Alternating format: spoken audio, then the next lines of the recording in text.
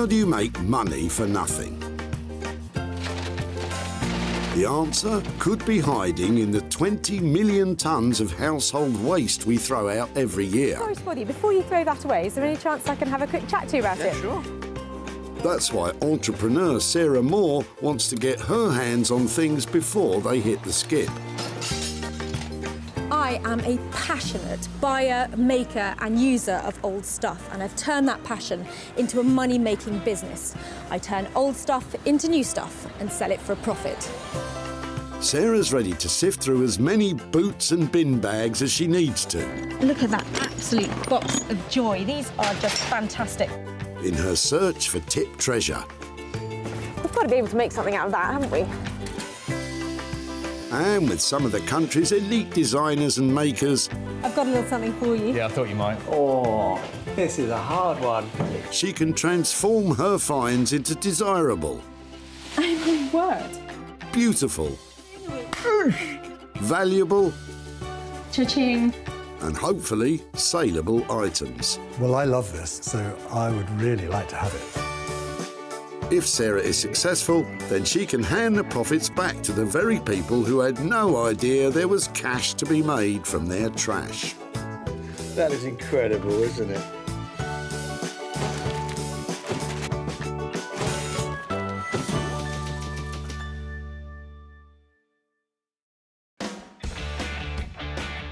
The Bredbury Recycling Centre in Stockport near Manchester. Every year we throw away 10 million pieces of furniture at centres like this. Most ends up in landfill, but some could be reused. There is tons and tons of rubbish coming through this place every day, and I'm a woman on a mission. I'm out there to find those little pieces that are worth their weight in gold. Sarah has special permission to scout these skips, so please don't go raiding your local recycling centre. That's seen some fun then. It has. She's searching for 3 pieces which, once reworked and sold, will produce a payout for their original owner. Copper's very on trend, you know that? What would you make out of it? Some skis. Skis? Yeah. Not sure about the skis, but I don't want to snow on anyone's parade. Looks like Sarah may be off to a flying start. Is this going? It is. She spotted John, who is offloading a big old item of furniture. Oh, it's really heavy. Let me see. Was it yours or? It was actually a great aunt of my wife's. Wow, that's brilliant. Lovely. So it looks like it's got some Bakelite handles on it, so it's obviously got some age to it, hasn't it? I would say it's sort of turn of the century kind of thing. Brilliant. And so what was your wife's aunt's name? Oh gosh, I forgot. It was like Maud or Audrey, isn't it? Something. You put me on the spot now, I've forgotten. Come on, John. Mary. It was Mary. Yeah. Mary. Fantastic. Well, if you don't mind us taking Mary's. Of course you can. Chest of I drawers would away. much rather it was put to some good use and thrown away on the tip. I absolutely love it, and I think it's got real substance to it. Should we just pop up beyond that way? That'd be fab. Thank you. Great Aunt Mary's chest of drawers could have major profit potential. Good work, Sarah. If we just pop it, I'll just go in here with it. That would be great. Thank you. Getting a hand with the heavy lifting. Genius. What a great old piece of furniture. It's obviously got some history to it. It's not in perfect condition. There's a massive split all down the side here, and there's a few chips off the corners of it. But this is a solid, hefty, it's heavy, it's really heavy piece of furniture. Something really good to work with. And Sarah's enthusiasm has got cabinet maker John thinking. Personally, if I was to do something with it, I would strip it, seal it, wax it, put new handles on, and just because it's a good solid piece of furniture, it can be reused. If we just restored this, I think it would look lovely, but I think we can probably push it a bit further than that and make something really special out of it. So it's a really pleasing find. And with radical furniture rejuvenator Zoe Murphy lined up to take on the project, this could become a treasure chest. Zoe is a screen printing and textile design queen. Her bright 50s-inspired designs have taken the reconditioned furniture world by storm. She even sells bespoke pieces to Liberties of London, and her work sells at a premium. I work predominantly by putting images onto old pieces of furniture Everything I make is a lot of the time about fun. I'm based in Margate. I really kind of revel in all the sort of faded glory and glamour of the place. So I really believe that things should always be given a second chance, and I try to see the good in stuff like that. Let's hope Zoe sees the good in Great Aunt Mary's chunky chest. Back at the recycling centre, and Sarah is searching out a second item. Would it be okay to have a look through your rubbish? Would you mind? Is that all? Really? Yeah, sure. Nearby, Neil has some interesting looking kitchen worktops destined for the skip, and he's roped in father-in-law Roy to help him out. I'm just the odd job man. I'm the guy who supplies the trailer and the car to bring the rubbish to the tip. Do you mind if I have a look at your rubbish? No, help yourself. Yeah, it's fine. What's new kitchen, is it, or old kitchen, or? Well, it's part of what we've just put a new kitchen in, and it's what's actually left over. Really? Yeah. And so you're getting rid of that bit? Yeah. Yeah, what, it's heavy? No, don't worry, I'm not going to touch it. I was just looking at it. Would it be something that I might be able to work with, or? Well, yeah, when we put it in, I thought, crack, it's a shame to throw it away, but it's very... Oh, you've got more of it? Yeah. Fantastic, this is my lucky day. Just here would be lovely, thank you. That's amazing. It's got a lovely luxury feel to it. I bet your kitchen looks great, doesn't it? Does your kitchen look good, Neil? Yeah. Yeah? These worktops are sometimes known as engineered stone, which is essentially ground up stone. In this case, marble, bound together by resin. Is there any care that they've told you about using with it? It's man-made, so it's a resin. Okay. So you polish it all up. Okay. Polish all the joints out of it. It's a bit like corian. Yeah, that's what I was thinking. Yeah, Oh, fantastic. I don't know what I'm going to do with it now. Just big chunks of it, make it really useful. Yeah. That's brilliant. Thanks ever so much. And straight away you can see that these could be made into, Neil, Roy? I have no idea. Well, make a desk out of it. No, I don't know. Make some chopping boards out of it. Yeah, chopping boards, yeah. Yeah, but the big piece, that might do for a worktop somewhere. Yeah. You know, in a small kitchen, maybe. I don't know. And Sarah's got her thinking cap on too. It's really heavy, it's really chunky. It feels, it's got a cold stone-like feeling to it, so that makes it quite appealing. There are a couple of little side tables there. Is that something that goes in somebody's garden on a really cool pair of legs? Perhaps reworking this man-made marble is a job for a woman. And if anyone can repurpose this surface, it's artist blacksmith Bex Simon. Beck's mastery of some of the toughest materials around allows her to create original, organically inspired design pieces. And although it can be hot, heavy work, it can also be truly rewarding. This sort of thing is quite new to us because we normally work on a commission basis. So to be presented something and turn it into something else is quite exciting for us. So I like the challenge and I'm really interested to see what she's found and what we can do to it. So yeah, it'll be good. Let's hope the man-made marble sparks Bex's imagination, providing a searing profit for Neil and Roy.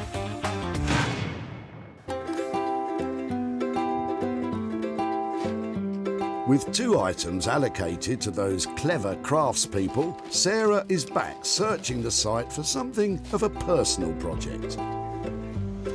Yeah, I don't know whether I'll be able to make something or not. It's really, I think I might struggle to do something with it. Thank you ever so much for your time. No problem.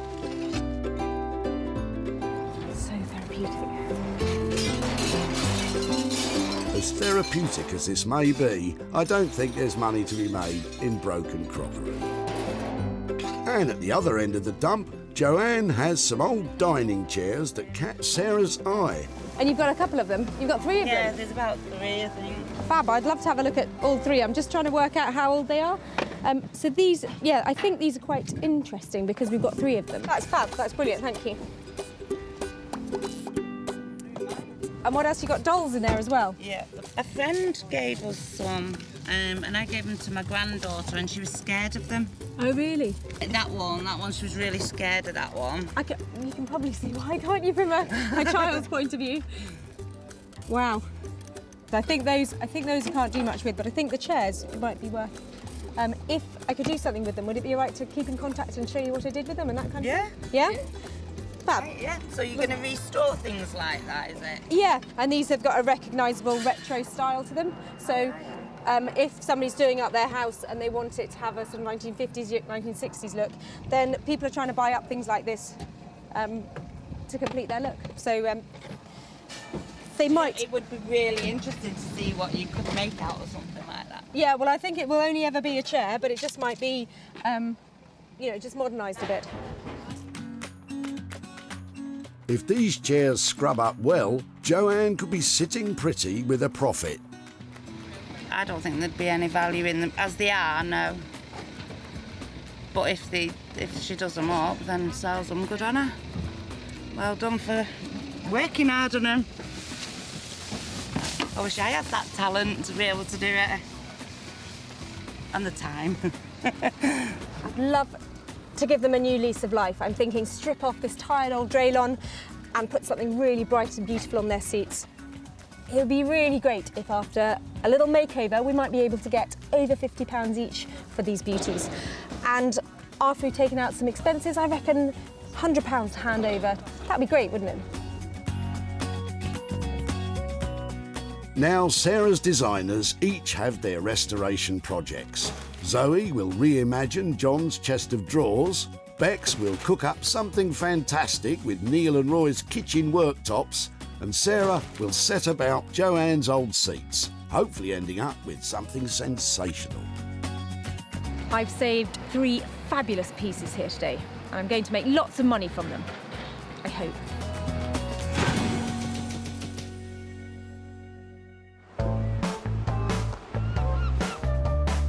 It's back to the sunny seaside town of Margate, where furniture design guru Zoe is poised to discover just what it is that Sarah wants to get off her chest. I'm really excited because Sarah's bringing along a piece of furniture for me to have a look at. I'm thinking it probably will be something that is really well made, but definitely shabby and needing some care and attention. So that should be good. I trust her. Do you? Yeah, I think so. Hiya! Hiya, how you doing? I'm really well, how are you? Good to see you. No, don't look. I don't know if you're going to like it or not. It's massive! It's really heavy as well. Are you right to just help? Yeah. Let's bring it in out. Oh my goodness. So heavy. What a monster! So someone was throwing this away? Yeah. Oh, why? Well, who did it belong to? I think the guy said that he'd had it in his garage for ages. He'd been storing things in it, and he was a cabinet maker. Had he made it? No, I think it'd just been in his family. I really like it. It looks really good quality. It's got all the dovetail joints and everything, so it is a solid piece. I show you something. I had all sorts of ideas, but I've just seen one of your new pieces. I think it's just blown away all the thoughts I had about it, so I'd really like to hear what you think you could do with it. It's really big, but it looks really well made. I love padding drawer linings with fabric or bright coloured patterned papers and boards, and creating almost like oversized treasure chests. And have you had any initial thoughts about what style of pattern or what kind of thing we could use for it? in here is the beginnings of a bit of an illustration about the slightly more traditional, more arts and crafts sort of heritage designs that could go onto a piece like this. Masculine and kind of audacious and making a statement. I think that looks fantastic. I actually love the bird, I have to say. That looks quite cool on there. Yeah, I think that'd be brilliant. Big, bold, audacious floral prints, new handles, new linings. I'm sure when it's finished it's going to be the kind of piece which would easily be able to draw a crowd. It sounds like it's going to be a labour of love.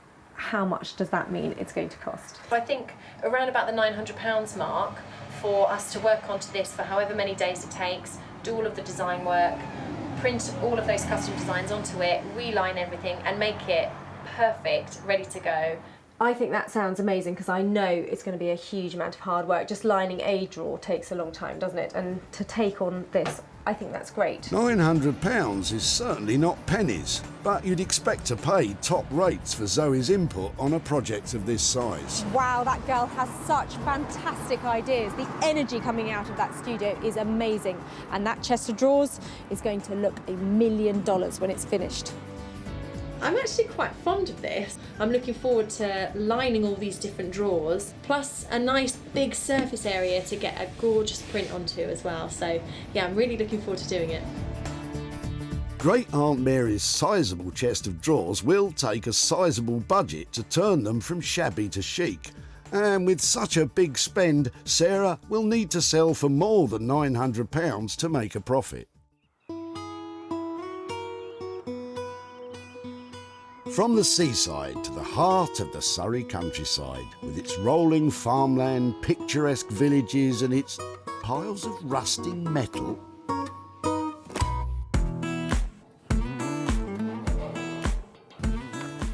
Sarah reckons her newly acquired worktops are best in the hands of Bex Simon. Bex and husband Dave create all manner of metal fixtures and fittings in their blacksmith's workshop, and they simply love a challenge. I'm really looking forward to seeing what Sarah's going to bring today. What do you reckon we're making? A coffee table? A chair? A boat. We think we're building a boat today. Well, whatever you end up making, she's hoping her man-made marble will float your boat. Hiya. Oh, both of you, how are you? Got a little something for you. Well, let's have a look. I've got quite a bit of it. Yeah. I've got 3 nice bits. Oh, brilliant, thank you. It's quite heavy. And you might be thinking, it's not very metal. Yeah. It's very posh. Yes, it is posh. That's exactly what I thought. So I was wondering about making some tables out of it with metal legs. Oh, yeah, sure. I mean, how many pieces have you got? I have got 3. I think this is... I bought this one because it's the smallest and the lightest. Shall I go and get the other bits? Let's have a look. This material is a bit of a departure for metal worker Bex, but at least Sarah's looking for metal legs. Tell me about the bottom sort of frame that you had in mind then. I know you've got your really long pieces of metal. It was a bit crazy to have the top and then it's like screw up a piece of metal so it does really weird things and make legs out of it. I think doing 3 of those, that's going to take us a long time, because then to make it level and looking nice. I mean, that could be quite good fun. I'm up for that. So that's 3 tables with geometric metal frame legs. Bex doesn't look convinced about the way forward, but Dave seems more decisive. If it was between £100 and £150 per table. If it's going well, we can, really go to town. Yeah. And make you it. get more bends. Get more bends. If it's a nightmare, we'll just simplify it. A lot. We'll just, work with that budget. I hope you haven't stuck your neck out, Dave, and I hope it goes really well. No, it'll be fine. Okay. Take care. Thanks so much. Bye. You seem like you're going to enjoy this one. Yeah, no, I've got a good feeling about this one. Uh-oh. Yeah. I've just buried it. Oh no, here we go. I'll get my coat. I hope I haven't caused too much marital disharmony there. Didn't seem like they were both thinking along the same lines, so fingers crossed that's all right. I'm hoping with the marble and those really funky geometric shapes, they should look really cool. With an approximate cost of £150 each for 3 tables, we're looking at a total bill of around £450. Selling them as a matching set could mean that Sarah might make a decent profit. From the rural idyll that is Surrey, we're shifting the action over to Sussex, where it's time for Sarah to get busy with her very own project. I've been dying to get started on these. They look so dated at the moment, and I'm sure that if I sand them down, I can make them look pale and modern, and have a think about what to cover on that. They'll look great. Sarah sets out by unscrewing those sad seats. So this is not the first time that this chair has been recovered. You can see there's a nasty brown draylon, I'm thinking must be about 1980. And underneath it, the original vinyl that would have been on the chairs when they were bought. Okay, so That's how they would have been originally, so that will be pretty easy to recover. And these chair frames are really solid, so we've got a great base to start with. Just need to get sanding. Wherever possible, it's a good idea to sand along the grain of the wood, as sanding across the grain can lead to unsightly scratches. I've literally been sanding this down for 5 minutes, and I think that the transformation is amazing. It looks crisp and clean, fresh and expensive. And an expensive look is just what we're after if we're to pocket a profit. Now, I'm thinking, for the new covers of the chair, I need to have something that is fitting with the frames that I've created. So I do have a couple of bits that are sort of on era for this kind of thing. Maybe that's a bit early, a bit of 1940s. That's probably more about me again. But that might be really cool. I bought this in a charity shop for £2, so this is not going to cost me a lot of money. That looks amazing. That looks great. It's just different. It is almost geometric. We've seen a lot of geometric shapes in furnishings recently. It's really unusual, it's really bright, and it's really commercial. That could be the one, couldn't it? That could be the moneymaker. Looks like there's a bright geometric future ahead for these chairs. So all I've got to do now, I reckon, is about an hour's worth of sanding for each chair, pop some staples onto these, and then make my £150. Piece of cake. Walk in the park. Work of a moment. Work of a moment? Well, better multiply that by 3 and crack on. Using the existing seat pads means Sarah is spending just £2 on that fab new fabric. I smell a decent profit for these 3 beauties. Meanwhile, in Margate, Sarah left a tired old chest of drawers beside the seaside, where Zoe is getting this not inconsiderable restoration project underway. Okay. Still a monster thing. I think we're probably going to take the lid off, strip the whole thing back to see what kind of condition the wood is underneath, and then changing some of these handles as well. These are kind of like plasticky, fake Bakelite ones. I've noticed on all the drawers there's actually a keyhole and a lock on every single one. So fingers crossed we'll be able to get these locks working again. We need to get these panels off in order to access the way to remove the lid. I've had to do a lot worse to furniture in order to restore it, would you believe? So sometimes demolishing it, seemingly, is the way that you can take it apart to get it back together again. Here we go. So, from chest of drawers to jigsaw puzzle. Definitely not a project for the faint-hearted. Zoe's next job is to strip the wood, and for this, she uses a professional paint and varnish remover. Leave this for about a minute maybe, nice and thick, and when it bubbles up, it'll have loosened all of the varnish. Always wear heavy-duty protective gauntlets and a face mask when applying a chemical paint stripper. Stripper is working perfectly. It's lifting the varnish, which is really good. Although the wood underneath isn't amazing, a lot of the damage and watermarks are still there. So we're going to have to look at getting them out a bit as well. That looks like it's been in someone's shed and it's had a leak onto it or something like that. With some of the heavy, dirty work out of the way, Zoe can start thinking more about the design stage of this rejuvenation.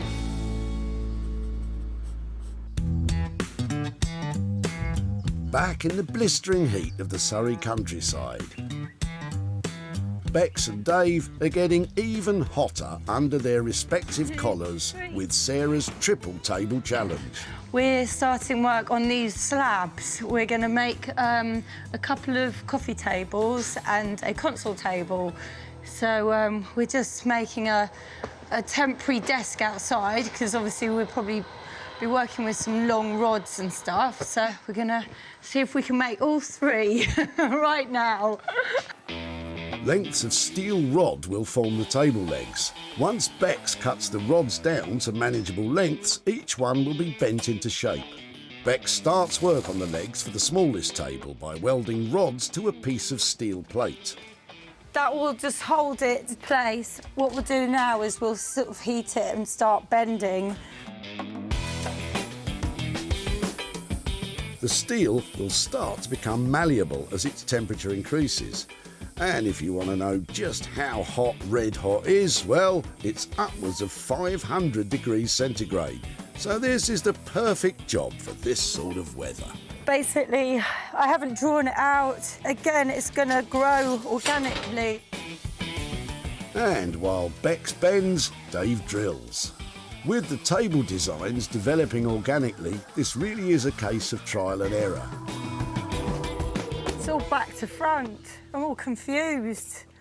It's making it so you look at it and you enjoy looking at it rather than you feel uncomfortable looking at it.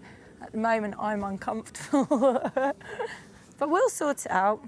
It's part of the fun. And now Dave has spotted a flaw in the smallest surface. So how does that affect their plans? But what do you want to do about that? You know, high-end table, chipping it.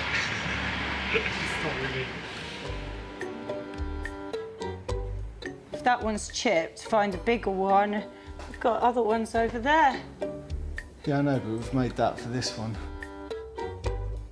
With the smallest surface now chipped, the guys decide to go for plan B and try the biggest table on the existing legs. It's running out of time not having anything, all like slightly built and very botched, which I would be really mortified at, or trying to make something work and look nice, you know, that a customer will, you know, like and still put in the house. So plan B. So we're down from 3 tables to 1.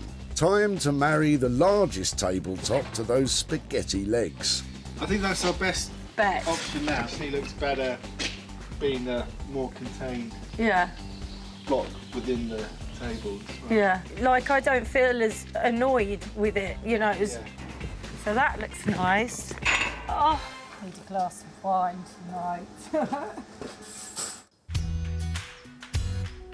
Back at the barn in Sussex, those seat covers are going from drab to delightful.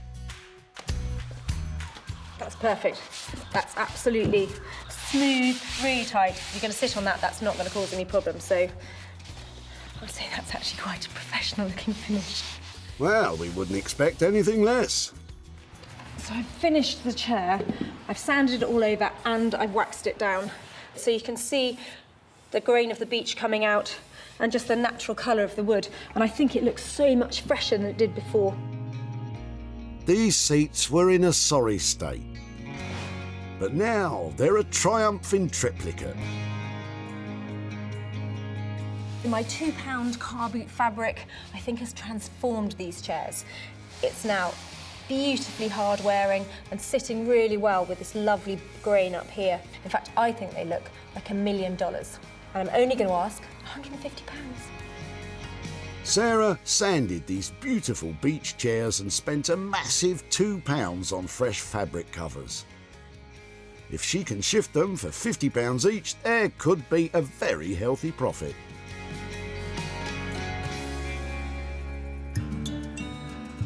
Back at the dump, Joanne's chairs had seen better days, possibly in the swinging 60s, but Sarah spotted their potential. These have got a recognisable retro style to them, so love to give them a new lease of life.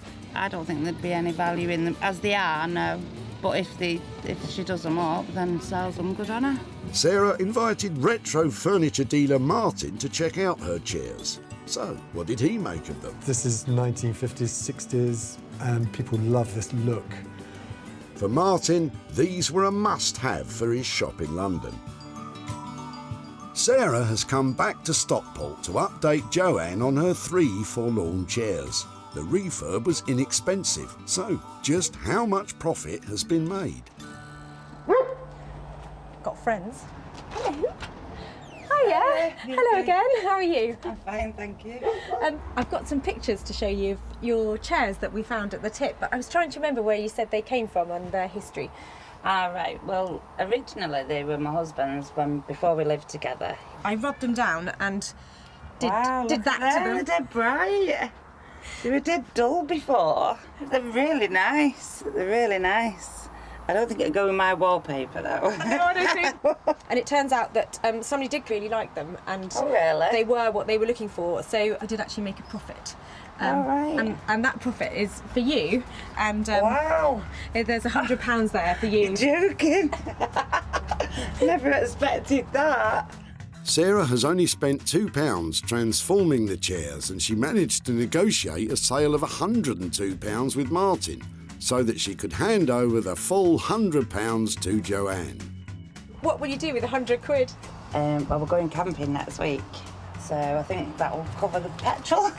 Fantastic. I hope you have a lovely time camping. Thank you. Thanks for doing that. Yeah, and I'll think of you. I know, that's brilliant. Take care. Bye-bye. Bye. I can't believe that the profit on them was £100. That's amazing. It's absolutely brilliant. I really enjoyed working on those retro chairs, and I love the idea that Joanne's going off to spend that money on her camping holiday.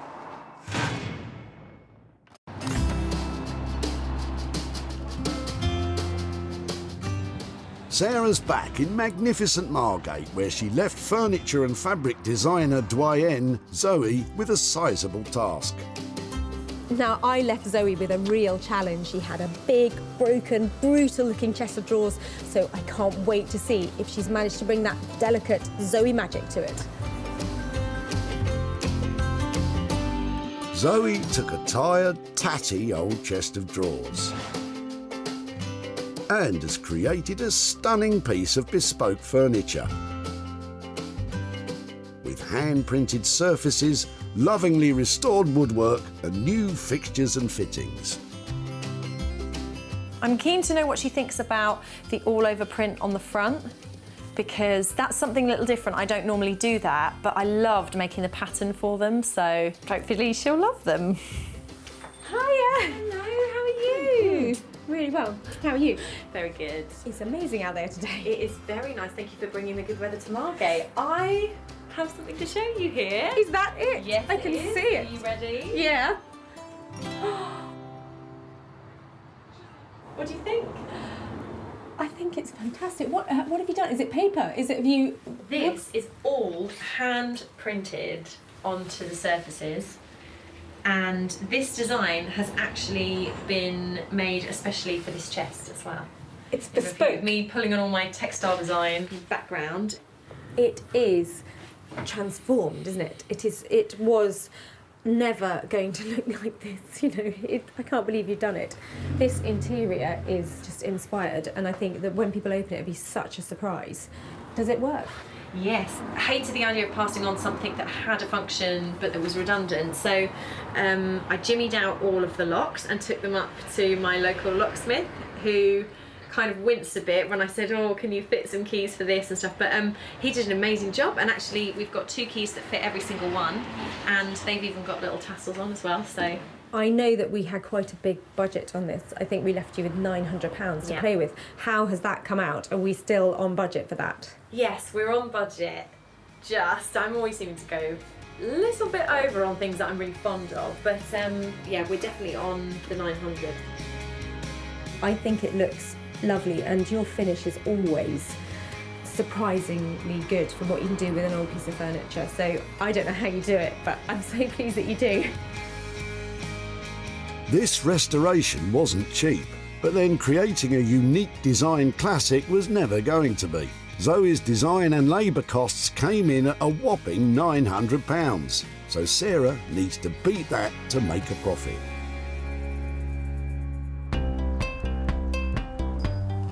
Back at the dump, this old chest of drawers had seen better days and was on the brink of oblivion, although cabinet maker John did recognise it as being a fine bit of furniture.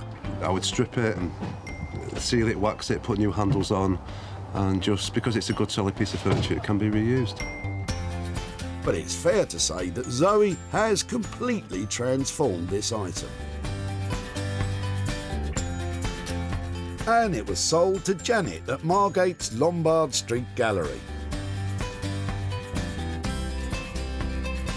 Sarah's visiting John to let him know the fate of his furniture. But with costly reimagining, is there any profit in the air? Oh, hi there. Hi. I'm Sarah. Hi, Sarah. How are you? I'm Charlotte. Hi, Charlotte. Hi. Hello again, John. Hi, Sarah. Are you Nice well? to see you again. Fine, thank you. Just thought come back and catch up with you about your chest of drawers. I've got some pictures here. Oh, wow. Wow. You like it? I do, I really do.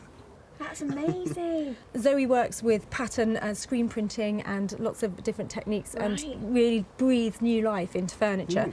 Wouldn't have thought to put those colours with that No, either. no, that's lovely. So it was always our intention that to try and sell your chest of drawers after we had done that to it. So we did sell it, and we made £100 profit on it. Really? Wow. And I've got that here for you. Who gets the money? You're Me!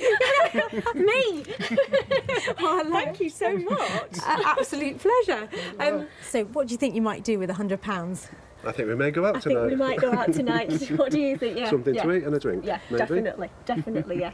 Lovely. Well, I think Aunt Mary would be, you can raise a toast to her, I can't think we you? will. We'll raise a glass to her tonight, definitely. Yeah. Thank you. Lovely. Thank Well, you it was for that. Pleasure. Really Thank you, nice to Sarah. see you. Yeah, and And, you. I finish appreciate that story. We'll have a few drinks tonight. You may do. I love it. I'll be thinking of you. Thank you, Sarah. Take care. Yeah, thank Bye-bye. you. Bye. Bye. So, Aunt Mary's drawers cost £900 to take them from dingy to desirable. This allowed Sarah to achieve a sale price of £1,000, which left a profit of £100 to be handed over to Charlotte and John. What's done with it is something that we could never have envisaged being No, done. we wouldn't have done that ourselves. Absolutely not. No. And the colours that we used, It looked fantastic. absolutely brilliant. Brilliant. Couldn't never imagine that No. to look like that. No. It was wonderful. Wonderful. Well, that was a great reaction and hardly surprising, really, given that fantastic transformation of that old chest of drawers.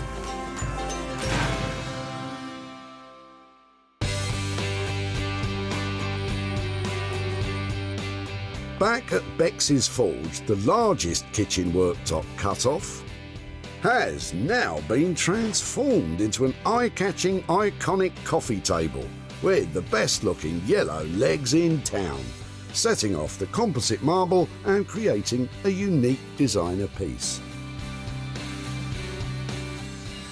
I'm here to pick up my white marble coffee table. I've only got one, and I was hoping for 3, but there is a chance if it looks really good that I'll still be able to make some profit out of it. Bex and Dave are anxiously awaiting Sarah's arrival. So how's this gonna go then? Tears? No tears? This is the no tears. No tears. Sarah asked for 3 matching tables with gilt legs. So, how would she feel about her single coffee table with yellow metalwork? That's what she asked for, basically. Yeah, but we have gone You know. down to 1 and 3, but it's a very good 1 rather than 3 slapdash ones. But no, it is good. It's worked out really nice. It's a smiling table. Hi, guys. What have you got there? Do I want to see? Do I want to see? Oh, wow. Now that is a real bit of fun, isn't it? It looks very cool. Oh, that's mad under there, isn't it? God, it's huge as well. I don't remember it being quite that big. The finish is beautiful as well, isn't it? Yeah, it's worked out really nicely, that top. Like with those lovely crisp edges. It's really cool. I like the way all the angles change, somewhere wherever you go. Yeah, it's organised chaos. I think when you think it was literally about to be hoofed over into a skip, you know, I think you should be very proud of what you've done with it. Now, you were quite enthusiastic about the work, and you weren't, so how did it work out in the end? Well, it was harder than we thought, getting it so it's level and it works and everything like that. So, we wanted it to look right. So, no, I think it's worked out really nicely. So I know in our initial chat we thought we might really go for it for 3 tables, and that was at £150 a table. How much are we looking? Well, I think we were saying that 250 to cover this one. I think that it looks great, and that money, I think I'm really pleased with it. Yeah, oh, brilliant. That's good. Another result. Another result, yeah. I think it's so cool to see the transformation of leftover kitchen scrap into fantastic designer coffee table. And I think there's some money to be made out of it as well, even though there's only 1. That did go well. So, phew. Yeah, another one down. Yeah, another one bites the dust. Oh, I'm starting to get all singy again. OK, we're down from 3 tables to 1, but the single coffee table has cost £250. So, can Sarah sell it for more than that and turn a profit?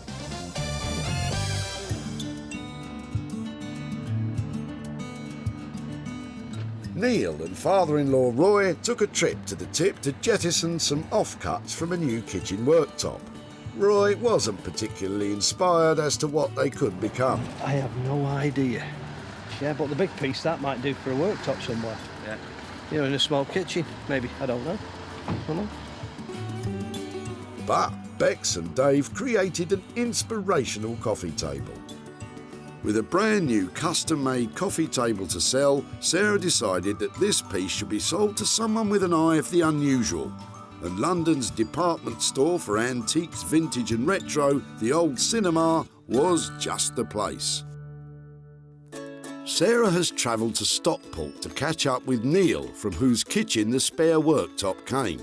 She is here to show him what became of his kitchen cast-offs and to hand over any profit. Hi Neil, how are you doing? Not bad, thank you. Yeah, very well, very well. Nice to see you again. And you? I've got a couple of bits to show you about what we did with that old worktop. Yeah. We thought it would make a really lovely kind of luxury coffee table, and we decided that it would look lovely if it had some really fine metalwork on to make the legs underneath, and we wanted to make it into something quite interesting. So I've got a little picture here to show you of how it ended up. This is how it ended up. Well, that's all right, isn't it? Do you think so? It's nice, though. We've sold your worktop, come table, and after we paid Bex her expenses and all her time for doing it, I've got 75 quid here to give to you for dropping that off at the tip. Thank you very much. So, Neil's offcuts cost £250 for Bex and Dave to transform into this contemporary coffee table. With a sale price of £325, Sarah has achieved a profit of £75 to hand over to Neil. What would you do with 75 quid? Probably spend it on my daughter. Oh, really? Yeah. Has she got stuff on her wish list at the moment? Or Got all sorts on my wish list. Well, thank you ever so much for being there that day, dropping off your lovely worktop, and I hope your daughter enjoys what you buy with her. I'm sure she will. Thank you very Okay, much. thanks a lot. Bye-bye. Bye. Another satisfied customer. Today, all 3 saved items have made a profit. From the 3 dated chairs spruced up by Sarah to the drab drawers returned to former glories by Zoe, and finally the composite marble worktop transformed into the crazy-legged coffee table by Bex and Dave. We're really on a roll. That is 3 great transformations and 3 chunks of cash handed over, and all going to prove that just with a little ingenuity, you really can make money for nothing.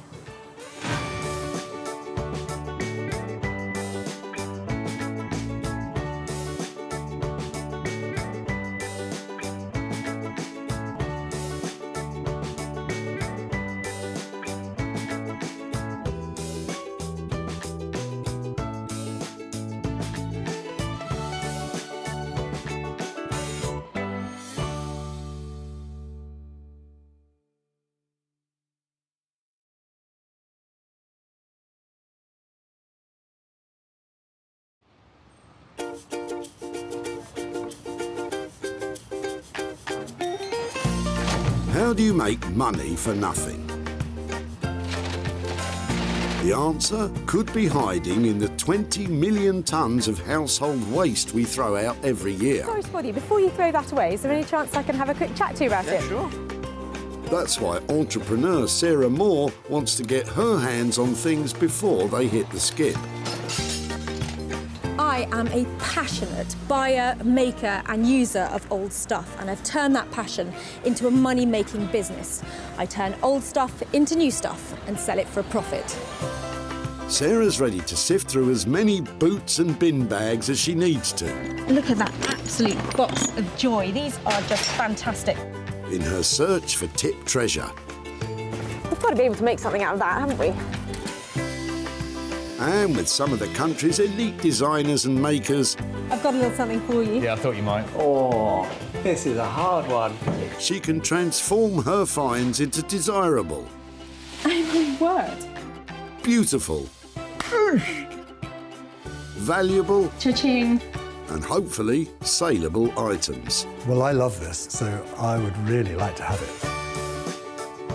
If Sarah is successful, then she can hand the profits back to the very people who had no idea there was cash to be made from their trash. That is incredible, isn't it?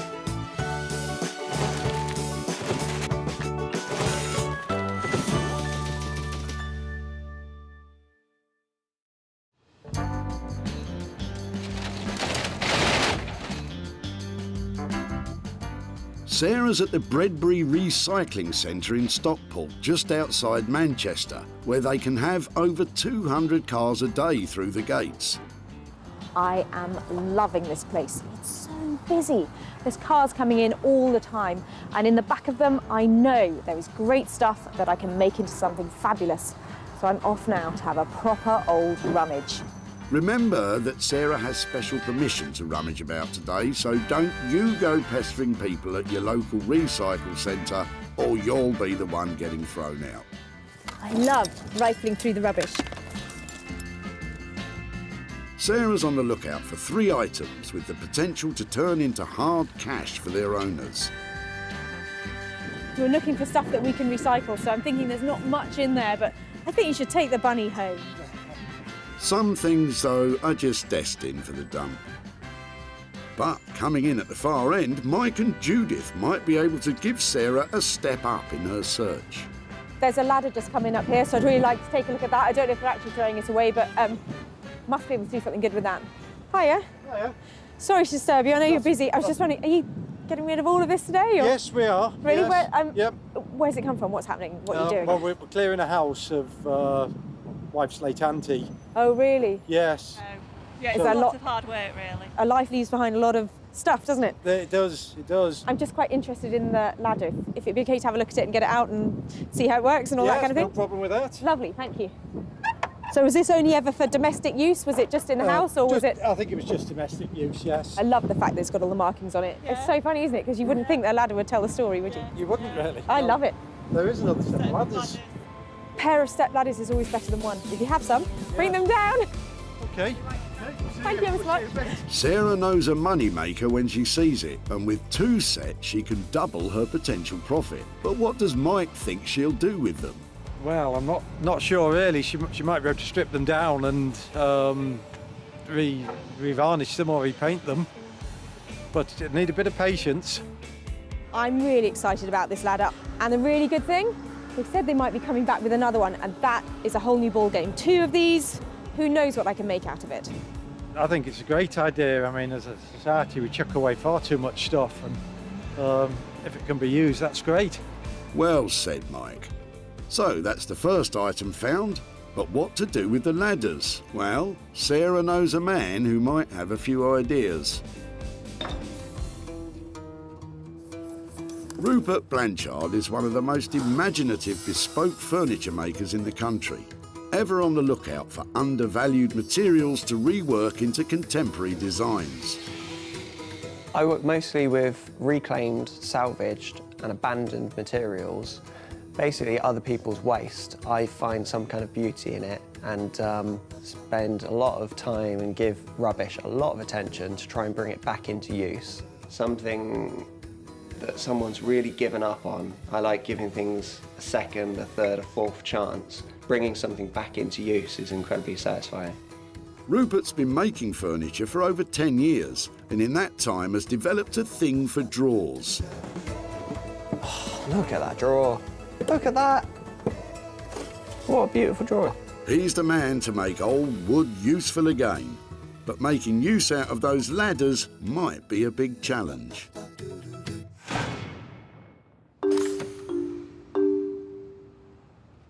Back at the dump, the cars just keep flooding in. There's too much going on. I can't keep on track of it all. With one item under her belt, Sarah's got a spring in her step and has now set her sights on Andrew's boot. I'm sorry to bother you when you're busy, but I was just wondering, we are looking for things that we might be able to make into other stuff. Yeah. Is there any chance I could, have a look and see if it's something? Yeah. Oh, they're heavy, aren't they? Yeah. Wow, so what, they're the suspension, or? Yeah, that's what keeps the car on the road, basically. They're really cool. Any chance I could take them away and see if I could make something? Yeah. Andrew's springs may have come off his Flash Jag, but it doesn't mean they're worth much now. It'll take a bit of creativity for them to turn a profit. We've got to be able to make something out of that, haven't we?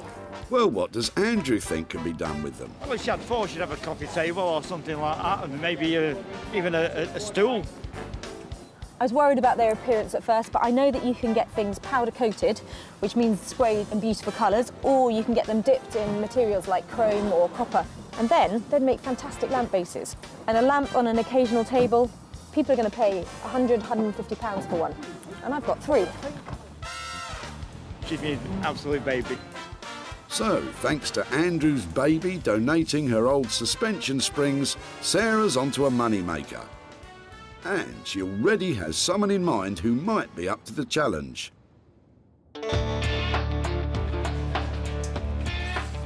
Beck Simon is one of the country's best artist blacksmiths, creating high-end interior furniture and bespoke metalwork commissions.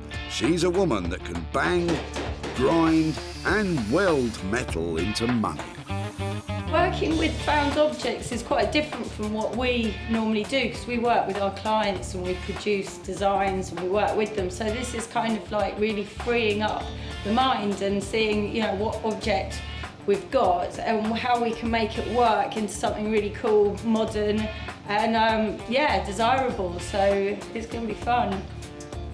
It's going to be fun, is it? Something tells me those springs are going to give you more bother than they're worth.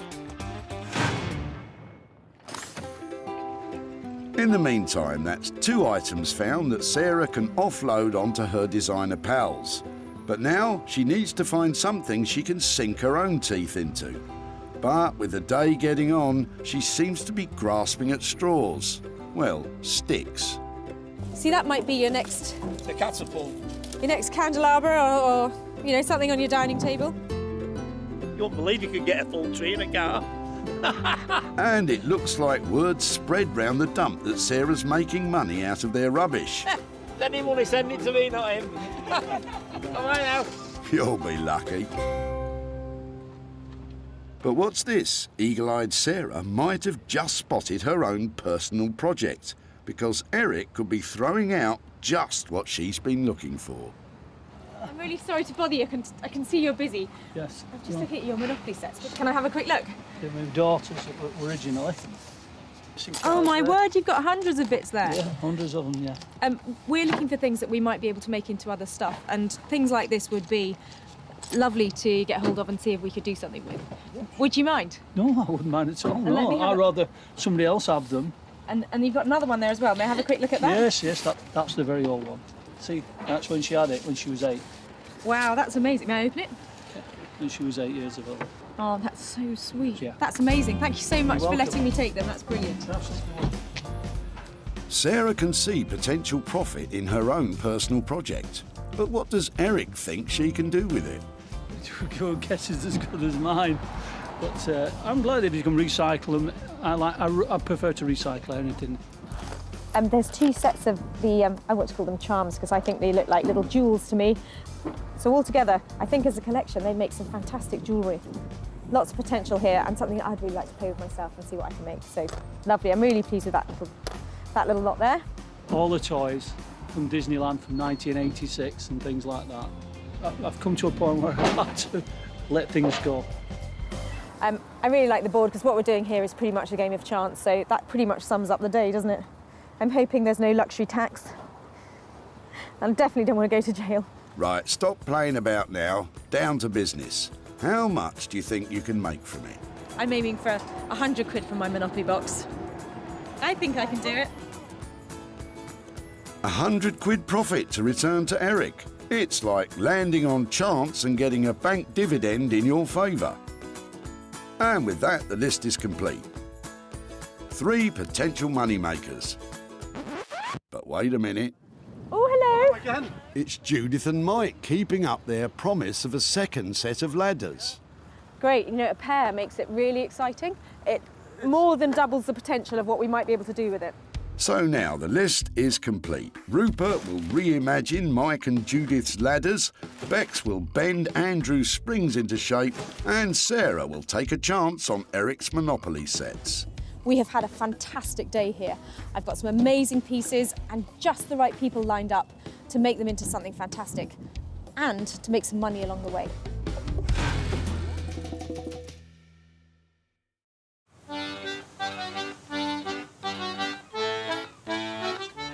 In the southeast corner of England, Margate was once famous for fish and chips and getting sand in your ice cream. But now,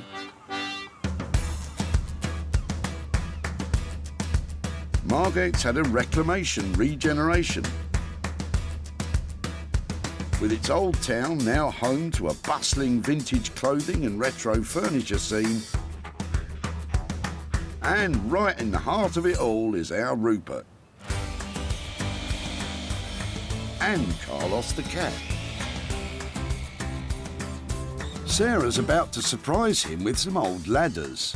I hope it's something that I'm familiar with and I can identify its history.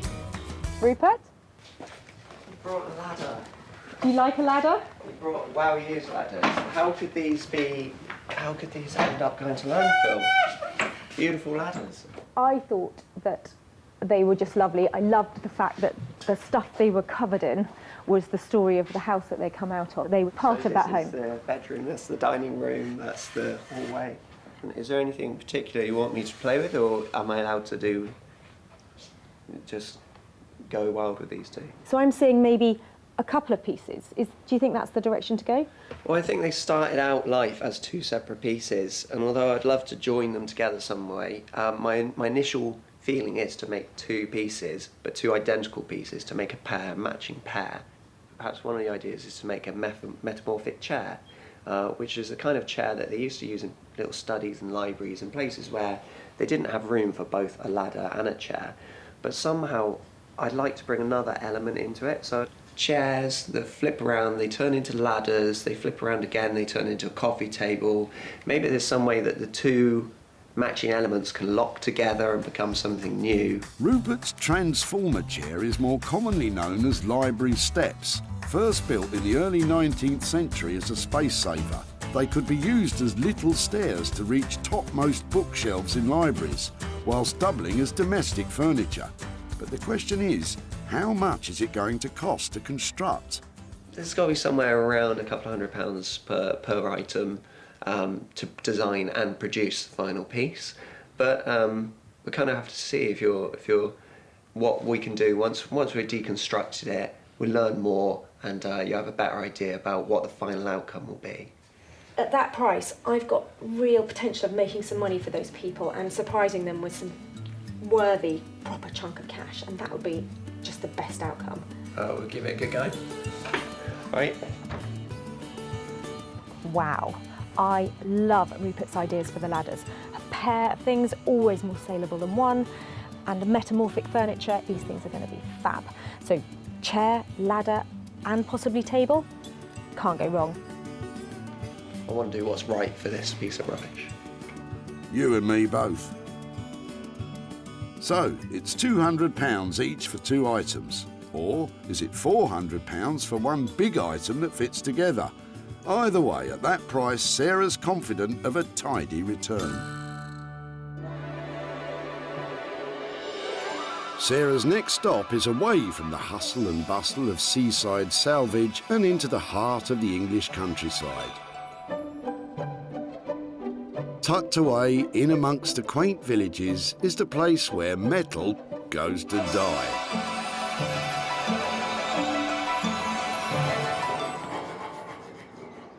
And then to be reborn.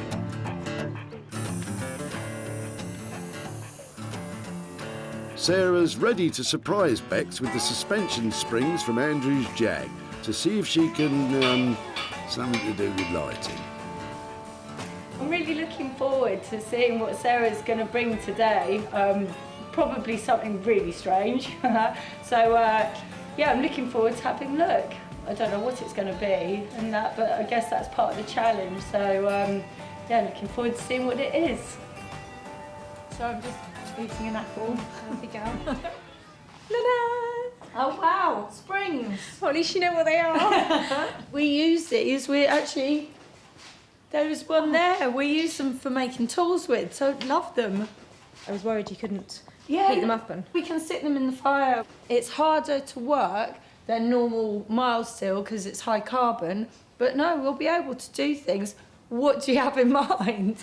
if they melted and were all really like fluid columns, we might be able to make some lamp bases out of them. Oh, okay. Unravelling it and stretching it out into a longer line.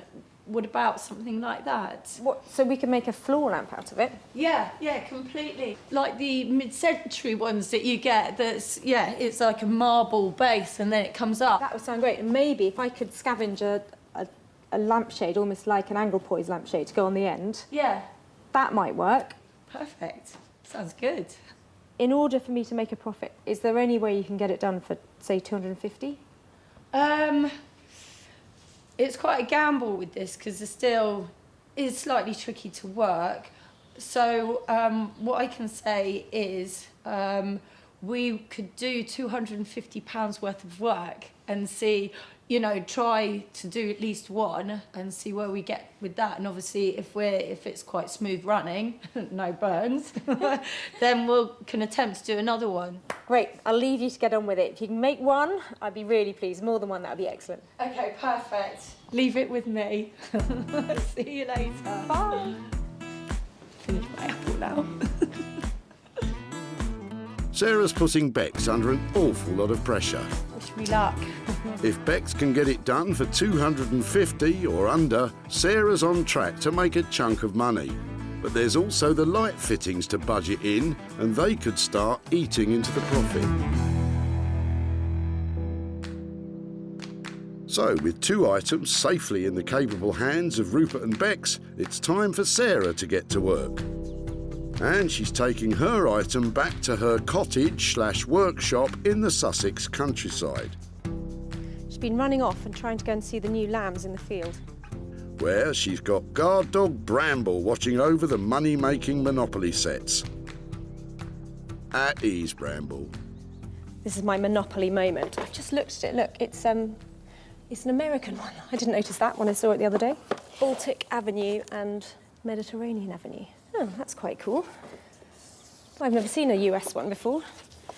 I had a quick look at these pieces the other day and I was wondering why it had a jockey in it, because I've never seen one of those before, but that must be the American version.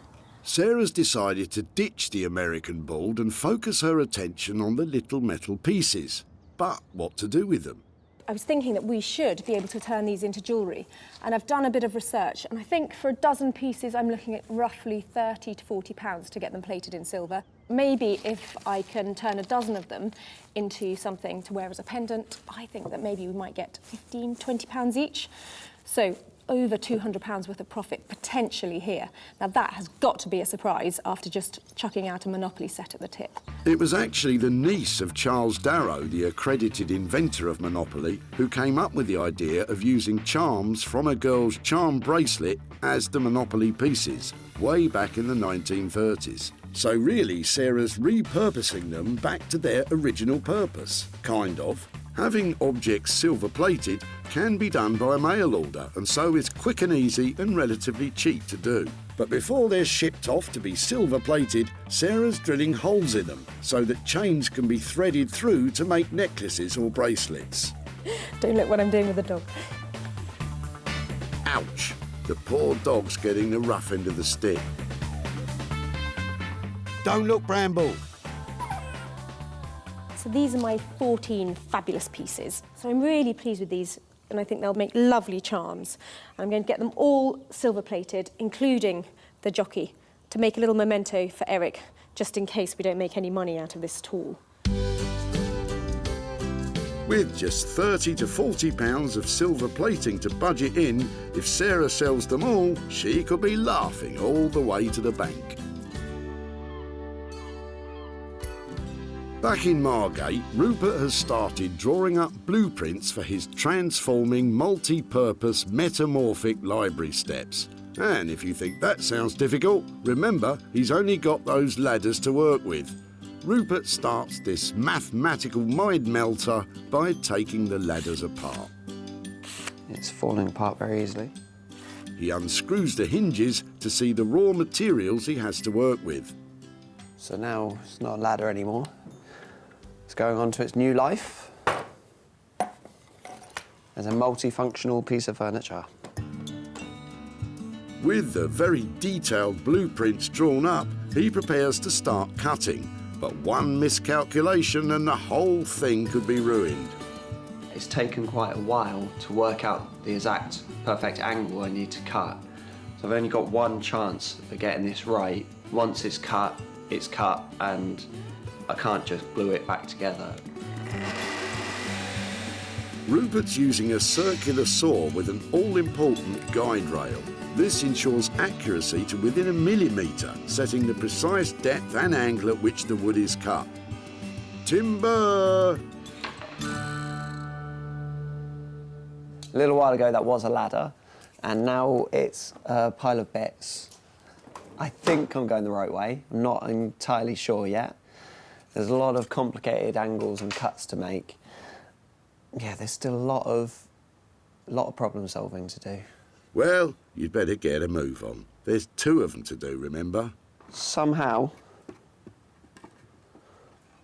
this needs to now flip together.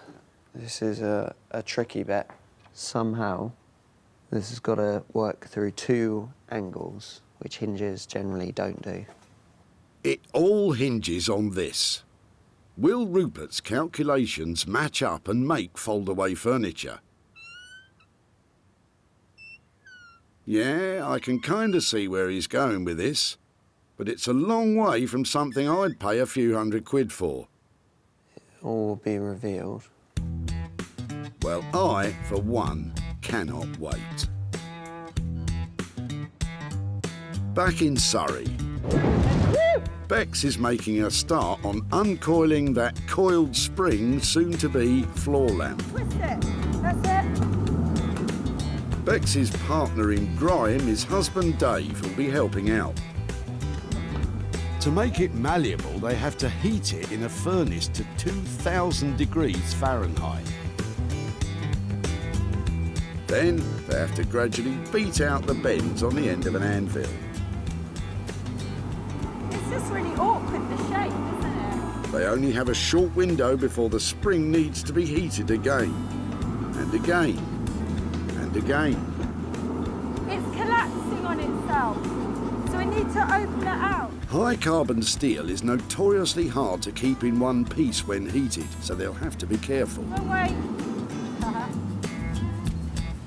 With progress slow and hot, after an hour of hammering, Bex decides on a different tactic. We're just gonna unravel the middle bit and then the end bit, and then we'll take it next door and do it on the fire bit sort of slower and stuff. But yeah, it's tough. Bex and Dave retreat to the relative peace and quiet of their own workshop. Gone deaf. Well, that was fun. Once the spring is straightened, they're hoping to recreate the elegant curve of a classic mid-century lamp. But even after all that hammering, there's still a lot to do. We need to have this finished today, don't we? And Bex and Dave are feeling the pressure. We have to make sure we don't get it too hot so it just breaks. And just as they're making some progress, the spring has snapped. First disaster. With time running out and now 2 pieces of metal, it's back to the drawing board. Or chalk table. Or whatever. So keep the spring in the middle. I mean, we're going to have to now get that together. And then, yeah, it's got that spring detail. By keeping the coils at the end of the springs as a feature, it may save some time. But how to repair that break? I know. Oh, that was quick. So we'll turn that into a little feature. So we'll have about 3 rivets there. So I guess it's, you know, it gives it an industrial look and it covers up our mistake. So nobody will know. Brilliant. But before Bex can rivet the pieces together, there's still an awful lot of unravelling to do. Once the coil is flat enough, Bex can turn to the power hammer to take on some of the bashing. A blacksmith's best friend for over 100 years. Without it, they would probably keel over from exhaustion and have biceps like bulldozers. It's not bad shape from up here. But then, some of the work still needs good old-fashioned brute force. Dave, I think I need your body weight. Get in there, Dave, you brute. After a whole morning of unravelling, Bex and Dave are spent. With still a lot to do, they decide to tackle the rest in the morning after a well-deserved rest. We've got to cut ourselves off, you know, now, because we're sort of running into our critical time, you know, so, yeah. We need fresh eyes now, because it's got to look nice.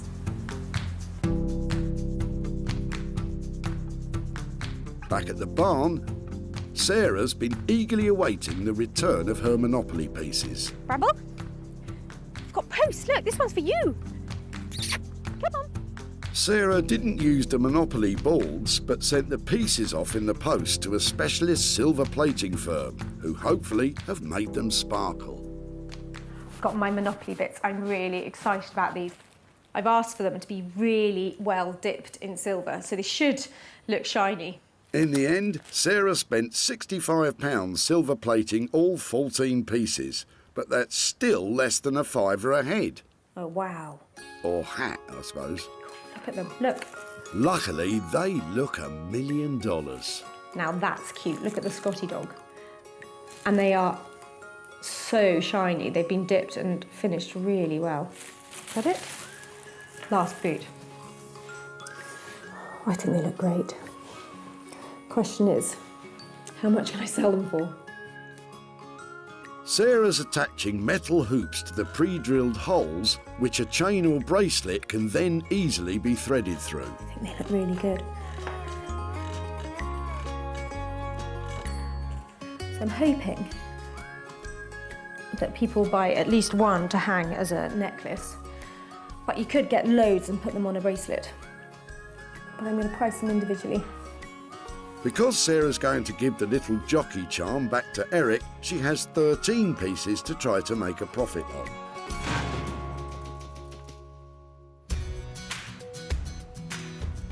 Back at the dump, Eric was ready to say goodbye to his daughter's childhood board games. Can I have a quick look? I've come to a point where I like to let things go. But Sarah saw a potential in its little counters.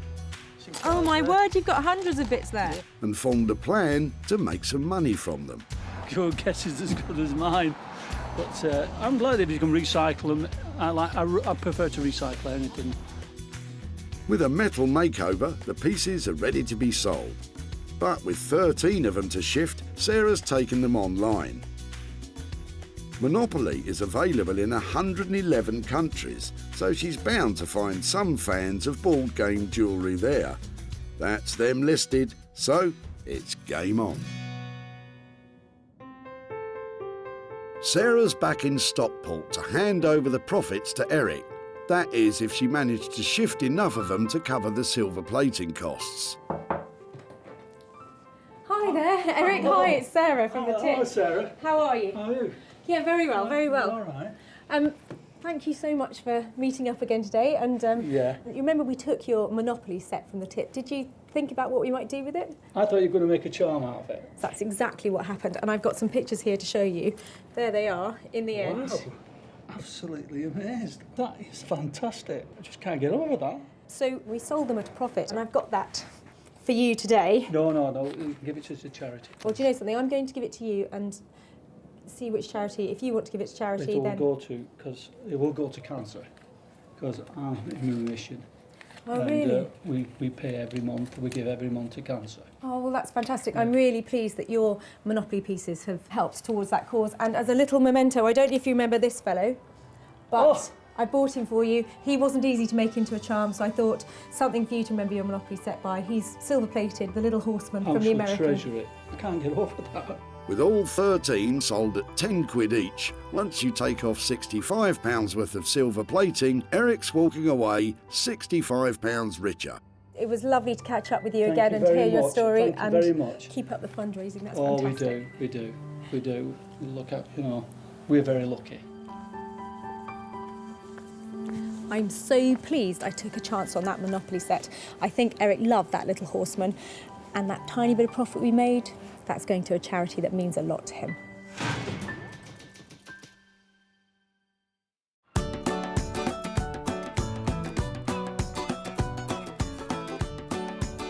So, Sarah's back in Margate to see how Rupert's got on with his metamorphic furniture. Making metamorphic furniture is going to be tricky at the best of times. Making it out of a pair of old ladders, that must be nearly impossible. I'm here to see if Rupert's actually managed to nail it. Last time Sarah saw them, they were tired old ladders. But now, they're still ladders. But what's that? Ah, you just managed one set. Well, I spent quite a lot of time working out how to make a ladder into a chair, so I haven't really got much time left to work on this now.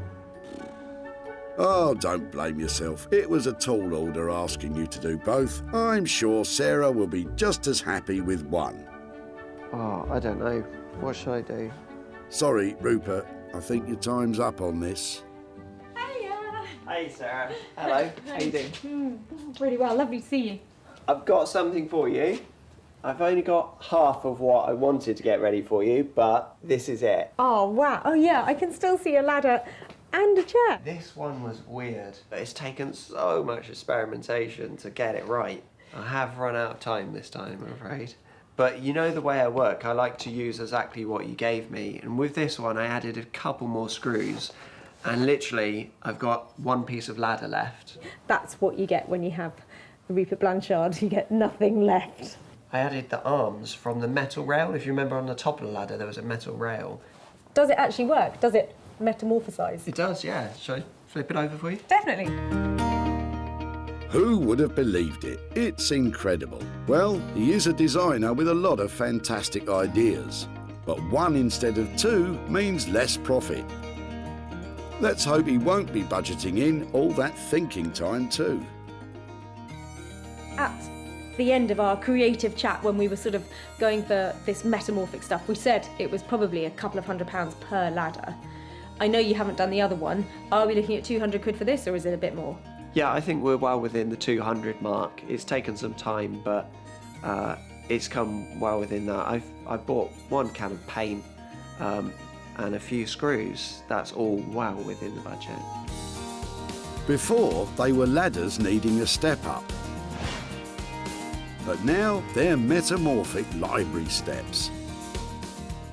Rupert planned this design with such precision, every cut, joint, hinge and nail had to be exactly right, or the entire piece would have fallen apart. The modern yellow midsection ties together the piece's two functions while keeping the paint splatter effect to tell the story of Mike and Judith's Magnolia moment. It's amazing, but will someone pay more than 200 quid for it?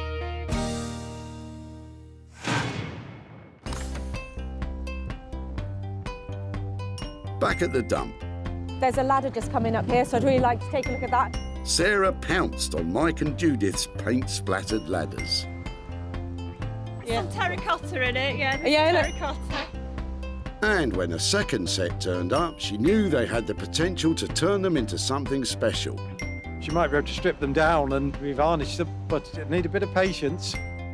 And although Rupert only managed one set of library steps, they were brilliant. Sarah invited one of London's top retro design furniture dealers in to see if it would be something that would sell in his shop. And It won't fly out the door,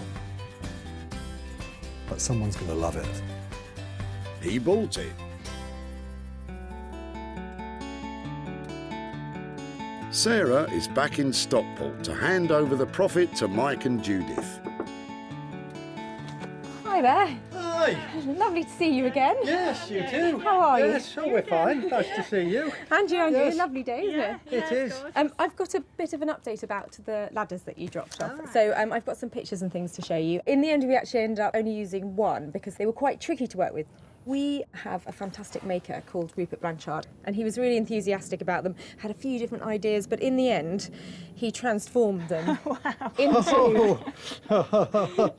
It's a chair. But it's not only a chair, it's actually a metamorphic chair. So it changes from substantial sitting piece back into a step ladder again. Oh, that's fantastic. That's really clever. And we've actually sold it as well. We managed to make £100 profit on it. Wow. And that £100 is for you. Well, that's Thank you very fantastic. much, That's yeah. unbelievable. Any ideas what you might do with £100? Well, it was my late aunt's ladder, and she had lots of charities that were very close to her heart, so it might go to one of those, or we could treat the family to a drink and a... And a curry. Well, thank you ever so much for letting me come back and show you Yes. what happened, and I hope you enjoy spending your money. Thank That was lovely. You will do it right. Okay. Take care, okay, Thanks very bye-bye. much. Spending on costs and materials transforming Mike and Judith's ladder came in at £200. The metamorphic chair sold for £300, meaning Mike and Judith are stepping out with £100 profit.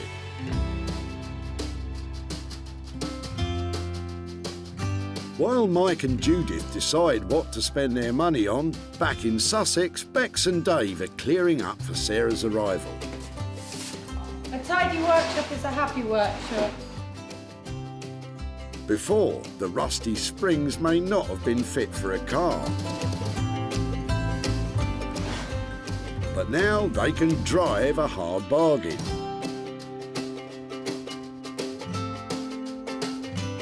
The elegant curve of the overhanging lamp is balanced at the base with polished concrete weighed precisely to keep the structure stable. Bex has added details mirroring the spring's original shape to hold the cable flex onto the frame, and the metal is finished with jade oil to reduce tarnishing. All in all, it's as far away from its original use as you could imagine. I hear Sarah's on her way, so I'm very keen to find out what she thinks of it, so fingers crossed. Well, because we've worked our guts out on this one, we'll probably go, yeah. Yeah. Hello. Hello. Hiya. Hi. How you doing? Where is it then? Oh my word. It's fantastic. I love it. Can I touch it? Yeah. Well, you touch it. I'm too scared. You do. Come on, it won't break. Again, give it a wobble. It's not lost its spring at all. How about you? No, well, I'm really pleased with it now. I love the fact it's still got that reference to where it came from. Yeah, exactly. And up here, that is really sweet. Yeah. Amazing. And this bit. Do you think you'll be able to sell it? Do you think it's a nice, a nice product? Definitely, Yeah. definitely. Yeah. How did we do on budget? Because I think I only left you with 200 quid, but that was before we talked about you finishing it like this. We had to spend £50 extra on the concrete, and then what was the light fittings altogether? Was that about 40? Because it was like an extra £90 on top of that. If that's, 300 quid's worth of cost, I think you've done a great job. Because that scale of lighting and that kind of finish has got to be worth a lot more than that, hasn't it? I get the impression that Bex and Dave will be glad to see the back of this one. Now, all Sarah has to do is find someone to pay more than $290 for it, and she's in the money. That was good. Yeah. Went well. She seemed to like it. Yeah, no, definitely. Well, I'm really glad. No tears. Onwards and upwards, eh? Back at the dump, Sarah sprung into action when she got a look inside Andrew's boot. Have they just come off this then? Yeah. Really? Yeah, that's what keeps the car on the road, basically. Andrew and his car had a special relationship. She's an absolute baby. But he was happy for Sarah to take its old springs and try something. Well, she had thought she'd have a coffee table or something like that, and there's something to bounce about on, I suppose, but... That something became a bespoke standing lamp. Sarah knew that Martin would also be keen on this, and so dropped it off at his London shop. Sarah's back in Stockport to give Andrew the good news. Martin loved the lamp. But how much did he love it? Hiya. Hi. Hi. Andrew, it's Sarah. Hi there. Hi, Sarah. How are you doing? Not too bad. Come outside and talk to me about your fantastic Jaguar. I could talk about that all day long, unfortunately. Is it your pride and joy? It is. It's absolutely fantastic. So when you came to the tip with your springs and we took them from you, did you then think about anything we might make with them? Not really. I'd assume you could make a small table or something like that. I have a great designer that I've worked with before called Beck Simon. We had a quick chat about the design and what we might be able to make out of them, and we actually came up with the idea of making a large lamp, a really high-end interior design piece. I think it's amazing. I must admit, I'm gobsmacked. I really am. It's brilliant. We gave them £290 to convert that from your spring, and we've actually sold it. Right. So we sold it for £450. Wow. Which means I have £160 to give to you. Thank you. Wow. That's not bad for now, is it? So have you got any ideas about what you might spend 160 quid on? I'm going to take the family out for a meal. Lovely. That's so nice. £290 was spent on work and materials, transforming the springs to a standing lamp. It sold for £450, meaning Andrew is cruising off with the £160 profit. Every item saved from the tip has turned a profit. From the paint-spattered ladders, now a terrific transforming chair, to the old car suspension springs reworked as a stunning contemporary lamp. And silver plating the Monopoly pieces was a chance worth taking. It is such a good feeling. There's all that rummaging and then the designing and the selling, but the icing on the cake is the look on people's faces when you hand them over money for nothing.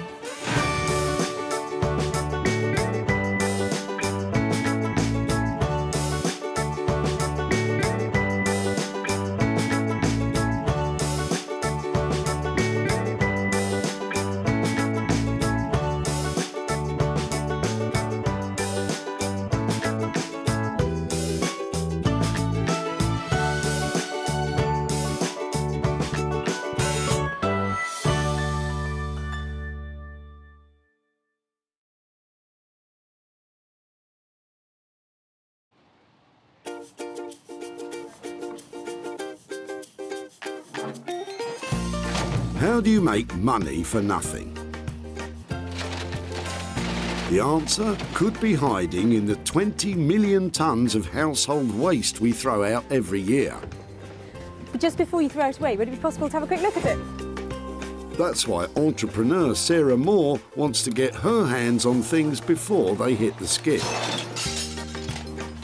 I am a passionate buyer, user and renovator of second-hand stuff, and I've turned that passion into a money-making business. I turn old into new and I sell it for a profit.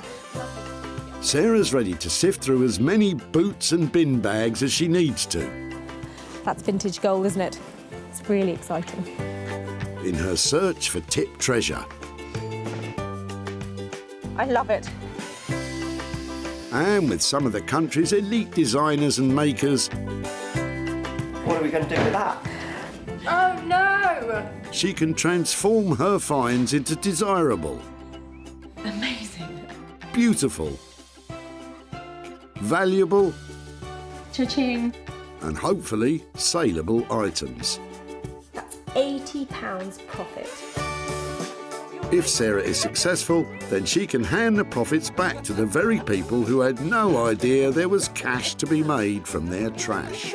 Oh, that's fantastic. That's unbelievable.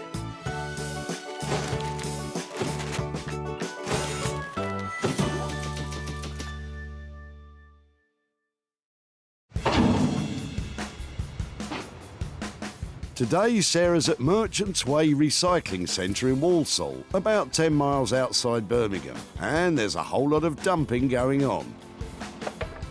Although much of what we throw away each year could have a newfound purpose. It's so busy here today, and I know that there are fabulous things coming in. All I've got to do is find them before they get dumped. Sarah's search has been given the thumbs up by the local council, so don't think this is an invitation to start raiding skips in your local tip. That's not rubble, what's that? It's an old tripod, belongs to my dad a very long time ago. It's amazing what you find amongst the rubble. Sarah's not going to quit until she's got her hands on 3 items which, once repurposed, can be sold at a profit, meaning a potential pocket full of cash for their original owner. They're being thrown out. But some people are more happy to see their things gone for good. My other half is on holiday and he doesn't know I'm getting rid of all this. He comes back tomorrow. Luckily, Sarah's found Don, whose other half is more than happy to get rid of their old furniture. Her indoors doesn't want it. Really?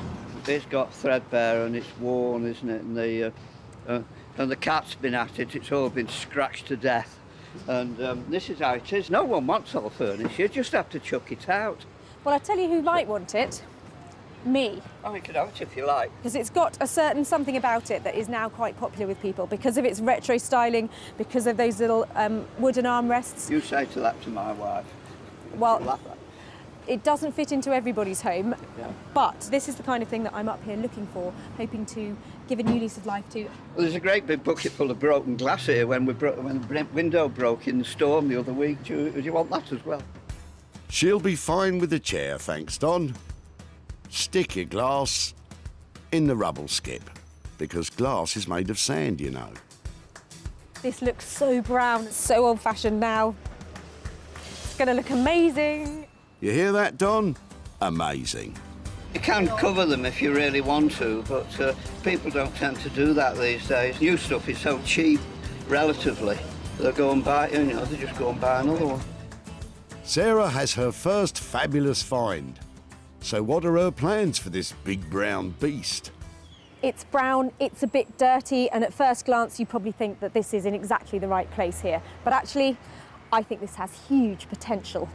This is teetering on the brink of being a very trendy style, and I think with a new cover, some exciting fabric on it, it's going to look $1 million. And Don's old scratching post is destined for Anthony Devine and his Ministry of Upholstery, no less. Mancunian Anthony is a passionate upholsterer who loves to combine the experimental with traditional techniques. And he supplied furniture for the likes of Harvey Nicks and the QE2, no less. I like to explore other things in what a traditional upholsterer would do, so I would use digital fabrics. I like to mix like kind of screen printing and printing your own fabrics. Yeah, I like to explore opportunities. Which is good news, because Sarah has your next big opportunity lined up. Your next big brown opportunity.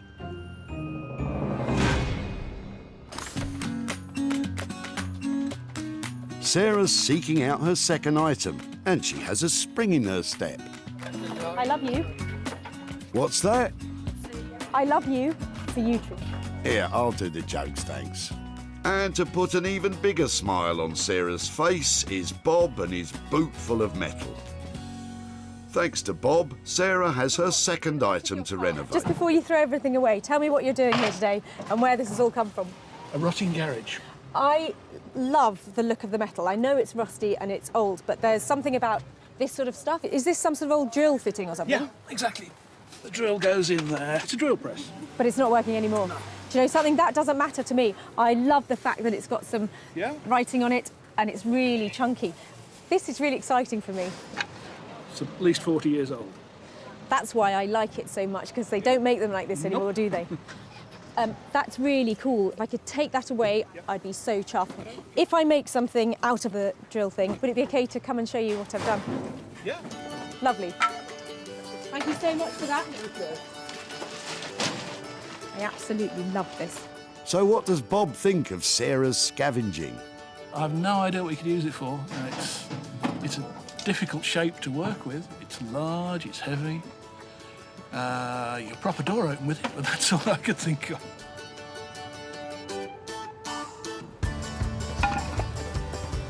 I'm so excited to have found this. I absolutely love it.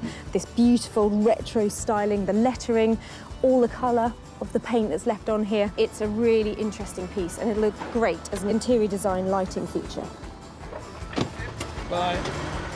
Thanks to Bob the Builder, Sarah has her second item to renovate. But she'll need help. Luckily, she has just the right man for the job.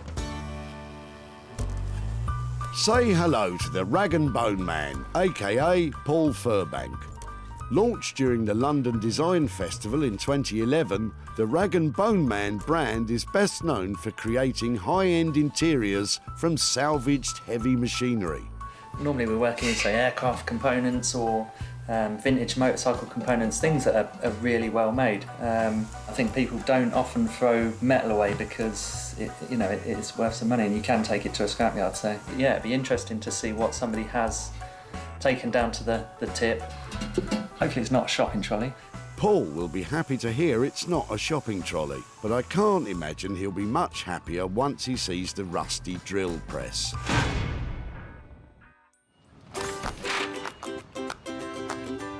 So, with 2 items safely stowed away for Anthony and Paul, Sarah now has to find something she can sink her own teeth into. So much going on, I don't know where to start. Look at them, they're queuing up round the block. Every time I look in the back, I have to see, is there something I like? Well, Sarah might like the look of what Les has in his boot. Just being nosy. I'm just wondering if those wood blocks would make chopping boards. What do you think? I think they would. Better watch out for the guard dog, though. Who's your friend? Hello. Gracie. What's the wood from? This is wood I use for my wood burner, but I make things out of them, see. Really, what do you make out of them? Well, anything. How many have you got? Come on, let's see. Be about 8, I think. Are you sure you've got more? You don't mind sparing them? No, no. I'm such a scavenger. Yeah. Are you a woodworker, or have you got the right tools? I just make little things. What have you made out of them? Well, I make a lot of signs for the caravan club. Okay. I feel really embarrassed taking them, but if I do manage to make something... Look, I wouldn't give you them if I needed them. Well, you're very sweet. I think Gracie approves. Sarah reckons these timber cut-offs could make adorable little chopping boards. Do you think she can do it, Les? I'm the clue. I don't know her skills. Clearly she's got some. She sees something in them to have them off me. It was that, the caravan or the fire. So she creates something, which it is created. Good luck to her. There are 8 or so chunks of these fat little bits of flooring joist, and I think I've got a plan for them. You know when you cut up the lemon that goes in your gin and tonic and it tastes of garlic because you've used the wrong board? Well, these are going to be beautiful, bespoke lemon boards for your drinks cabinet. Sarah's 3-piece treasure hunt is complete. Anthony will dream up something dazzling for Don's armchair. Paul will devise a new use for Bob's drill. And Sarah will be slicing up lemons in no time with Les's blocks. It's been a really good day here today. The people of Walsall have been brilliant, and in between the bin bags and the garden waste, I found 3 really excellent things, and I know I can turn them into hard cash.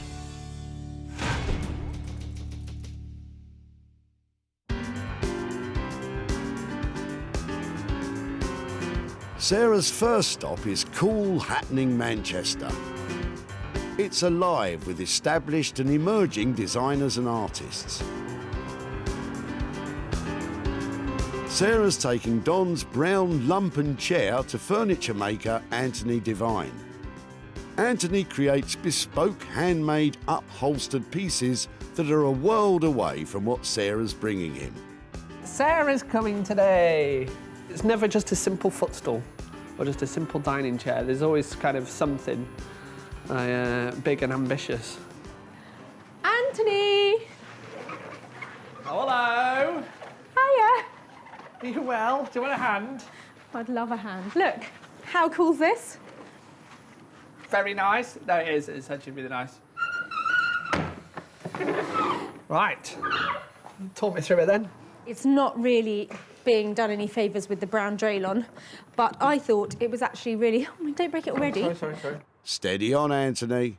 I thought that it could be absolutely bang on trend and looking really cool. Yes. And so I brought it to you. Yes. Well, this is the kind of thing that's kind of fetching big money at the moment. It's nice. I didn't know whether we should cover it in blocks of fabric rather than a pattern fabric, so you could really see the structure of the chair and the way it was designed. But I know you're dealing with this stuff all the time, so I'm all ears to hear what you've got to say. We're using some great fabrics from Guatemala, of all places. Really? All hand woven, and I think it would look amazing on this chair. Hand woven Guatemalan fabrics? That's exactly what I had in mind. Uncanny. Oh, wow. This is 1 metre by 50, and it takes over a month to produce. Do you know something? That's going to be so out of my budget you wouldn't believe. Well, I was thinking we can put this part here, then these, and then this. Possibly that way or the other way around. This is a bit controversial, Kate. I'm slightly worried that if we put all this on here, and I was hoping to keep the wood exposed, we might end up where we don't actually see the shape of the chair. The patterns certainly are eye-catching, but is there such a thing as too eye-catching? Why don't you move them all about the place, Anthony? Maybe that will change her mind. I think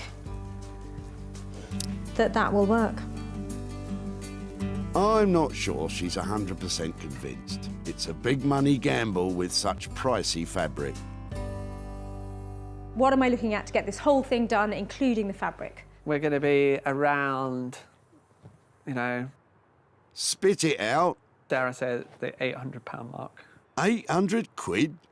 It's a big commitment for me to spend 800 quid on something I found at a tip, but you've talked me around and I think that we're going to see something just amazing. Are you staying to help me then? Not a chance. Nice to see you. Always a pleasure. Thank you, every time. Don't go slacking. I think we got there in the end, didn't we? I'm hoping that that combination of fabrics and that shape of that chair really come together. But whatever happens, I'm spending £800. It's got to look fantastic, and I hope to make a little bit of profit. I dread the times that she turns up, but she always leaves me with more work. But I like this one. Lots of potential. So, for a whopping £800 to produce, Sarah's going to have to sell it for a small fortune.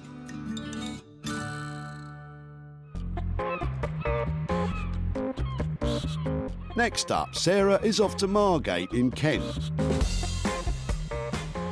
which is rapidly becoming a hot spot for all things upcycled and vintage. As a result, there is a thriving community of artisan craftspeople living and working here.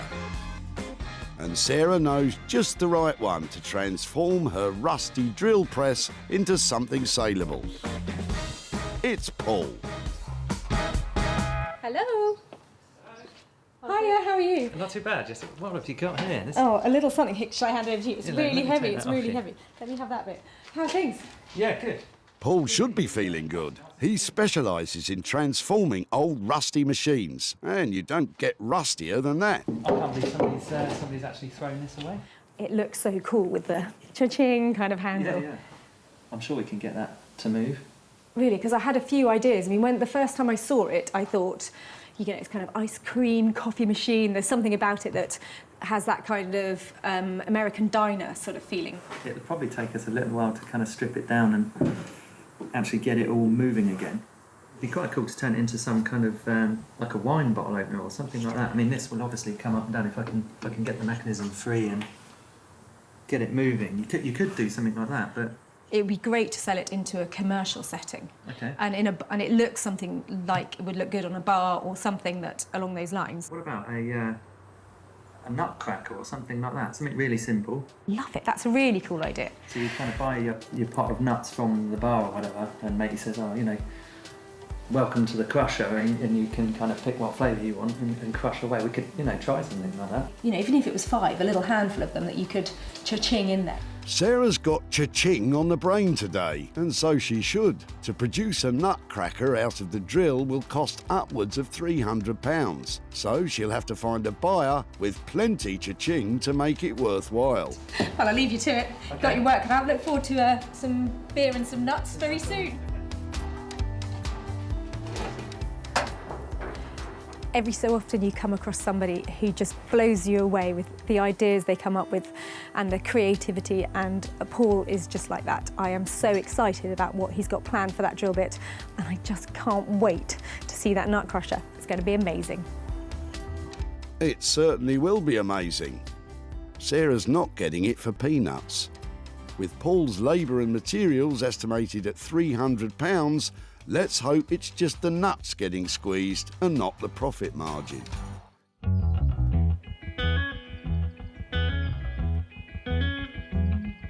From marvellous Margate to stunning Sussex and the barn where Sarah is about to start her own project. She rescued a pile of anonymous-looking wooden blocks and has a nifty new use in mind for them. So these I want to make into chubby little lemon-shaped chopping boards. I'd like to cut them out into a really sweet little lemon shape, and these are going to be for when you have that gin and tonic at the end of the day, when you sit down and you take a sip and you can taste garlic on the lemon because you cut it on the wrong board. These are just to go in your bar. These are just for cutting up your lemons. You're right, Sarah. I've never been keen on gin and garlic. So I'm just going to sketch out a rough sort of lemon shape. That looks lovely and lemony to me, Sarah. I made one of these for my grandparents when I was about 10. They quite liked gin and tonic. Your grandparents were fond of the gin. Should you be telling us this? Sarah now carefully cuts out her lemon using a jigsaw for accuracy. So I'm going to sand off the whole outer layer of the wood so that it's all clean, and then I'm going to use some olive oil just to seal it, and that should be fine. There are lots of safety considerations when thinking about allowing recycled wood to be used with food. If you're unsure, then pop a suitable liner between your board and the food. And if in doubt, leave it to a professional. You have to hold it to really like this because it feels amazing. It's like suede or something. It's really smooth. And I think it looks kind of lemony, doesn't it? So I'm pleased with that. Just another 6 more to go. Sarah's not charging for her own time or her olive oil, so there's been nothing spent, but a lot could be gained.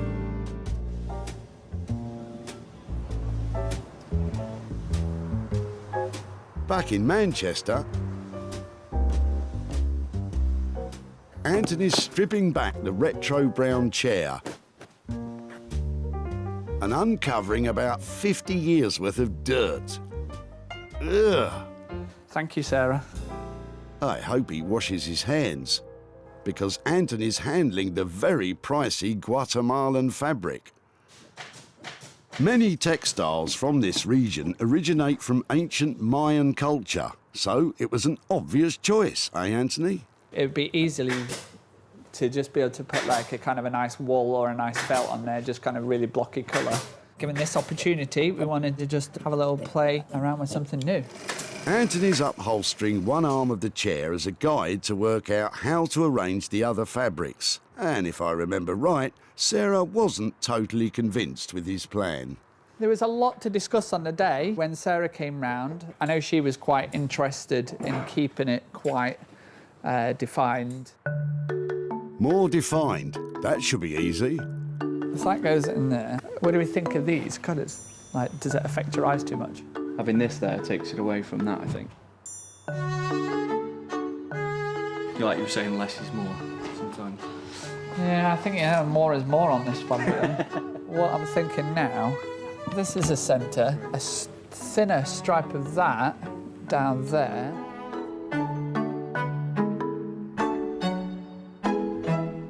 Option number 2. Pretty soon, all of Anthony's upholstery students want to give their 2 cents worth. It's just a bit busy. It goes better vertically. Something like that. That's your focal point for me. How many upholsterers does it take to choose a fabric? Well said.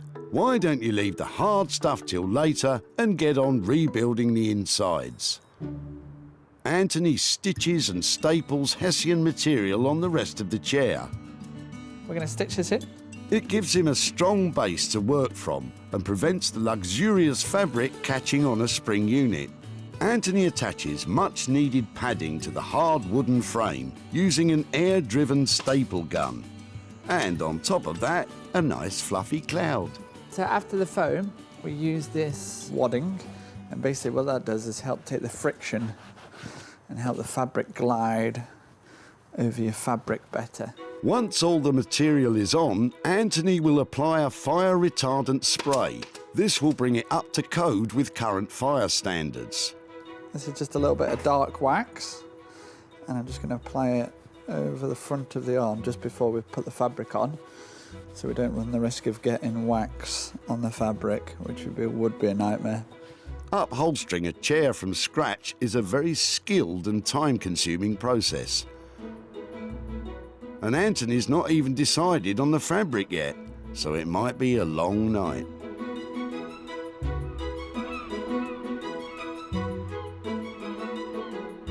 Back in Margate, Paul has been working on the new designer nutcracker. But after dismantling the old drill press, he's discovered a major problem. To actually make the whole thing food safe, I kind of realised that where the carriage is sliding up and down, it needs to be oiled. There will always be kind of traces of steel and oil very close to food, and I think to actually make it food safe is maybe going to push the budget way over. So I'm now actually thinking that we redesign it and turn it into a lamp. I hope Sarah's all right with it, but that's kind of what I'm thinking at the moment. Sarah did love that nutcracker idea, but if you run the risk of getting oily nuts, probably best not to bother. So what's your plan for the lamp? What we'll actually end up with, we're going to end up with this coming out and then coming back on itself, something like that. If we add the fire extinguisher, if that gets added here, but then the whole thing's back over there, if I'm making sense. Wait a minute, fire extinguisher? I've been cutting these for years, and that, as you can see, was a fire extinguisher, but when you've put a nice cut on it and that's polished and it becomes a lampshade, it's actually quite hard to tell that it was a fire extinguisher in the past. So it's nice. It makes a great lampshade. If you say so. Paul's biggest challenge with the new design is creating the angle on the post for the light to sit on. To do that, he's going to have to try and cut that solid iron bar. Here goes. Paul's using a circular saw. It gets very sparky, so if you're cutting your own drill press at home, remember, goggles. Having successfully made a V-cut in the bar, it's now time to see if it will bend. Fingers crossed there's enough of that, so I should just be able to bend this back and...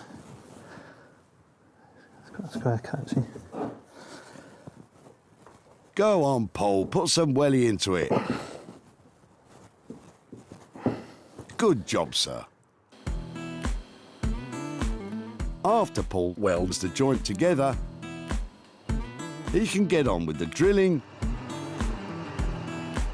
screwing, chiseling, and whatever that is. And after all that, what do you reckon, Paul? Is it going to work? It is coming together. It's all so well made. I mean, as a lamp, you'd pretty much be able to throw that on the floor. It shouldn't break. Compared to modern day lamps, that's quite cool. You'll easily get 100 years out of it, give or take a light bulb or two. With the design set, all Paul needs to do is get the light fitting sorted, polished up, and pray that Sarah didn't have her heart set on that nutcracker.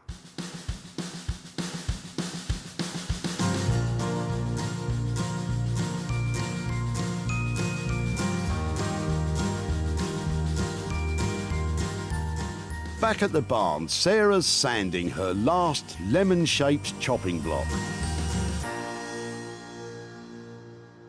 Sarah took 7 sorry lumps of pine and created 7 sweet citrus-shaped lovely lemon chopping balls with a silky smooth finish sealed with luscious olive oil. I have really enjoyed making these, and they're a simple project. They're approachable if you want to have a go at home. You've got a piece of wood that you can sand on all sides and just a saw to cut out a shape. It's a really fun thing to do. And you get the added bonus that now I have to go and test drive it to make sure it works. So I'm off to find something that needs a lemon putting in it. Sarah's success is measured in sales, and she always seeks out the best opportunities to maximise profits. Hosting regularly her own furniture and clothing sales from home, Just sold the sofa. advertising and selling online, Get that online. or meeting commercial buyers in person to sell direct. Seeing this is really refreshing, and it's good, and people are going to want more of it. It's going to grow, this thing, I think, that you're doing. With opportunities galore in the things we throw out, Sarah's always looking to make money for nothing. Back at the dump, Really interesting. You sure? Bob's wooden blocks almost went up in smoke. Was that caravan or the fire? So she creates something, which it is created. Good luck to her. Sarah transformed them into a set of sensational citrus fruit-shaped chopping balls. In the hope of making a juicy profit, Sarah visited her local watering holes to sell her lemon slicing balls. Do you fancy one? Yeah, definitely. All you've got to do, have a good look at them because they feel really nice, have they? And just make me an offer. Anything over £5 and I'm probably going to say yes. So 15? Amazing. Happy? Seriously? Yeah. Fantastic. Definitely. That's amazing. Thank you. Nice one. She is now back in Walsall to see Les to hand over the cash and to show him what became of his wood blocks. Hello. Hi, Les. Hi, it's Sarah from the tip. Nice to see you again. How are you? I'm fine, yes. Wow, you've got a lot going on here. An awful lot going on here, yes, and more to do, as you can see. I remember when you came to the tip, I took 2 different types of wood away from you. Yes. One was some little blocks I think you were going to use that were leftover flooring bits. Yes. And I had a look at those and I didn't think I could do anything with those. Not really, But no, those I big didn't. chunks, I think, did you say you were going to use them for blocking up the caravan? We or do, yes. Yeah. Yes. Well, they were really cool. So shall I show you what I did with them? Go on, fire Did you away. have any ideas when I took them away? None at all. Okay, well, I made them into little chopping boards you can use for cutting up your lemon on. What do you reckon? I think they're fantastic. I managed to get, I think, 6 out of the chunks of wood that you Yeah, yeah. you dropped off. So I made them into 6 little boards. Very substantial wood, you see, wasn't it? Yeah, and that was nice. So they're Ideal really, for the job. really chunky. Yeah, lovely. It's great. And then I thought, having made them, I thought I've got to take them somewhere to try and sell them. So I've been round all the local pubs. Yeah. Now have one of your chopping boards on their bar to cut their lemons up on. I just said to the guys there, anything over £5 I'm going to be really happy with. And so different people in the pubs bid me, and actually all together we managed to sell your boards for £60. So I bought that back for you. Oh dear, no.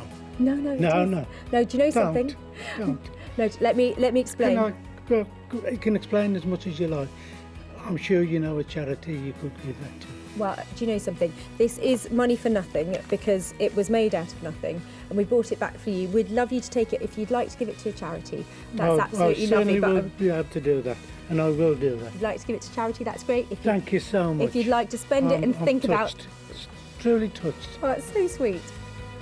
Les, it was really lovely to see you again and nice to Pleasure see all meeting all the bits that you're getting on with here. Yes, sure. Yes, Take care, and I thank hope to so see you much. in Sussex in a pub very soon. Yes. Bye-bye. All that was involved in the making of the lemon chopping balls was some elbow grease. Sarah managed to sell them for £60, making it all profit. I think they're absolutely fantastic what she's done with them. I mean, I've always wondered what on earth she could make out of them, because to me they're scrap. But what she's done is absolutely fantastic. I think possibly there could be a chance that I shall be having a go myself.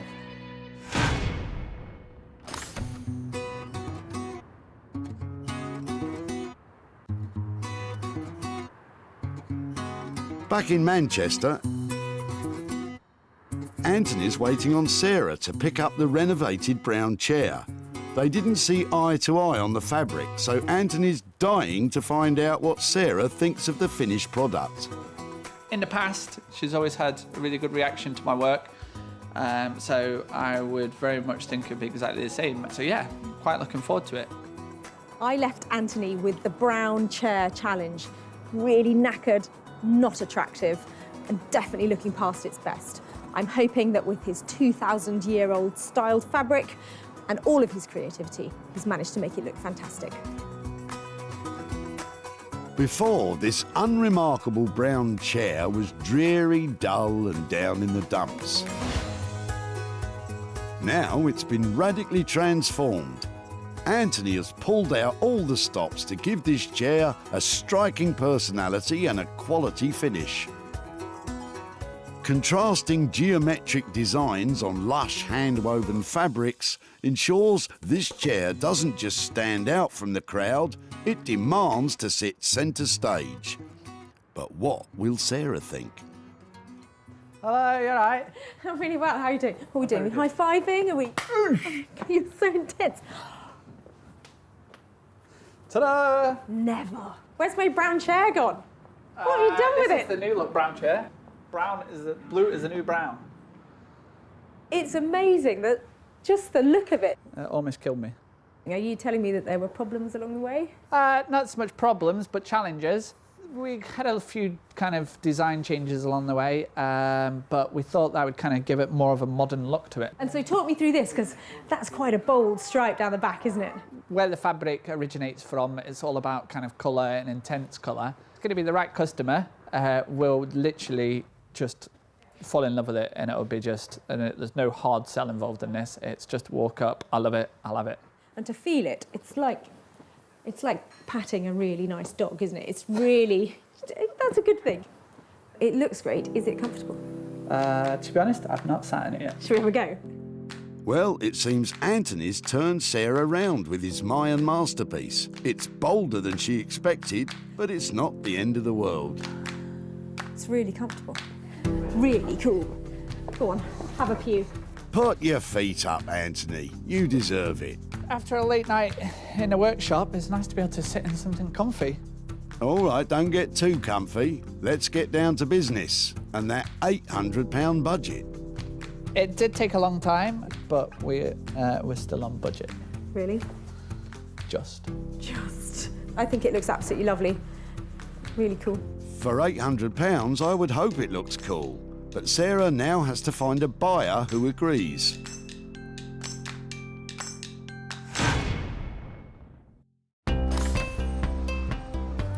Back at the dump, Don's dilapidated armchair was destined to be ditched, as Mrs. Don deemed it a disaster area. Her indoors doesn't want it. Really? And the cat's been at it, it's all been scratched to death. But Sarah saw it could be something special if left in the skilled hands of Anthony Devine. Sarah sold the chair to Smithers of Stamford, who specialise in vintage and retro pieces. It's original, and you can see that it's handmade, can't you? I love all the colours in it, all the different colours. I don't think it'll be on the website for long. No. And she's back in Walsall to show Don what became of his armchair and hopefully hand over some cash. Hello there. Hi, Don, how are you doing? Oh, I'm fine, thanks. How are you? Yeah, really well, really well. I've got a few things to talk about with your old chair. Oh, right. Now, I Brilliant. remember when you were throwing it out, I think you said your wife didn't like it anymore. Is that right? That's about it, yes. I've got some pictures of it, how it ended up, and I just Right. wondered if you think that she'd give it house room the way it ended up here. What do you think? Oh, my goodness me. Right. Does it look like your chair? Yes, I can recognise it, but yes, you've done a brilliant job. If that came back here, you'd want all the room decorating to match it. Yeah, oh, well... Yeah. Oh, wow, look at that. It went off to an amazing upholstery studio yes. in Manchester. Right. And the guy there stripped back every single part of it. It was just a frame, and it was a really lovely wooden frame. And it's got some beautiful hand-woven fabric I was on it. looking at that, yeah. To do something like that is not cheap, so I can understand why people throw things away. It cost £800 Did it really? to restore it to its former glory, or to give it a new lease Is the of bill life. coming here? Not that bill, Oh, actually. no, that's all right then. And yeah, well, actually, it cost £800, but I have managed to sell it. Oh, brilliant. And at a profit. And Yeah. part of the reason I'm here today is to give you £120, Oh, because gosh, that's yeah. how much we raised from the profits from it. So that's all for you. Is it really? Yeah. Oh, thanks very much. Lovely. I wasn't expecting anything. Anthony charged £800 for his labour and that handmade Guatemalan fabric. Sarah sold the chair for £920, making a tidy profit of £120 for Dom. So is there anything on your list that you need to spend £120 on? Well, yes. There's the. I've just had to buy a new tyre for the Land Rover, and they're quite expensive now because they're special. Yeah. So that it'll go very nicely towards that. And thank you very much for that. Yeah. Lovely to see you again. Okay. And, Thank you. Thank you very much. enjoy your Land Rover proceeds. Yes. All right. Take care. I'll do that. Right. Well, thanks very much indeed.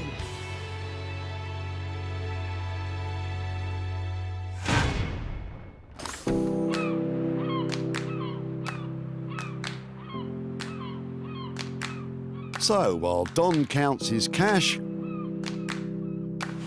Paul is making the finishing touches to the drill press turned lamp. The only thing is, it's nothing like what Sarah asked him to make.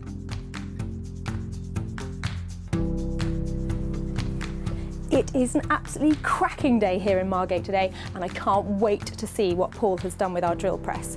It was quite a tall order. I'm hoping he's made the nutcracker to end all nutcrackers. When she dropped it off, the old drill press was in a sorry state. But Sarah and Paul were convinced they could turn it into a designer nutcracker. However, Paul has totally transformed the rusty drill press into a shiny and stylish contemporary lamp.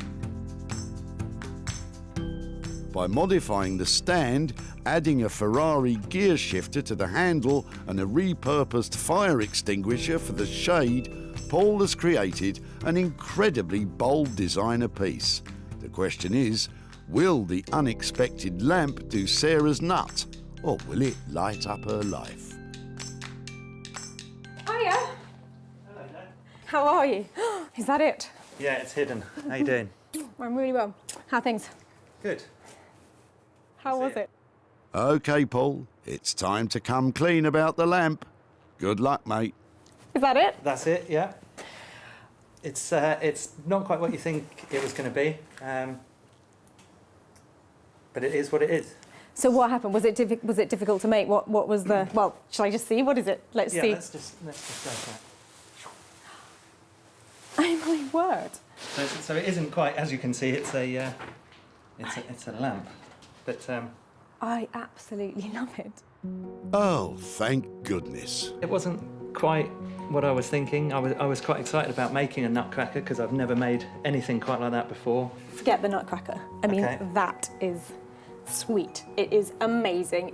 Does it move? It does move. So there's a little lever on the side that kind Yeah. of fixes it in position, and then you've got some height adjustability on that. I think it looks amazing, and I can't wait to see it turned on and stuck on a desk. And can we try it? We can turn it on. Oh, it's a beautiful filament bulb as well, isn't it? I think you have just transformed it. That was a rusty, seized, industrial but pretty hideous piece of kit when it arrived here, and what you've transformed it into is a designer piece of fantasticness. And I'm going to have to think really carefully about where I go and sell it and make sure I hit the right mark with it, because I think it's one Somebody with a large desk, I think. big desk and hopefully a big wallet. Yeah. Cool.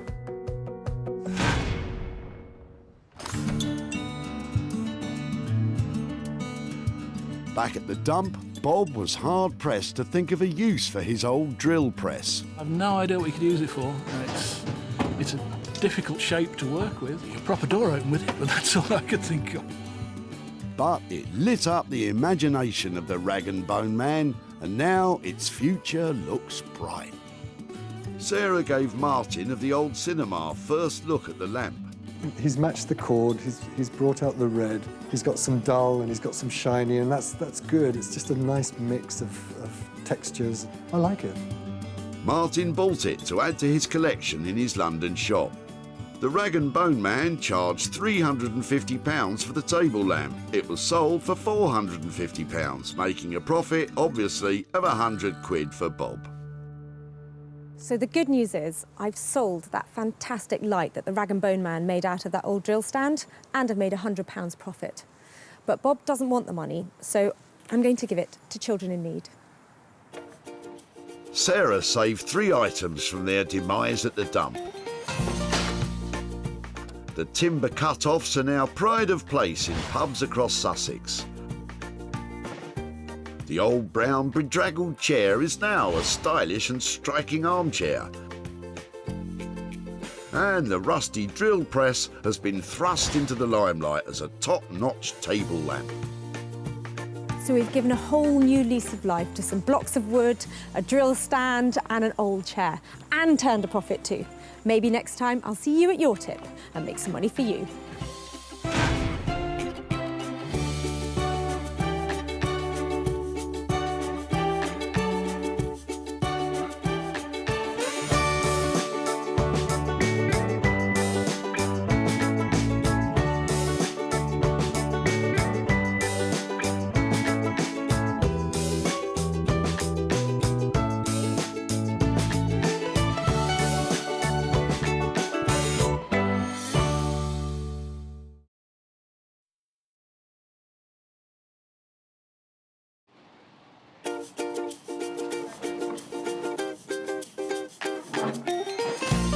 How do you make money for nothing? The answer could be hiding in the 20 million tonnes of household waste we throw out every year. Just before you throw it away, would it be possible to have a quick look at it? That's why entrepreneur Sarah Moore wants to get her hands on things before they hit the skid. I am a passionate buyer, user and renovator of second-hand stuff, and I've turned that passion into a money-making business. I turn old into new and I sell it for a profit. Sarah's ready to sift through as many boots and bin bags as she needs to. That's vintage gold, isn't it? It's really exciting. In her search for tip treasure. I love it. And with some of the country's elite designers and makers. What are we going to do with that? Oh no! She can transform her finds into desirable, Amazing. beautiful, valuable, Cha-ching. and hopefully saleable items. That's £80 profit. If Sarah is successful, then she can hand the profits back to the very people who had no idea there was cash to be made from their trash. Oh, that's fantastic. That's unbelievable.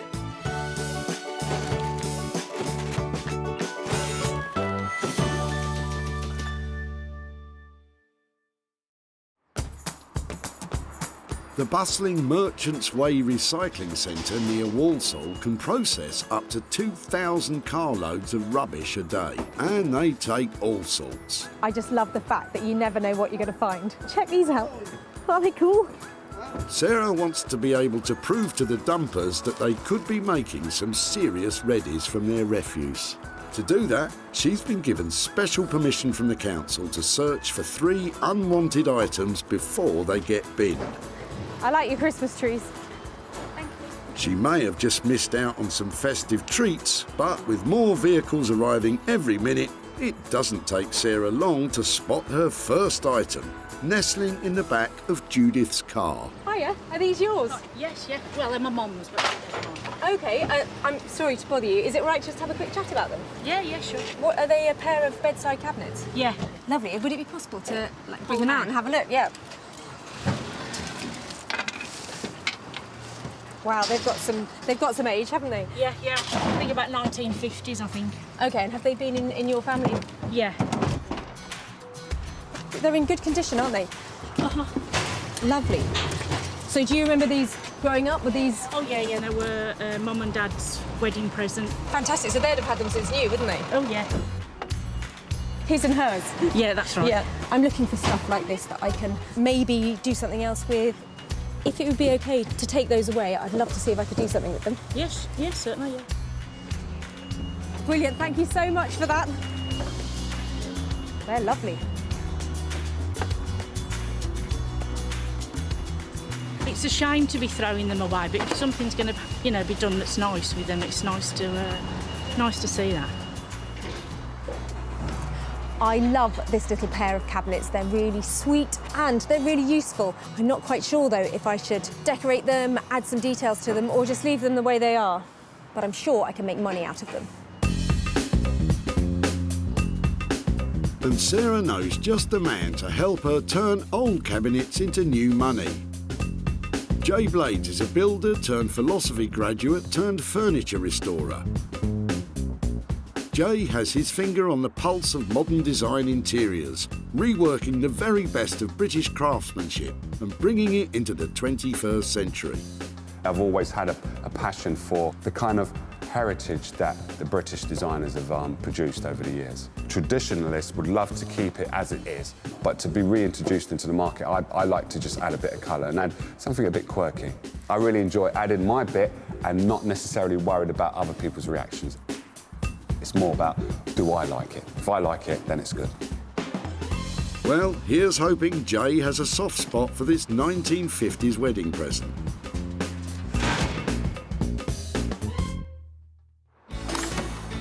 Sarah's now searching for her second item, but she's still found time to try and inspire Nigel about what to do with his old shelves.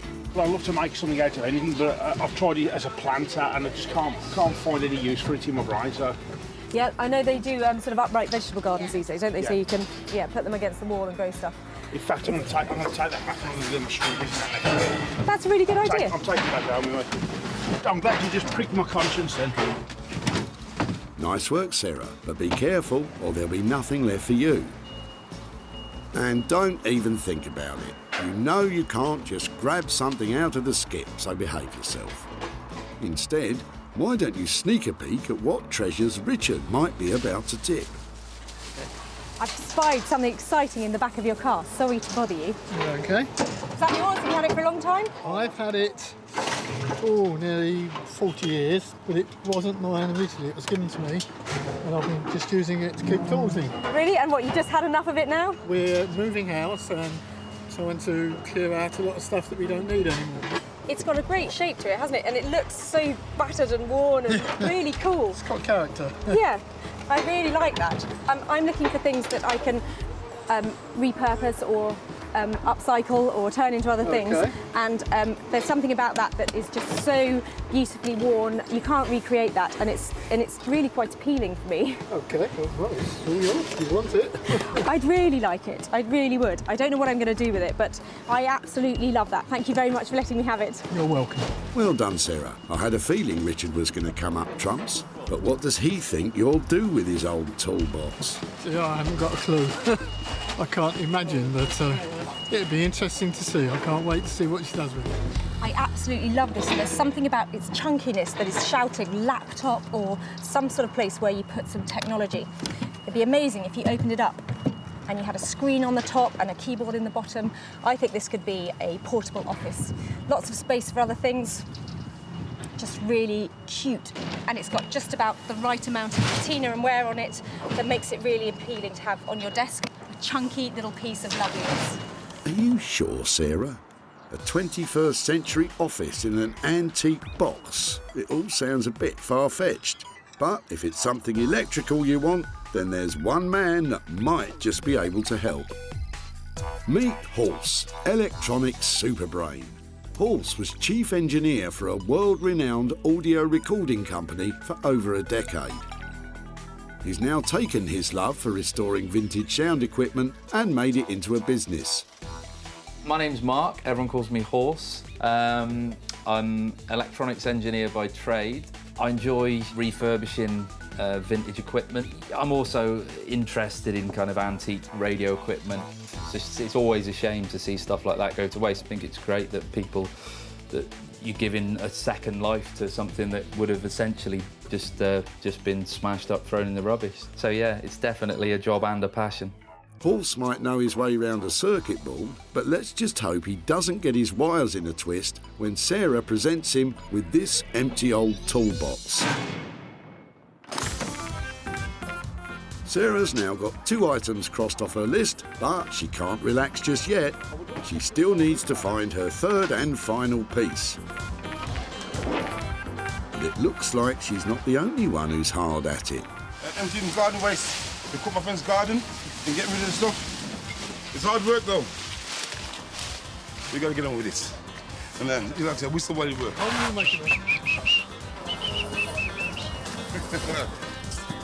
Keith looks relaxed though. He's about to dump an old sofa. Hold on, boys, hold on. There's no missing what you've got in the back of the car. Is it time for a new sofa? Well, no, I've just cleared the house actually. My sister's been renting the house for a few months. She lives abroad. Okay. And of course, hard foundations came down. They wouldn't take it, so I should pick it up and throw it in the back of the car. I'm impressed you got it in here. It looks like quite a big piece. Should I help you get it out? And would it be possible to have a closer look at it? Oh, dearie me, Sarah. I know things are getting desperate, but surely you can't be serious about Keith's tatty old sofa. I'm after big pieces of furniture that I can refurbish, perhaps bring into, modern design and that kind of stuff. So for me, this is a really exciting thing to see here. It would be great if I could stop it going into the skip and take it away and try and do something to it. Right. Lovely, thank you. Keith seems in a bit of a hurry to get away. Mind you, I'd be keen to see the back of that sofa too. But what on earth does he think Sarah will do with it? Well, I don't know, but Sarah says she can do a lot with it. It'll be really interesting to find out, to see what she can do with it. It certainly will be interesting, Keith. But is Sarah still feeling confident about tackling this charity shop reject? Part of me looks at this and thinks, I'm not sure I can take it away with me because I just hate the colour. But underneath it, I know it's got a clean, bright white cover. And once I've exposed that, I think I'm going to feel a bit more positive towards it. And I can cover it in some really bright, exciting fabrics and make it saleable. Everybody needs a good, comfortable sofa. And this is one of those. If you say so, Sarah. But one thing's for sure, Keith's not hanging about any longer, just in case you change your mind. Thank you. Bye. Bye. Bye. So, the sorry sofa completes a hat trick of salvage swag for Sarah, which he now has to try and convert into hard cash. The bedside cabinets will be reworked by Jay, the old toolbox will be placed in Horse's capable hands, and Sarah will be trying to bring a smile back to the sad sofa. It's a dirty job, but somebody's got to do it. I've had a great day here raking through the rubbish, and I think I'm going to clean up.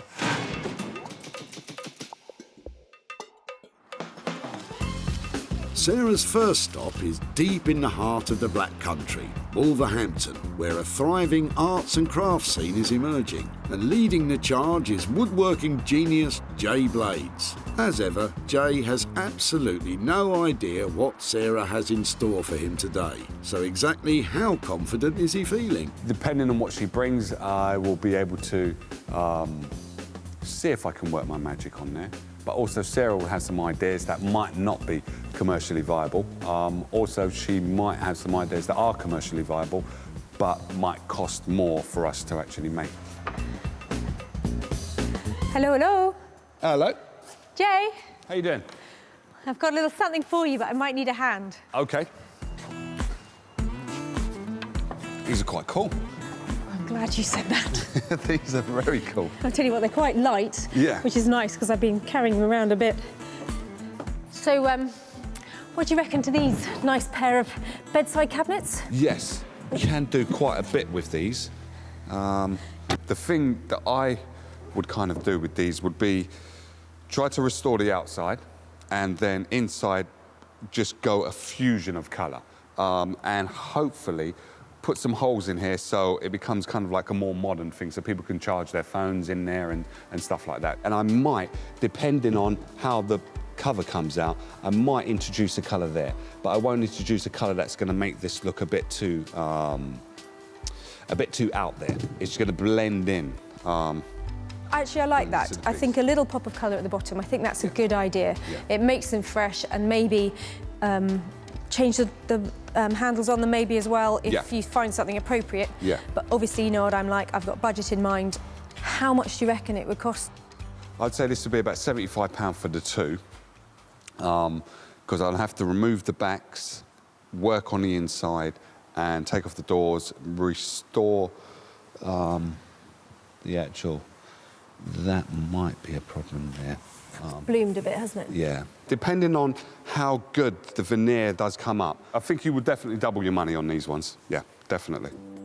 Well, that's potentially great news.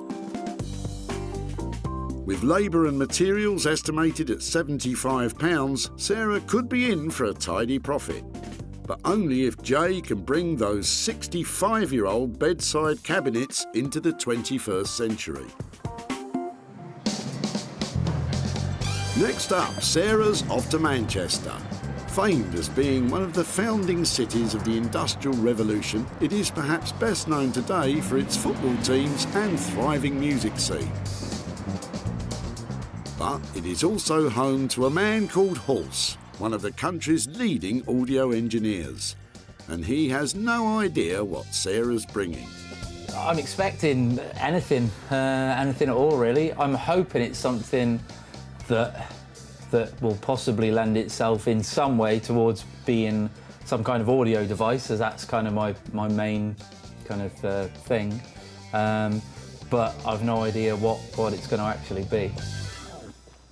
Well, let's just hope for Horse's sake that Sarah's changed her mind about that futuristic office-in-a-box idea. Hiya. Hiya. How are you? Yeah, good, thanks. Should we go into the workshop? Yeah. Cool. Thank you. Right then, what have we got? Well, it's quite sweet. Actually, looking at it here, it seems like there's bits on it that really need some work, but I think it does still open. And inside, it's good, sturdy wooden construction. Yeah. So I thought...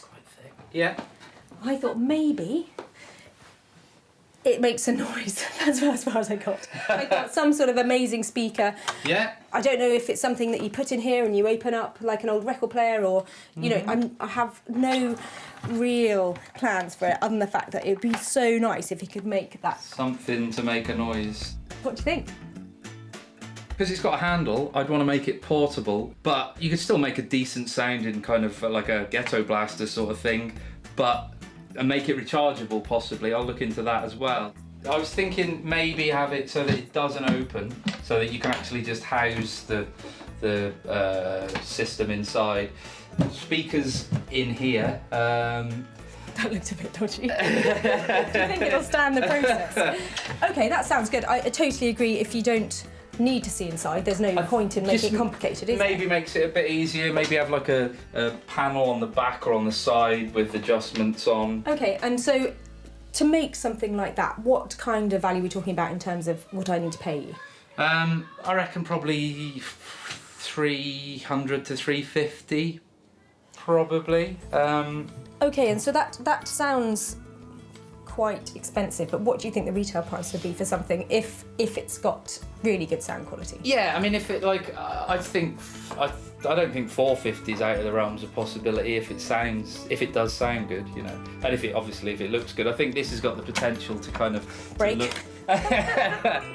To look weathered enough to be cool, but not quite, you know, useless. Yeah.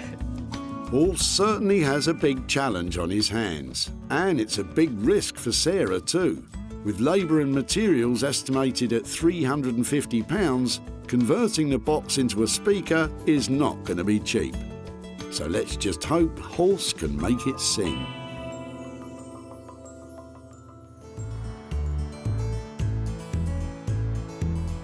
It's time for Sarah to head home to the idyllic countryside of West Sussex. It's a far cry from the tip, and Sarah's dog Bramble is happy to see her home. But lurking in the barn, there's something that isn't quite so welcome in this beautiful landscape. The salvage sofa is so unappealing, even Bramble's turning her nose up at it. But don't worry, Bramble, Sarah's sure to have a plan.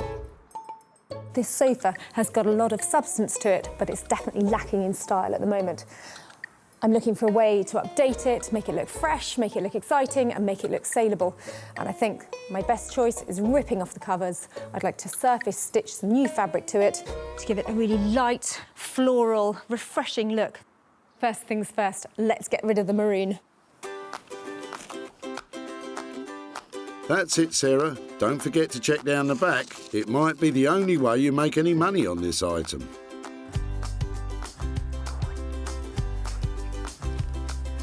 That's quite promising, really, isn't it? It's well made. It's improved immeasurably already. Sarah should be pleased. Not only is the sofa in good condition, it also has the regulation fire safety tags attached. But she can't leave it looking like that. No offence, Bramble, but dog hair and white sofas, it's not a good look. So what exactly is Sarah going to cover it with? I found some of these old linen pillowcases that I've had for ages that I got at a car boot sale. They're really nice. And I'm hoping that I might be able to make the back cushions for the sofa out of those. And I've washed everything else, but I don't quite know what I'm going to do yet. So I'm going to go and start laying things on the sofa, find out if I've got enough fabric, and then get stuck in. Come on. But it's not just Sarah's fabric that's worrying her. There are swallows in here, and I think they're about to fledge. Oh, look, they have.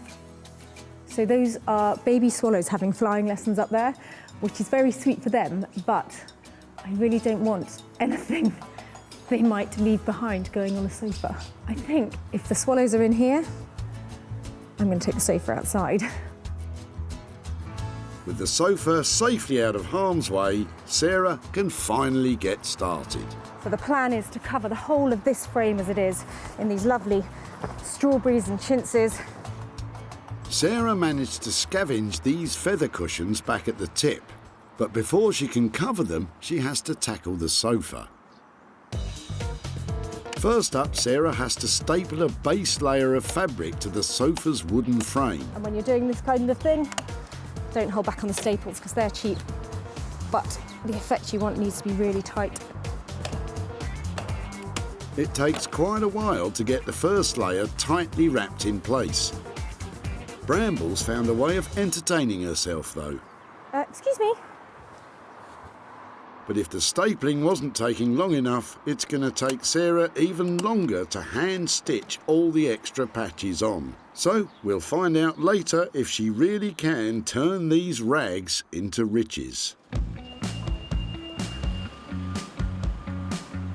Over in Wolverhampton, Jay's ready to work his magic.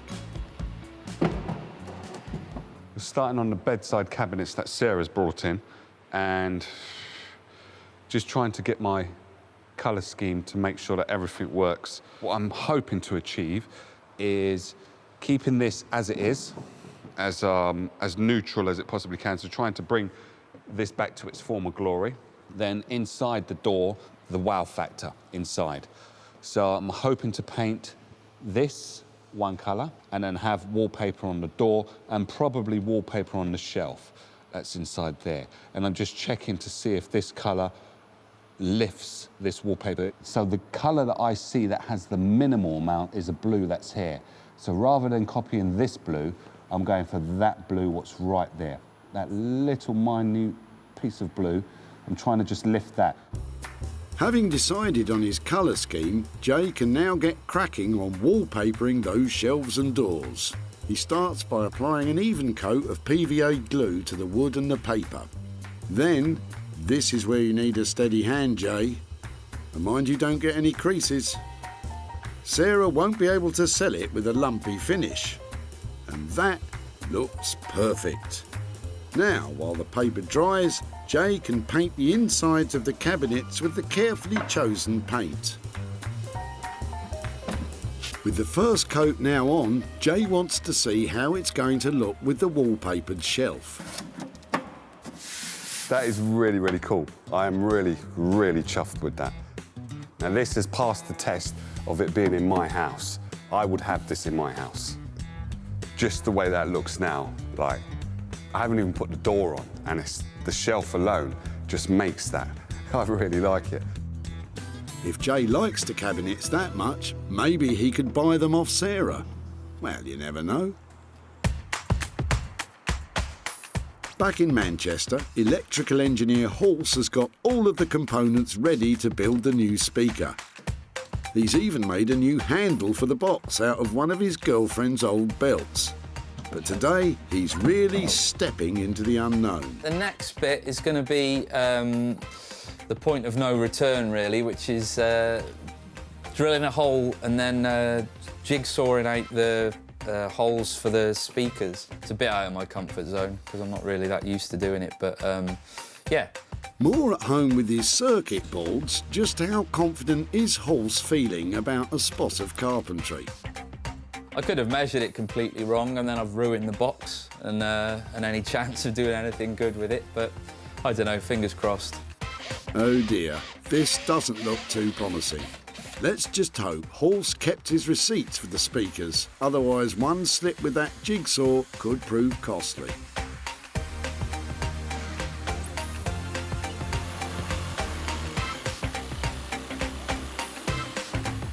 With the first hole cut, it's time to see if Halse's measurements add up. Will the speaker fit or fall straight through the hole? Just double check, that's...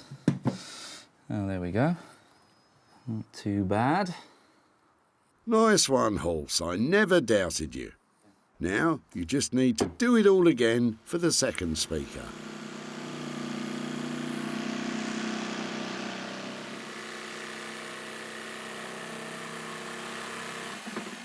With both speaker holes successfully cut, there's just one more piece of carpentry required. There's going to be a control panel for the volume on-off. I've pre-made that out of a piece of checker plate that they'd normally use for kind of fire escapes and things. I thought it looked quite cool on this, but I just need to make the actual hole on the side of the box now.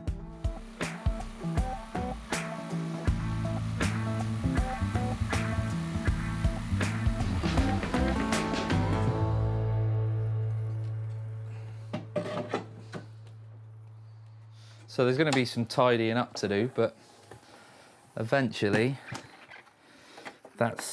this is to make, this piece of wood is so that it's further recessed to protect the control knobs, but it's going to sit back like that. I'll have to tarp this up a bit, but it's roughly there, it's fine. I'll have to put some edging around there as well, some leather or something, but yeah, I'm quite pleased with that.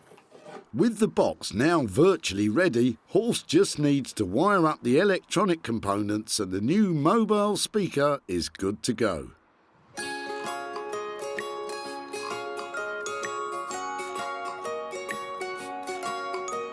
Meanwhile, in West Sussex, after hours of stapling and sewing, Sarah has almost finished the new sofa.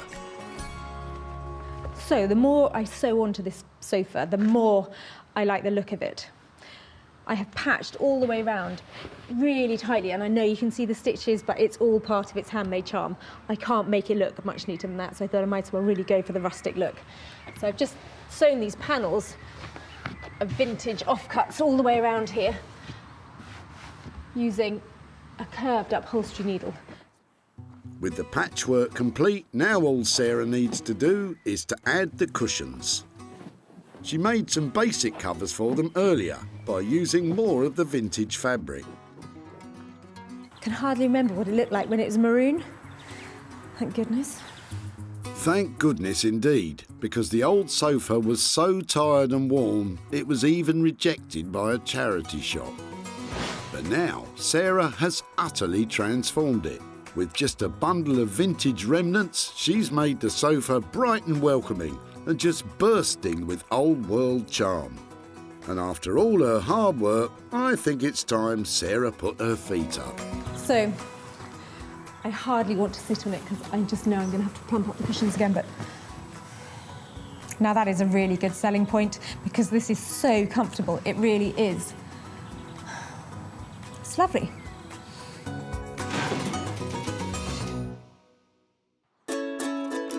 Sarah's success is measured in sales, and she always seeks out the best opportunities to maximise profits. Hosting regularly her own furniture and clothing sales from home, advertising and selling online, Let's get that online. or meeting commercial buyers in person to sell direct. Seeing this is really refreshing, and it's good, and people are going to want more of it.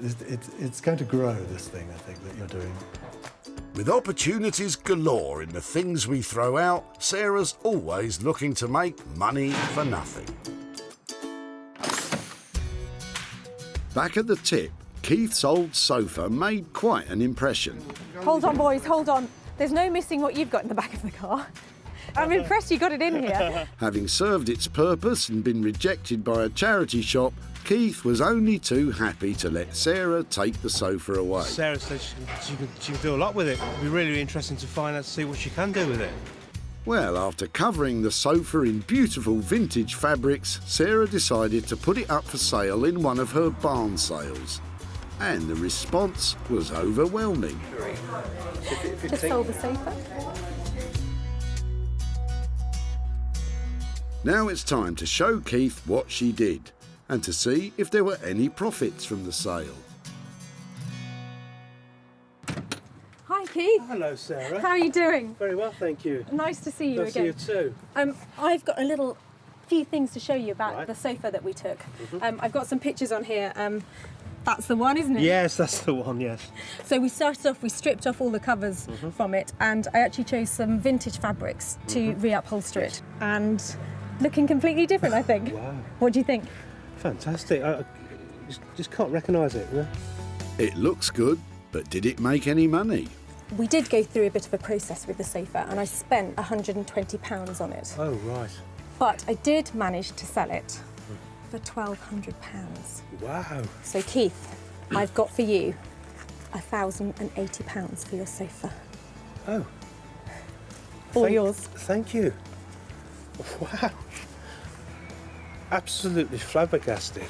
I really am. From the day when I took the tip, I did not expect today things to happen. With £120 for materials, Sarah made the sofa 10 times more valuable, which means Keith really is walking away with £1,080. And I just wonder if you'd have any plans for what you might do with over £1,000. Well, I think put it towards a holiday. Oh, fantastic. That would be great. Well, I tell you what, I am so pleased to have worked on it. Thank I you. love the fact that that might take you somewhere, and it was really cool to have saved the sofa and made it into money. Thank you. My pleasure. Thank you Thank you ever so much. Thank you so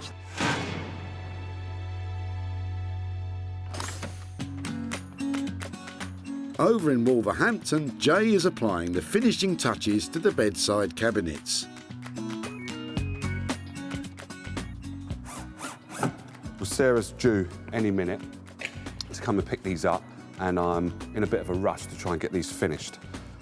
So excuse me while I crack on.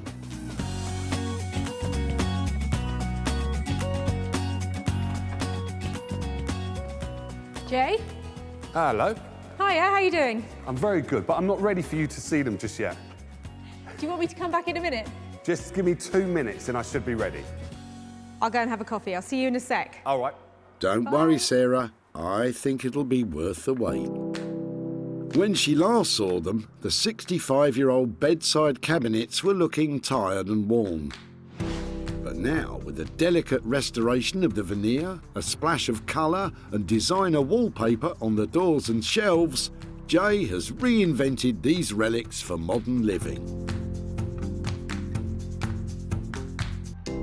Looks gorgeous.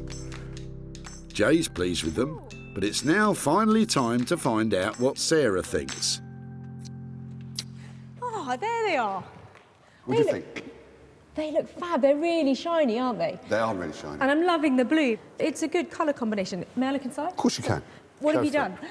Well, basically, we've painted blue inside and on the lip at the bottom, and then put some wallpaper on the shelf and also some wallpaper on the back of the door and drilled some holes in the back so you can load up or charge up your phone or your laptop, whatever you've got on the side of your bed. Well, I think what you've done is given them that really fresh update that means that people who have a funky house will love these, and they didn't look like that before. So I think what you've achieved on that budget is really quite impressive. Thank you. I think Jay has really managed, just with a light touch, to make those cabinets look contemporary. He's put that lovely designer wallpaper in there and that popping blue colour on the base. And now I have a chance of selling them for some real money. I think Sarah's reaction was really, really cool. She really liked them, and hopefully she should be able to sell them. As I said, they will pass my house test, so let's see if she can do it. When Sarah first met Judith at the tip, she was letting go of her parents' old bedside cabinets.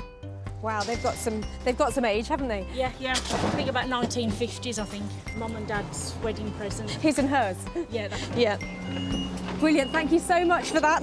It's a shame to be throwing them away, but if something's going to, be done that's nice with them, it's nice to see that. Top vintage furniture dealer Martin couldn't agree more. Who did that? Jay Blades. Did he? It's amazing. I like that. Bedside tables, and particularly a pair, are really desirable things, so they're easy to sell. Martin was so confident the cabinets would sell that he bought them for his shop. Now, Sarah is off to tell Judith what happened to her parents' old wedding present, and hopefully to give Judith a gift of her own. Hi there, hello again. Hi, it's Sarah. Hi there. How do you do? How are you doing? Thank you. Yeah. I've just got a couple of pictures and things to show you about your cabinets that you dropped off. We had a look at them and we were wondering about turning them into a cocktail cabinet or doing something with them like that. Yeah. But actually, I took them to a designer called Jay Blades, who loves colour and gets really passionate about furniture and updating it, and mainly keeping it just the way it is. He had some good ideas about turning them into sort of slightly more modern bedside cabinets so they could keep their original use. Yeah. So I've got a couple of pictures I can show you of them. He had an idea. Oh, they look lovely. Do you like them? Yeah. So what and the picture inside, that's lovely. Mum would like that. She would. She wouldn't have minded a bit of colour on there and that kind of thing? No, she would have liked that, and she would have liked the thought of them being used, not just discarded. I gave Jay a budget of £75 to update them, and so he did all that painting and the restoration of the veneer and that kind of thing. And they were bought for £125. So that means that's lovely. I have got a little £50 present for you. Thank you very much. So I hope that's a good return. And I wonder, with £50, is there anything particularly to do with that kind of money? I think I'd like to buy some flowers with the money for Mum and Dad. That would be nice. Mum loved flowers as well. So. Oh, that's really lovely. It's nice to think that it goes back full circle. Yeah. Breathing new life into the cabinets cost £75. It didn't take long for Martin to snap them up for £125, meaning Judith can enjoy shopping for flowers with her 50 quid. Well, I am delighted that Judith approved of what we did with her cabinets and the fact that she thought her mum would like it too. And spending that money on a big bunch of flowers in memory of her mother, well, that's a very sweet idea.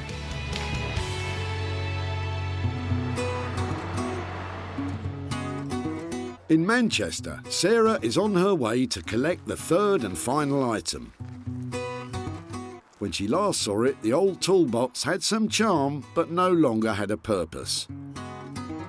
But now, Pulse has turned it into a fully functional and stylish mobile speaker, complete with a rechargeable battery, Bluetooth connectivity, and even a USB charger.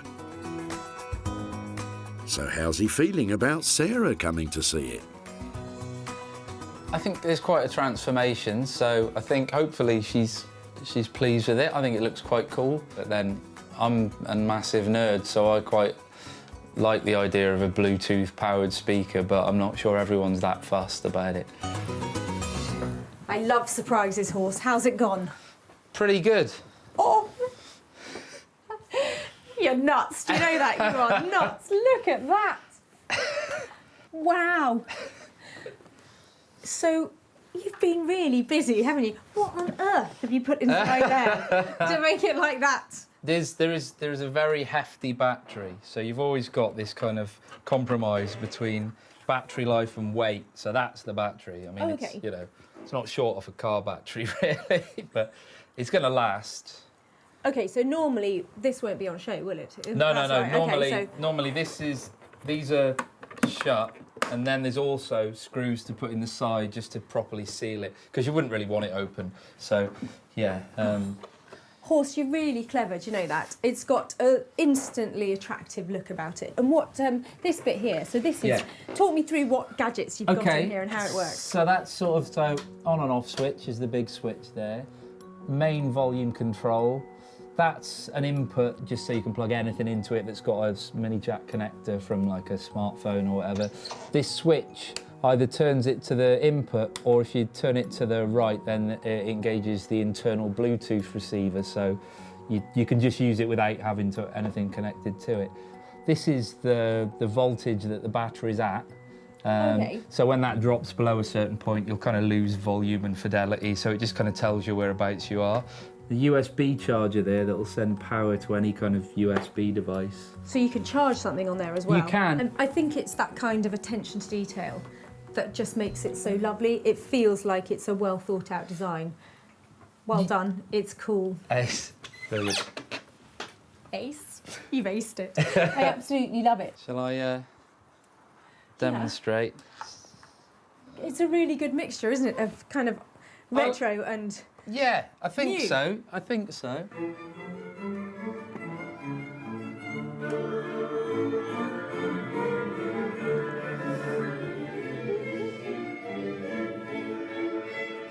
I want to go on a big picnic right now and have something really coming out of that somewhere. It needs to be taken out, doesn't it? It needs to go on a journey because of what it is. Yeah, exactly. It's completely made for that purpose, so yeah. I think it's absolutely amazing, so thank you so much. I'm going to take that right now. Well, I think this really speaks for itself, don't you? Well, the speaker's a definite hit with Sarah. Now, if she can bear to let it go, she needs to try and sell it. When Sarah first spotted Richard's old toolbox at the tip, it was coming to the end of its useful life. I've had it, nearly 40 years. Really? And what, you just had enough of it now? We're moving house and trying to clear out a lot of stuff that we don't need anymore. It's got a great shape to it, hasn't it? And it looks so battered and worn and really cool. It's got character. Yeah. The characterful box just needed a new purpose, and with Halsey's help, that's exactly what it got. Now it's time for Sarah to show Richard what happened to his old box, and hopefully she's got some profits to share with him too.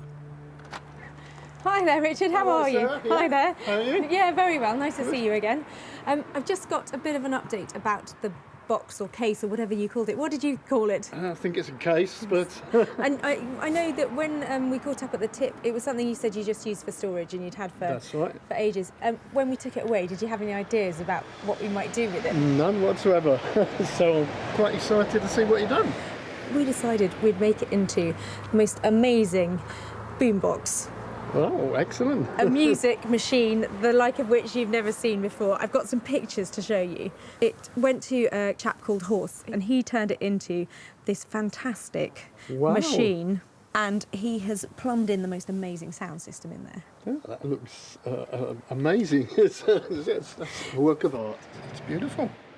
Now, normally at this point, I'd say I've spent £300 on it and I've sold it for X, but at the moment, I haven't sold it. Right.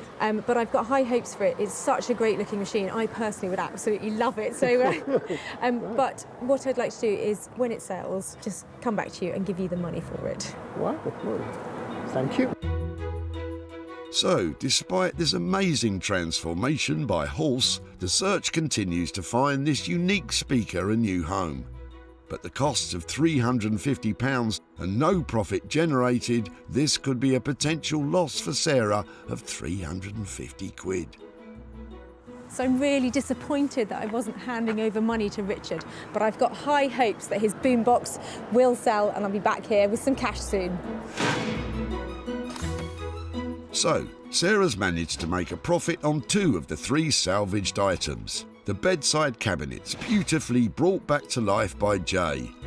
I'm sure it won't be long before Richard's utterly unique speaker will be blasting some sweet sounds. And of course we have the unwanted sofa transformed into a showstopper by Sarah.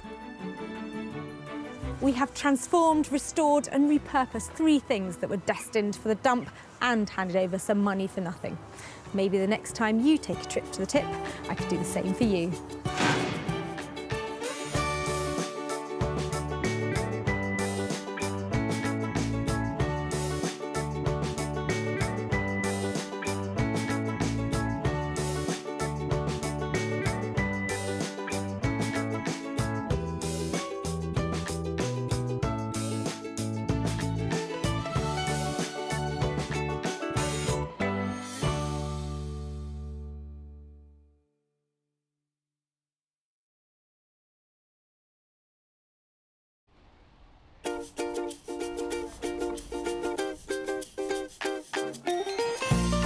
How do you make money for nothing? The answer could be hiding in the 20 million tonnes of household waste we throw out every year. Sorry, Spotty, before you throw that away, is there any chance I can have a quick chat to you about it? Sure. That's why entrepreneur Sarah Moore wants to get her hands on things before they hit the skip. I am a passionate buyer, maker and user of old stuff, and I've turned that passion into a money-making business. I turn old stuff into new stuff and sell it for a profit. Sarah's ready to sift through as many boots and bin bags as she needs to. Look at that absolute box of joy. These are just fantastic. In her search for tip treasure. We've got to be able to make something out of that, haven't we? And with some of the country's elite designers and makers, I've got a little something for you. Yeah, I thought you might. Oh, this is a hard one. she can transform her finds into desirable, Oh my word. beautiful, valuable, Cha-ching. and hopefully saleable items. Well, I love this, so I would really like to have it. If Sarah is successful, then she can hand the profits back to the very people who had no idea there was cash to be made from their trash. That is incredible, isn't it?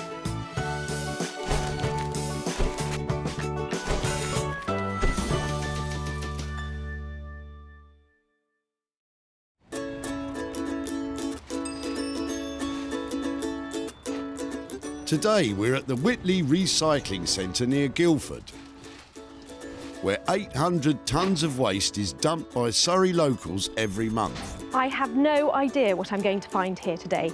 It might be a chair in despair or a toy with no joy, but whatever it is, I'm hoping to find something amazing and make some money for nothing. Award-winning interior designer Sarah is here looking for 3 items which can be saved rather than slung and turned into something new and desirable once again. You just never know what's going to come in. Could be a Rembrandt any minute now. A Lowry. It's more likely to be a Renault or a Land Rover, I think, Sarah. Still, all we need are items which, with a little TLC lavished upon them, could reflect a profit for their owners. And Sarah spotted something interesting weighing down the back of Shane's car.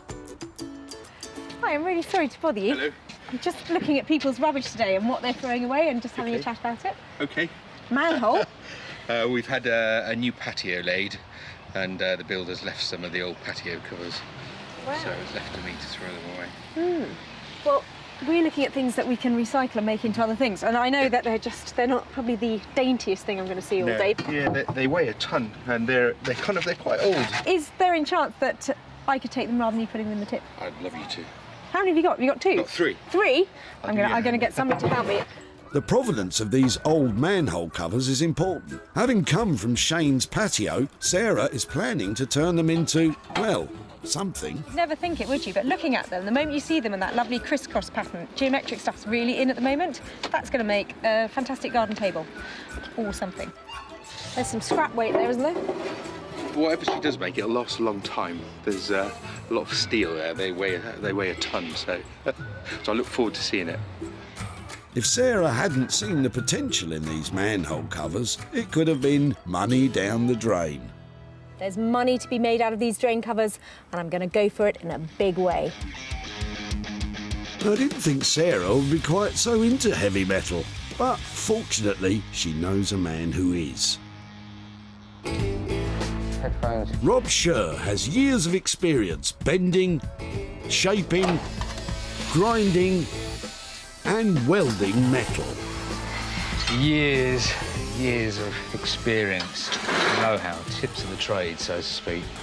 Graduating from art school, his work is now regularly in demand by architects and artists. And Rob has turned his hand to making everything from church bells to climbing frames. He has no idea what Sarah's going to bring in today, but he definitely knows what he'd like. An old-fashioned copper hot water boiler, like a really big one, about 5 foot by 500. You know, nice and substantial, like a torpedo, a copper torpedo. That's what I want. Hopefully Rob will be able to redirect that passion for plumbing towards Sarah's dingy drainage.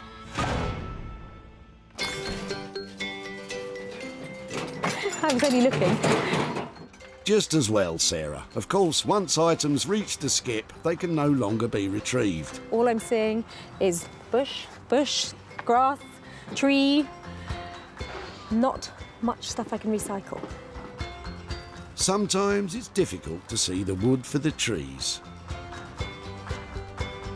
Janet and her partner Chris are helping Janet's mum move house and have surplus items which are not making the transition from old to new.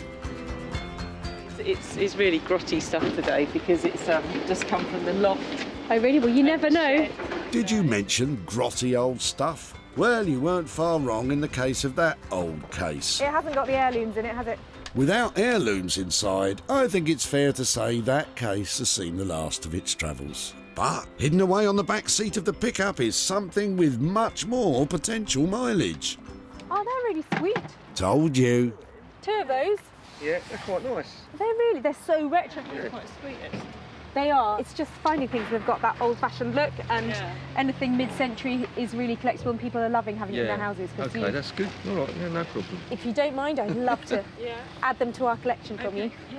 I'm going to stand here and see what else you've got, because you never know. A bit of sponge.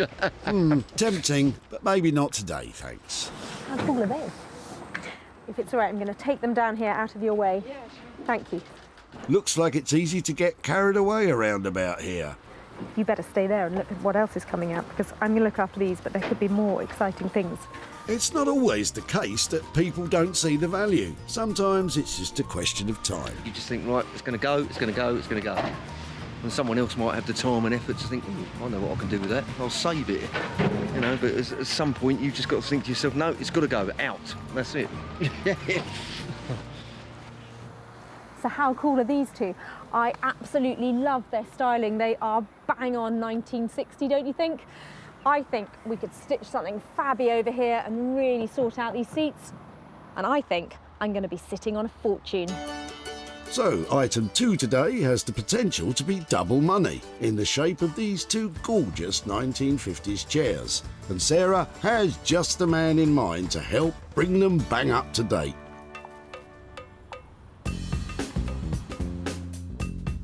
Jay Blades is a builder turned philosophy graduate turned furniture restorer. Jay has his finger on the pulse of modern design interiors, reworking the very best of British craftsmanship and bringing it into the 21st century. I've always had a passion for the kind of heritage that the British designers have produced over the years. Traditionalists would love to keep it as it is, but to be reintroduced into the market, I like to just add a bit of colour and add something a bit quirky. I really enjoy adding my bit and not necessarily worried about other people's reactions. It's more about, do I like it? If I like it, then it's good. Never knowing what Sarah will turn up with, Jay often flies by the seat of his pants when dealing with her dump finds. The good news is, today he has 2 to choose from. Seats, that is. With only 1 item to find, Sarah is searching Whitley once more.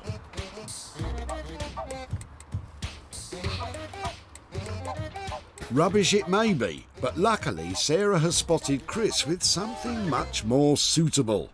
I got to stop you. So, whose is that, and why are you throwing it away? And I don't know. I think it's just been in the house for a long time. No reason really why it's been there.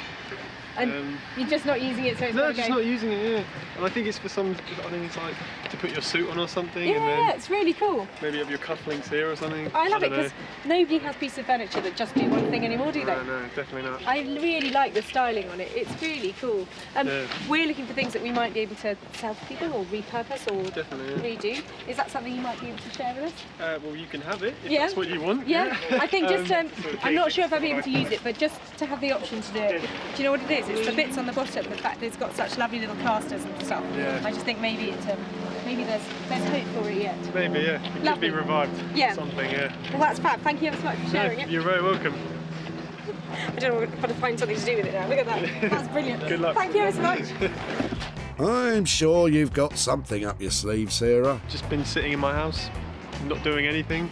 And I thought, might give it to someone else or put it to recycling where it could actually be used for something decent, How cool is that? Nobody has a bespoke piece of furniture just for holding their suit these days, do they? And I can't really see what else I'll be able to do with it, but I just don't think it needs to go in the tip at the moment. Don't worry, Sarah. If you hang around long enough, I'm sure something suitable will spring to mind. So, 3 items found. Rob will be fortunate enough to tackle the manhole covers, Jay the 2 1950s flavoured chairs, and Sarah will take care of the suit stand. It's been a fantastic day here today and I've met great people, but I've been making all sorts of promises about what I'm going to do with their rubbish. I've got my work cut out, but I can't wait to get started to turn their trash into cash.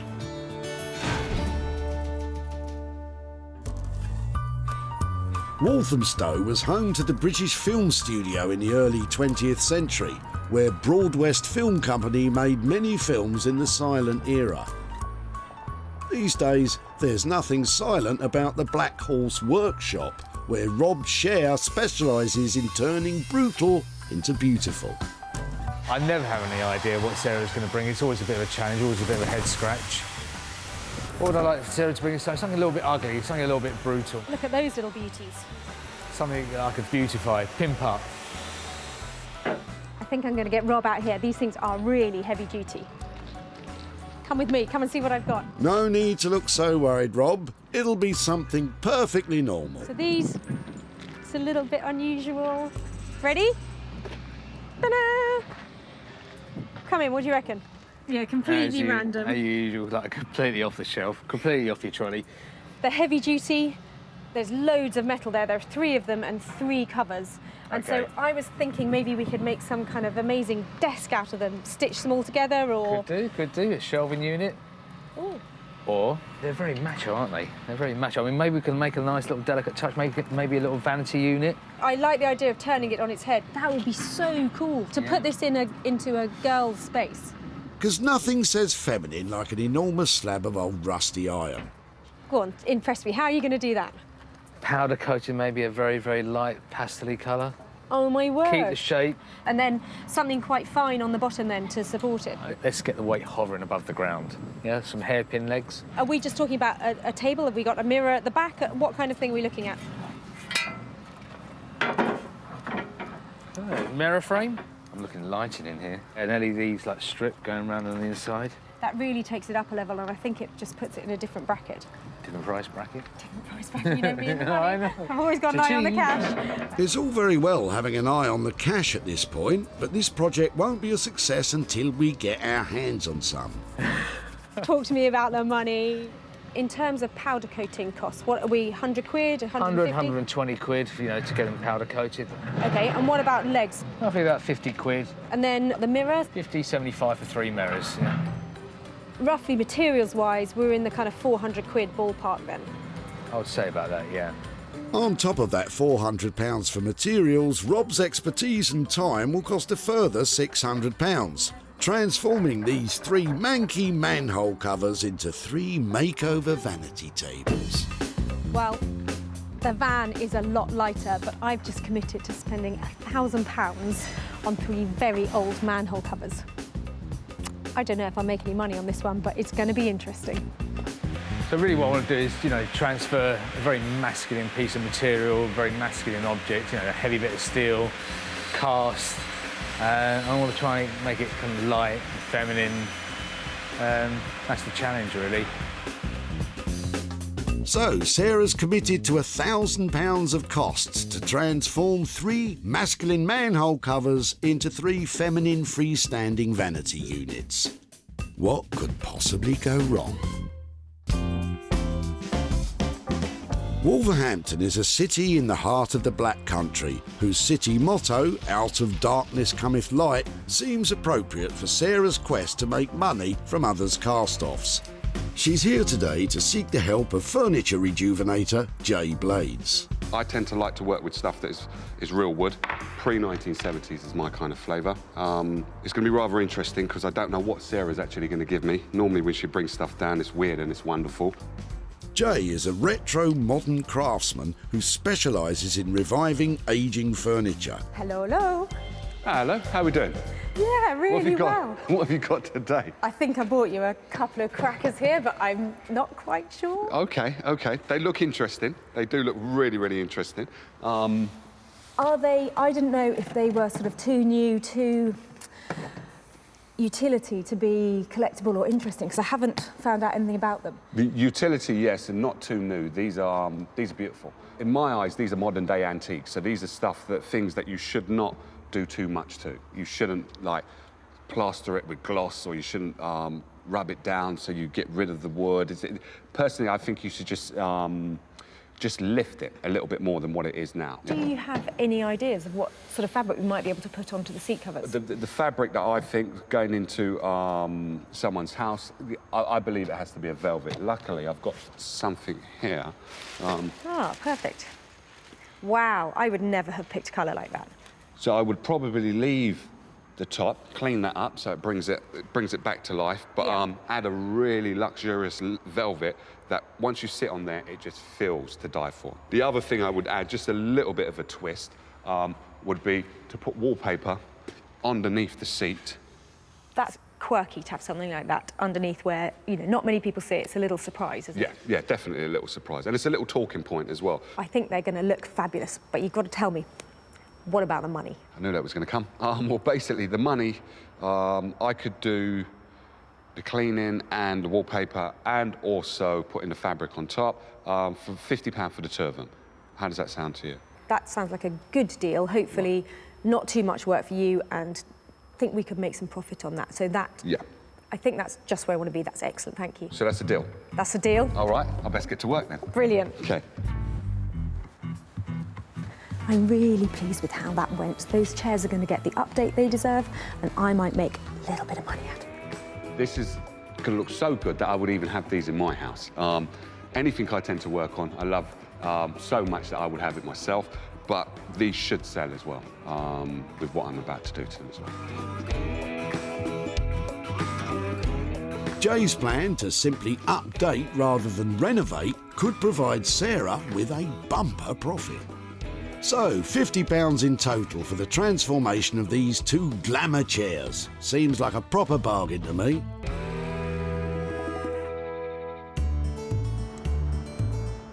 Sarah is in London with the suit stand and is pursuing a more direct approach to selling this item. So I've come to Portobello Market to see if my trusty suit stand can find a home. It's just the right kind of place. There are heaps of antique shops around here.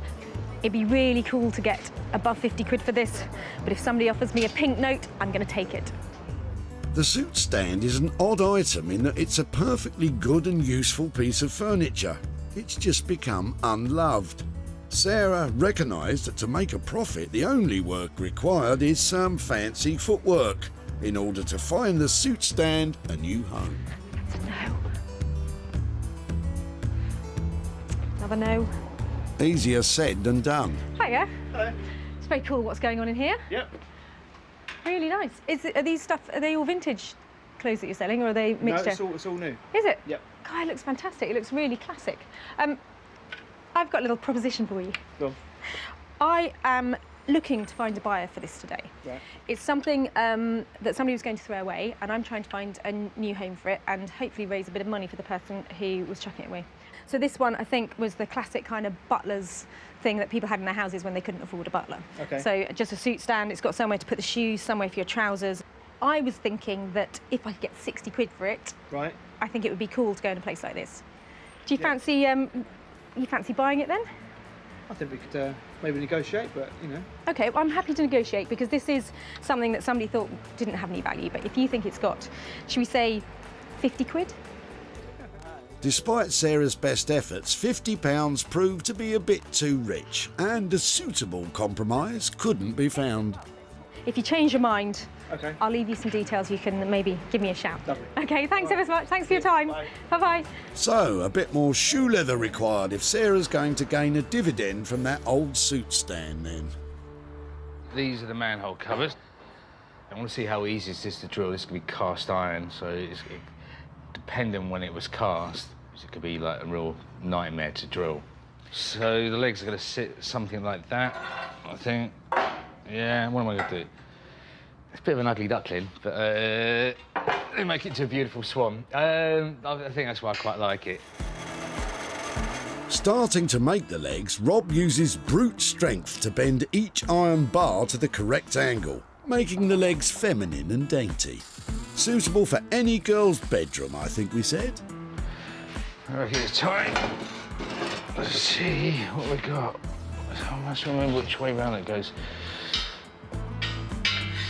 I think it's fair to say there's a bit of imagination required before you can see these slabs of old cast iron taking pride of place in any girl's bedroom. But what we are seeing is very likely to be a world's first. No one else would think to turn these into a vanity table. See, originally I was going to have it coming out the back here, so it's going to be like a couple of arms, but I think it just makes the whole thing a little bit too wobbly. As it is, it's wobbly anyway, so we're going to have to sort that out. See, that's quite nice. That's, you know, just like if I can weld it on there, that'd be brilliant. It's not certain at this point that the mirror frame can be welded to the base due to the nature of the cast iron. The only way to find out is to do a test weld. If this cracks now, then I'll know that I can't actually do any welding this, and I'll have to, like, make... OK, so, I mean... I think what Rob's trying to say is that if the welding is unsuccessful, that means an alternative way of fastening together the tables would be required, and that has time and budget implications. Right, I'm just going to go for it, and then breaks. I think it's not the best strategy, but kind of against the clock a little bit here. So. Oh, horrible. The worst case scenario would be that the extreme heat from the arc welder that Rob's using will cause the frame to crack. Doesn't like welding. Normally, if you'd welded this to itself, you know, or a similar type of metal, it's just snapped along the line it was welded. That's not such good news. Looks like a plan B is required. Just let it cool down, and then I'll think about what I'm going to do. Since Sarah's dropped these off, the thoughts that I had was to probably just keep it nice and simple and just put a velvet, a lovely deep purple velvet on the seat. But sleeping on it, I want to introduce some colour. This is the frame I would love to paint. I would love to give that a nice green against the purple. So if I can get that there, because that works well with that, I have to add that just a little bit of ooh to it. Ooh, that'll be a technical term then. I would say for me, this is not a big task, but normally when you think it's not a big task, then it shows itself to be a big task. So personally speaking, this is a job I'm just going to get stuck into. And if there's problems, then I'll overcome those problems in due time. You never know with old furniture. I don't know where it's been, what kind of life it's had, what someone's done to it. They might have had an easy life. Imagine that, one previous owner. That would be cool. If you don't have a jar to put all the screws and bits and bobs in there, the best bet is to get masking tape, stick them all down. Right on the piece of tape, that's supposed to be a 1. And then on the bottom of the chair, you put a 1 as well, so you know which one, especially if you're working with 2 chairs that are identical. Matching the old fixings back to the chairs from which they came makes putting them back together again so much easier. I want this to go a kind of minty green, but I've got a darker green primer, and then get ready to rock and roll.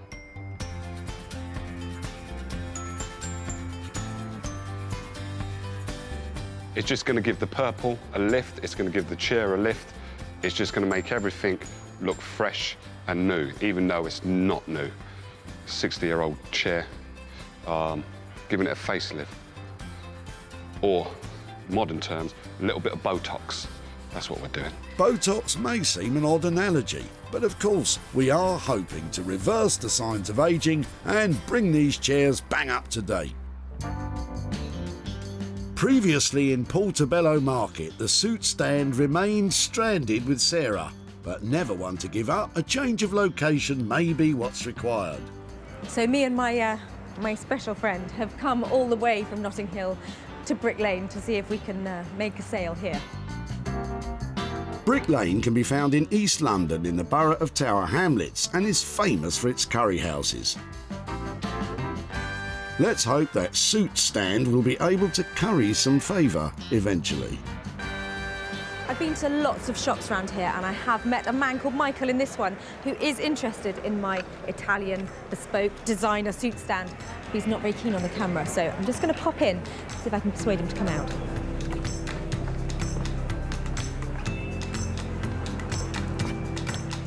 Guess what, Michael? It's your lucky day. We're back.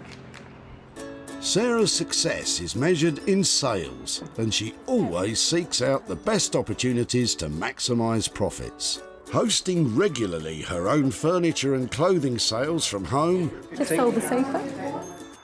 advertising and selling online, Get that online. or meeting commercial buyers in person to sell direct. Seeing this is really refreshing, and it's good, and people are going to want more of it. It's going to grow, this thing, I think, that you're doing. With opportunities galore in the things we throw out, Sarah's always looking to make money for nothing.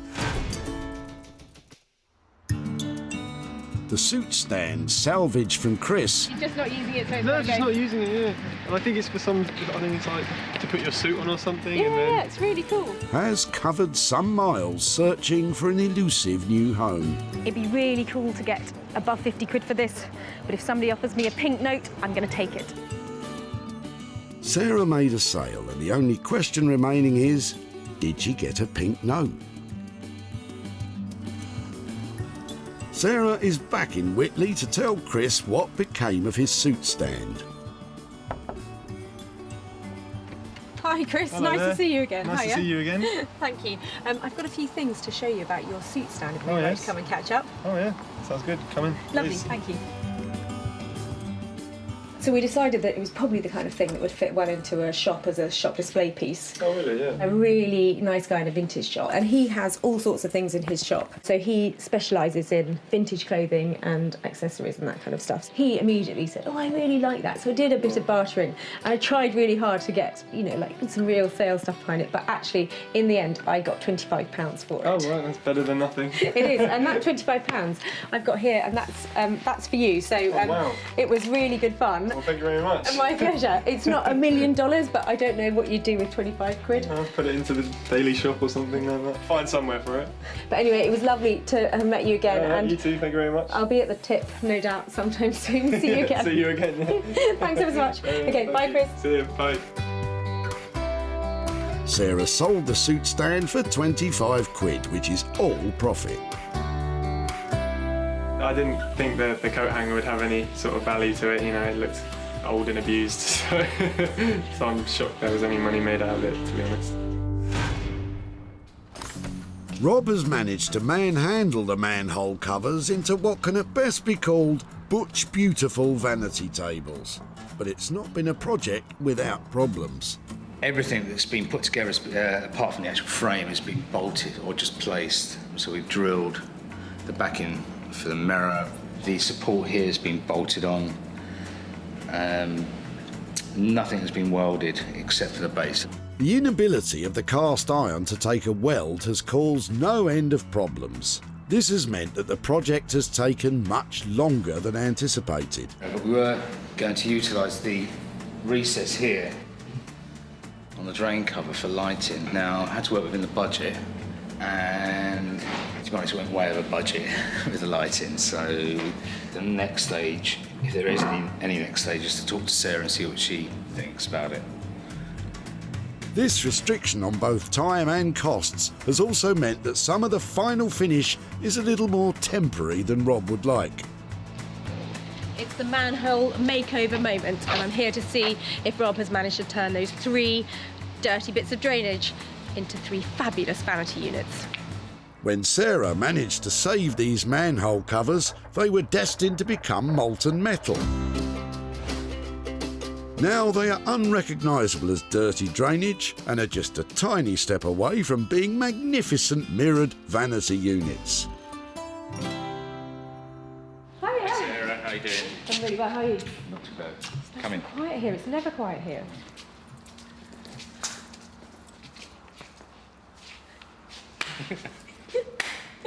Oh, relief. Oh, really cool. That is amazing. I think the bases... Even the broken one, I quite like. OK, you've done well there. I'm a bit worried about this, though. What's that? Well, the original plan was, because of the lighting, I wanted this suspended. OK. So there would have been a bar across there, so you would have seen daylight around here, you would have the OK. lighting, that was the idea. OK. Now we don't have that. OK, in terms of finish, I'm not sure that... You don't like that kind of crusty finish? What about a bit of white in there? Because the other alternative is to get new mirror cut, and so it actually fills the frame. But, you know, I think we've got to do one thing or another, because this gap here is going to cause a problem. Is it possible to see it spun the other way? Or? So. I'm just wondering if we were to sell these. If they go against the wall, they're going to have to go against the wall, aren't they? This kind of weight has got to be anchored against a wall in some way, hasn't it? Yeah. If we could have brackets on here that get screwed to the wall. Yeah, yeah. I think you're 99% there in terms of making these look fantastic. As a trio, they're really impressive. You know, as you walk in, and the colour that you've chosen, I had this idea about the sage green, and you've picked it up, and I think it's lovely. They're really impressive together. Yeah? Yeah, really. I think so, yeah. Yeah, and I hate to walk in and be critical, but I think you've got maybe 5% more just to get them completely finished. Sure. Being just slightly rough around the edges is enough to make a profit improbable, especially if there's insufficient left to bling them up with the LED lighting as originally planned.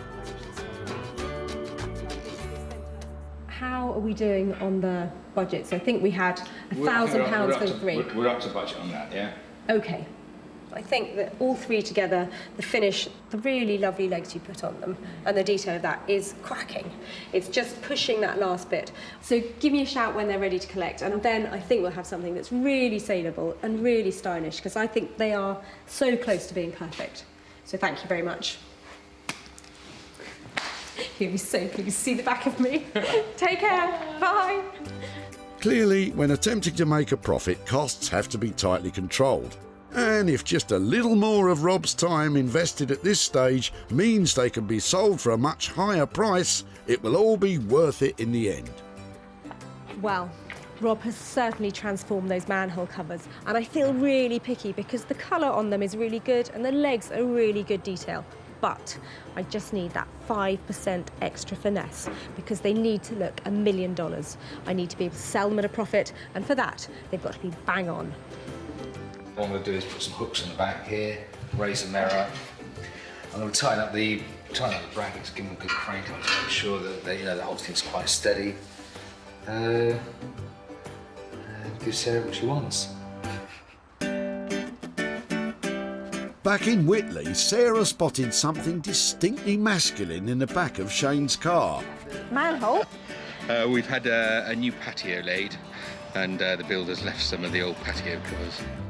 Rob, on the other hand, was able to spot the feminine potential. Maybe we can make a nice little delicate touch, maybe a little vanity unit. With the budget rapidly running out, the cast iron makeover required just one small push to prove its mettle.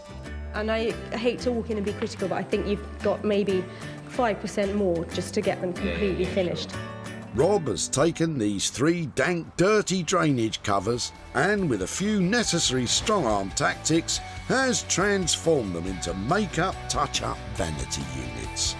Rob's final finishing touches have created just what Sarah was looking for. And with those details taken care of, making these into a premium product, these unique units have been snapped up as stock for a prestigious London outlet. And, most importantly, for a premium price. Sarah has returned to Whitley to surprise Shane with pictures of what his cast iron manhole covers have become, and to hand over some profit. Hi there, hello. Hello. Hi there. Shane, how are you doing? Hi, nice to see you. Nice to see you again. Hello. Oh, hello there. Hello. Hi, I'm Sarah. Hi. Hi there, how are you doing? Do you know what Daddy took to the tip? The drain covers. Yeah, and I have to say, I got a little bit enthusiastic about them. Well, we're intrigued. You do? Well, I took them to London, and there is this fantastic place in Walthamstow, which is an open studio, and there's a guy there called Rob, who's a technician who runs it. And he came up with the idea that they're very chunky, masculine things. We should turn them completely on their head and turn them into vanity tables. Okay. So I've actually got some pictures to show you. They turned out, we made 3 of them. He really went to town on them. Do you like them? Oh, yeah. When they're all together, they look great. And somebody has bought them. Unfortunately, £1,000 to spend on them to convert them was quite a lot of money to spend. But we did manage to sell them at a profit. And I've got a wad of money here. I want to know just how much you think might be, how much profit. Nice. Well, there's £500 here, and I'm really pleased to say that's all yours. So I don't know who gets that. Maybe it was Daddy. Calm down. Daddy was the one who took them. We'll discuss it Split it. That's a good Maybe thing. give it to Mummy. She looks after things. Gladly. The keeper of the cash. Goodness gracious. The 3-man hole covers cost £1,000 to transform, but with a sale of £1,500, Sarah has made a profit of £500 for Shane and his family. Do you have any idea what you might do with it? Well, your timing's very good. We're leaving early in the morning to go to France for our summer holiday, so I'm sure that these guys here will find something good to do with it. Really, you're going to have a really good time. Very nice wine. Lovely to Thank see you, Thank and you. have a really good time. very Bye, much. guys. Really nice to see you. Bye, bye. Thank you. Back in Wolverhampton, those tired old 1950s chairs were left in the capable hands of Jay Blades, who has transformed them with a flash of inspiration, a lick of paint and some purple velvet covers. Simple job that to a certain extent turned out a bit fiddly, especially this bit here. The original trim that was on there was made of plastic, just totally broke up, so I couldn't put it back together again. I think there's a touch of femininity with masculinity in there as well. So I think these appeal to a lot of people, but Sarah might not like them, or she might like them. She'll tell me once she sees them. When Sarah collected these 2 chairs, they were looking a little bit dated and unloved. Now, Jay has transformed them into luxurious pieces of furniture, fit to grace any designer home. Oh my word. They are amazing. I'm absolutely gobsmacked. I think now they look like they've been brought into the 21st century. Beautiful. What you've done is amazing. Really. Oh, look at that. You are a genius. I'm trying to be. And both of them, rather than having a match up, they're just slightly different. Quirky. I love it. Yeah. Beautiful. The finish and the quality is amazing. You've got 3 different kind of finishes there. You've got the velvet, you've got a matte painted finish, then you've got the gloss here, Normally, those won't go well together, but when you look at that kind of contrast, they just look perfect together. Yeah. I think because you've got dark, light, it's semi-dark, but it's more warmer, this colour. So I think, yeah. Did you manage to do them 50, or, I mean, we didn't discuss this top bit at all. No, the top bit, I was going to leave it as it was, but when I put the seat on, covered the seat, and then looked at it, and the colours weren't matching up, so it was just inevitable that I had to do the back. I loved them. So they came in, originally we stated, was it £50 for the two? Yeah. Now they're £70 for the two. I think that you have turned something really ordinary into a statement piece. They are stunning. I'm really pleased. The sales potential of these two old chairs is now obvious for all to see, and Sarah's leaving with high hopes of making some cash. These chairs have gone from classic car boot fodder into high-end luxury item, and that's all because of Jay's hard work. He put an extra 20 quid on the bill, but I think that's money well spent. I'm never too sure when I actually show people the furniture for the first time if they actually get it, but Sarah got it, which I'm really, really chuffed with.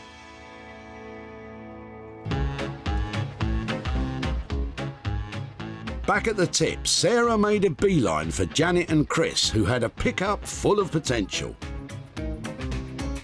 These are really sweet. They are, they're not bad, yeah. Recognising the 1950s flavour, Sarah knew exactly who would relish the opportunity to tackle these two. I have to add that just a little bit of woo to it. Jay accepted the challenge, and by changing the covers and adding a splash of colour, Jay has brought these two 1950s chairs straight into the 21st century. Sarah invited retro furniture dealer Martin to be the first to view the rejuvenated chairs. That's really nice. When someone just does that extra thing, that's like a little secret, isn't it? Martin loved Jay's chairs and snapped them up for his shop, the Old Cinema. Sarah is back in Whitley to show Janet and Chris what became of the chairs and to hand over the profit.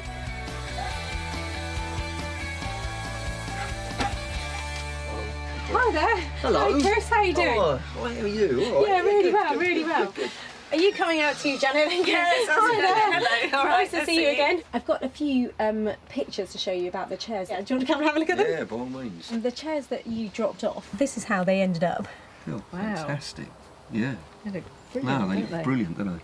They were really Oh, it's comfortable. amazing. They Yeah. did look, and this sort of turquoisey colour was amazing. Very high-end sort of feel to them. Yeah. To be honest, the legs and, you know, they just look totally different, but I'm sure they're not. But It's because amazing. of the seats and everything, it's just made the legs stand out. So we have managed to sell them at a profit. Yeah. It's not a massive profit, but it is £40 for you for those chairs. Fantastic. And I think you're keen on motorbikes and that kind of stuff. Yeah, I can always get something for the motorbike, or I suppose I could give in and take you down the mill for a mill, or the mill for a pub.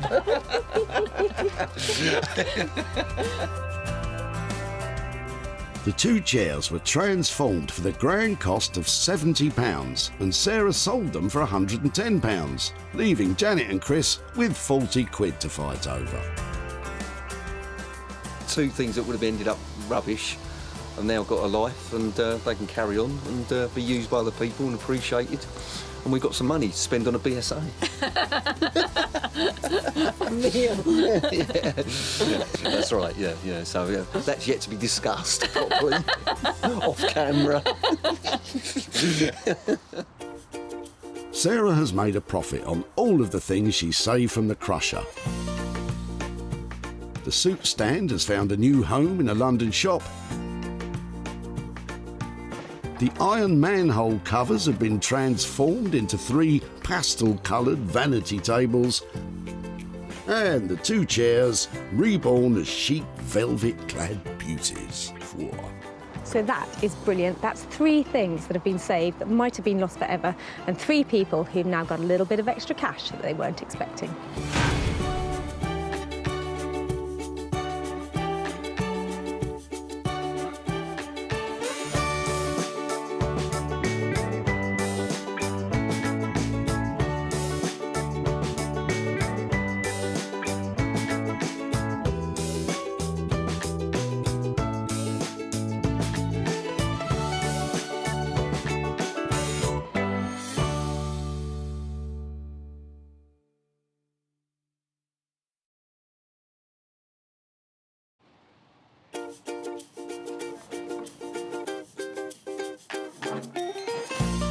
How do you make money for nothing? The answer could be hiding in the 20 million tonnes of household waste we throw out every year. But just before you throw it away, would it be possible to have a quick look at it? That's why entrepreneur Sarah Moore wants to get her hands on things before they hit the skid. I am a passionate buyer, user and renovator of second-hand stuff, and I've turned that passion into a money-making business. I turn old into new and I sell it for a profit. Sarah's ready to sift through as many boots and bin bags as she needs to. That's vintage gold, isn't it? It's really exciting. In her search for tip treasure. I love it. And with some of the country's elite designers and makers, What are we going to do with that? Oh no! she can transform her finds into desirable, Amazing. beautiful, valuable, Cha-ching. and hopefully saleable items. £80 profit. If Sarah is successful, then she can hand the profits back to the very people who had no idea there was cash to be made from their trash. Oh, that's fantastic. That's unbelievable.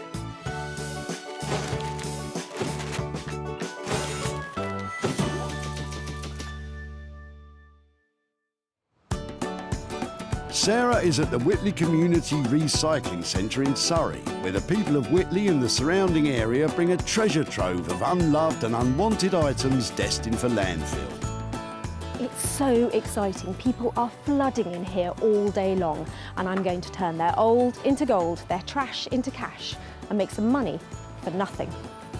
Sarah's here looking for 3 items with the potential to be turned into something desirable again. And Sarah has spotted Dion and Trevor removing something very interesting from the back of their car. Sorry, just before you throw that away, sorry to bother you. I like your jerry can. It's yours. Really? No, tell me about it. So where's it from and how long have you had it and why are you chucking it away? I've had it for 8 years and it's got a hole in the bottom. Oh, that says it all. I know why you're chucking it away now. I'm throwing it away to be recycled. Do you know something? We're trying to take stuff from people and make things out of it that we think might give things a new lease of life. There's something about that that's so classic. It would be really cool to see if we can make something out of it. What could you make out of that? I don't know, but I'll have a think about it. What am I going to make out of that? It could be turned into lighting. Maybe we could get some really cool legs on it and just make it into a little occasional table, something like that. You could do, if you want to. Well, if I did, and I did manage to make something, could I come and show you what I've done or keep in touch to... Of course you can. That would be fab. Thank you so much. You're very welcome. Occasional table, lighting. I'm sure Trevor and Dion can't wait to see how this one turns out. I don't hold my breath, if I'm really honest, but who knows? I don't know what I'm going to do with this, but I just love its styling. I love the fact that when it cleans up, I'm going to get left with something really shiny and cool. I've got to think of something fabulous that this can be made into. So, with Trevor and Dion's old petrol cans saved from the dump, all we need now is someone to fuel those ideas. And Sarah knows just the person. Headphones. Rob Shear has years of experience bending, shaping, grinding and welding metal. Years of mental libraries of experience, know-how, tips of the trade, so to speak. Graduating from art school, his work is now regularly in demand by architects and artists. Rob has no idea what Sarah's going to bring along today, but he definitely knows what he'd like. An old-fashioned copper hot water boiler, like a really big one, about 5 foot by 500. You know, nice and substantial, like a torpedo, a copper torpedo. That's what I want. Hopefully Rob will be able to redirect that passion for plumbing towards Sarah's punctured petrol can. At the dump, Sarah's picturing her next opportunity. What do you reckon? How am I looking? Is it? I think the point is, Sarah, you don't appear to be looking, and the search is still on for 2 more items. I've just seen a table in the back of this guy's car and I'm hoping he might be dropping it off and he might be able to share it with me. Hi there. I'm really sorry to be loitering outside the That's back of okay. your car. I was just looking at your table and wondering if that's something you're dropping off today as well, or... I am, yeah. My family's got increasingly bigger. Right. It's too small. So we've had it for 20 odd years. But sadly, it's not got nowhere for it to go anymore. And with 6 of us in the family, it's too small. It's got a lovely scrub top to it, I though, know. hasn't it? It's Yeah, got I know. loads of appeal to it. Yeah. Is it something that I could take away and try and remake something? I'd be delighted, because I'd hate for it to go to waste. This table really is on its last legs, but the top is fantastic. This is really cool. They're really solid boards, and they've got that patina of age to them that you just can't recreate. That's a second item found that's now destined for a new beginning. Sarah won't be tackling this tatty table alone. She has someone in mind who specialises in working wonders with other people's waste.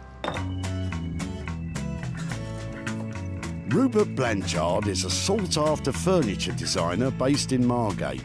I love making things that appear really clean and simple, but the cleaner and simpler they get, the more complicated they are to make.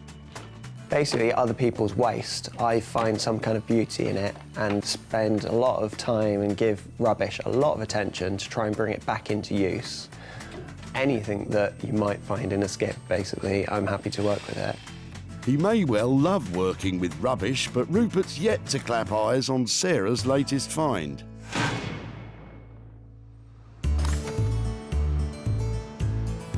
Of course, it's important to remember that not all that glitters is gold. Don't you love the dump? Probably not as much as you, Sarah. With one item left to find, Sarah spotted Janet and her sister Julie, who are helping their mother move by clearing out items which won't make it to her new home. Hi there. Hello. I'm loving the look of the stuff in the back of your truck. I'm looking for stuff that maybe we can give another life to or reuse in some way. It would be great to get this out and have a look and then maybe see what other stuff you have. Yeah, sure. Oh, I love a carpet sweeper, look at that. Isn't that great? Sarah's already saved some of Janet's stuff before, but she's straight back in there for round 2. And for once, she's spoilt for choice. Don't know what to pick first. I'm quite interested in the chair because I know things like this recovered are perhaps really good to go into bedrooms and you know, they're usable pieces of furniture because they're quite small. It was given to my mum by a friend of hers, so she wanted something in her hall. And the cat, as you can see, sat on it most of the time. I'd love to have a go at giving this a new lease of life. That would be fab. It'd be nice to see it revamped. It's not in great shape at the moment. It's covered in cat hair. It's got lovely brown velour on it. So at the moment, it's not looking lovely, but it's a really easy makeover, this. It's got a wooden frame. It means you can staple stuff to it and cover it, and it will look fantastic. The chair is going to look lovely, actually. I think if that's covered in a nice tapestry sort of material, vintage material, that would look really lovely. But, you know, wait and see what she does. It'd be interesting. So, Rob's taking care of the petrol can with a hole in it, Rupert's dealing with the old table, and Sarah's fixing up an old velour chair which the cat is missing already.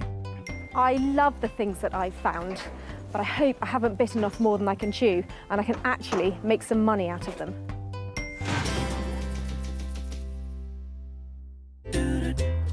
Walthamstow is not only a suburb of East London, but also the name of the first album of East 17, one of the 90s most popular boy bands. It's also where Sarah has brought her old petrol can, looking for a spark of inspiration to ignite the imagination of Rob Sher, who I'm pretty sure has never been in a boy band. I think Sarah's coming along today. I hear she's got a few bits and bobs for me. Got no idea what they're going to be. A real mixed bag of stuff she brings. A real surprise. Sometimes good, sometimes absolute trash. I've really got to try and make a pearl out of her swine's ear, as they say. I think it's a silk purse, actually, Rob, and you'd be very lucky to make one of those out of that old petrol can. I've got a little something for you. Yeah, I thought you might. What have you got for me today? Well, do you know, I saw this and I thought of you, and then I thought, I'm not quite sure what I can do with it. So, First of all, I thought maybe it's a table, you know, like a sofa table or something like that. And the only other thing I thought about was it's kind of the right size for carry-on luggage, like a wheelie bag. Wheelie bag, petrol can on an aeroplane. Good idea, Sarah. It's not going to happen, is it? No, it's not going to happen, no. Go on then. What would you do with it? What we could do, maybe I could cut this out, give maybe a little bit of a graphic feel, a little graphic flame looking all the way through, seal it off, and then maybe put some kind of light feature inside. So not candle, but plug-in light, like... A plug-in light, yeah. That's really cool. So something, what, for somebody's, like a man office or the garage, you know, like... Man office. Do you know what I mean? Like I know, a den. yeah. I think that's really good, and lighting is a great option. It's going to appeal to the boy in the man. Man in the boy, boy in the man. Clearly designed to appeal to a cross-section of the male population, this old rusty punctured petrol can is about to become a unique designer lamp, perfect for gracing any man office. So what are we talking about money-wise to get that done like that? Well, I've got to take the surface off, I've got to cut it open, I've got to make the tube which goes inside, finish it, rivet it on. I mean, it's about 250 to 300.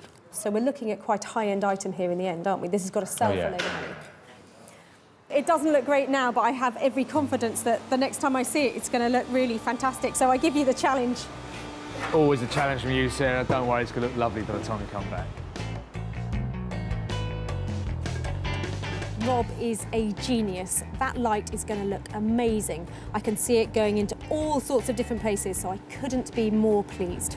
Brilliant. Sarah's going to have to spend up to £300 for Rob's expertise. But with premium price tags for lighting, Sarah is still hoping to make a profit from the old petrol can. Margate is a traditional British seaside town which has recently been rejuvenated by a cultural renaissance, a part of which has been the burgeoning revival of all things retro.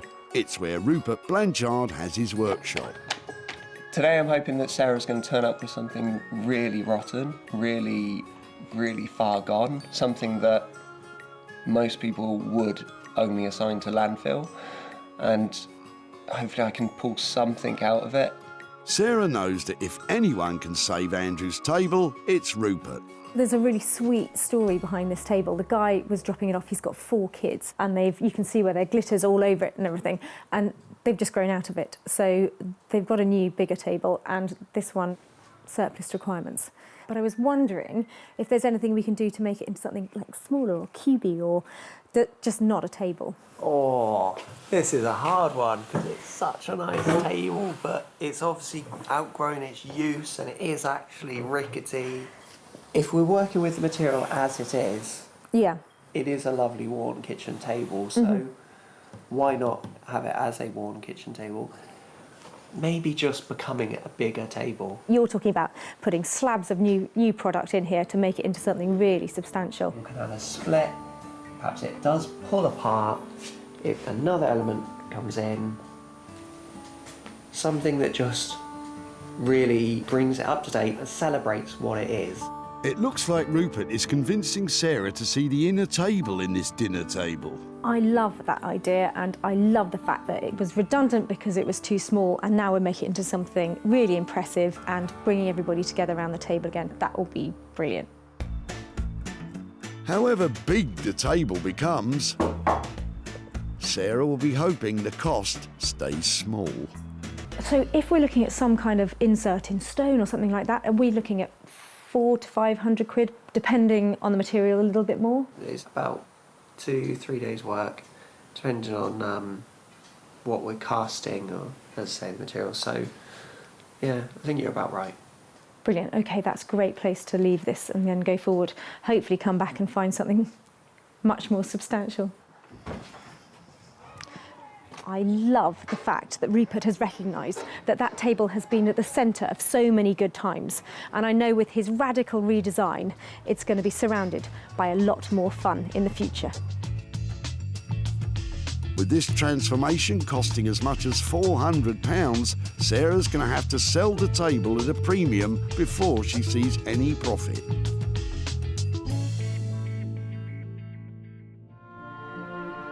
Back at Reclamation HQ deep in the Sussex countryside, Sarah is about to give that tired old brown velour chair a whole new lease of life in the hope of turning that dowdy cat seat into lots of dough.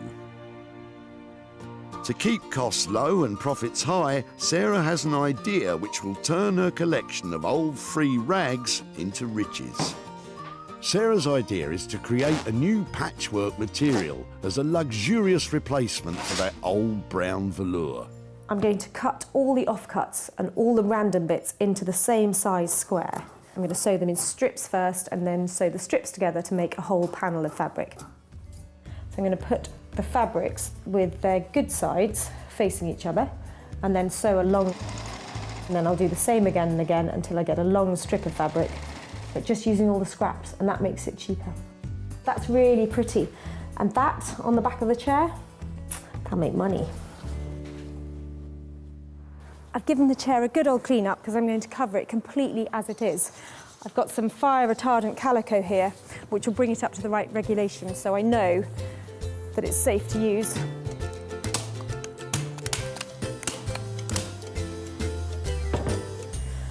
I've just given the chair one quick layer in this fabric, and I think it looks much better already.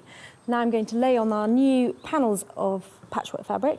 I want this to go all over the seat and the back. And then here, right round on this side, I'm probably going to use a piece of plain fabric. I think that's loads.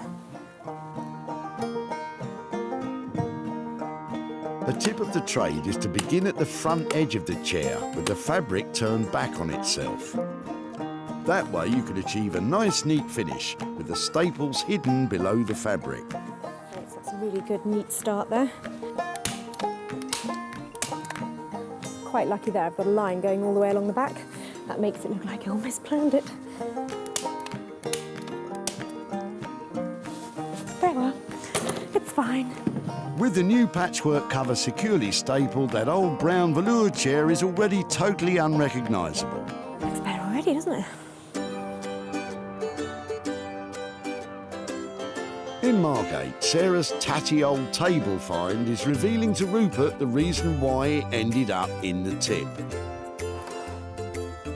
Okay, so this one, beautiful table, Sarah dropped off to me. Although I say beautiful table, it's had its day, it's sadly knackered. I'm just trying to work out how it's made, so I'm just going to try to separate it all. It shouldn't be too taxing, given that it's already ridden with woodworm and barely hanging together as it is.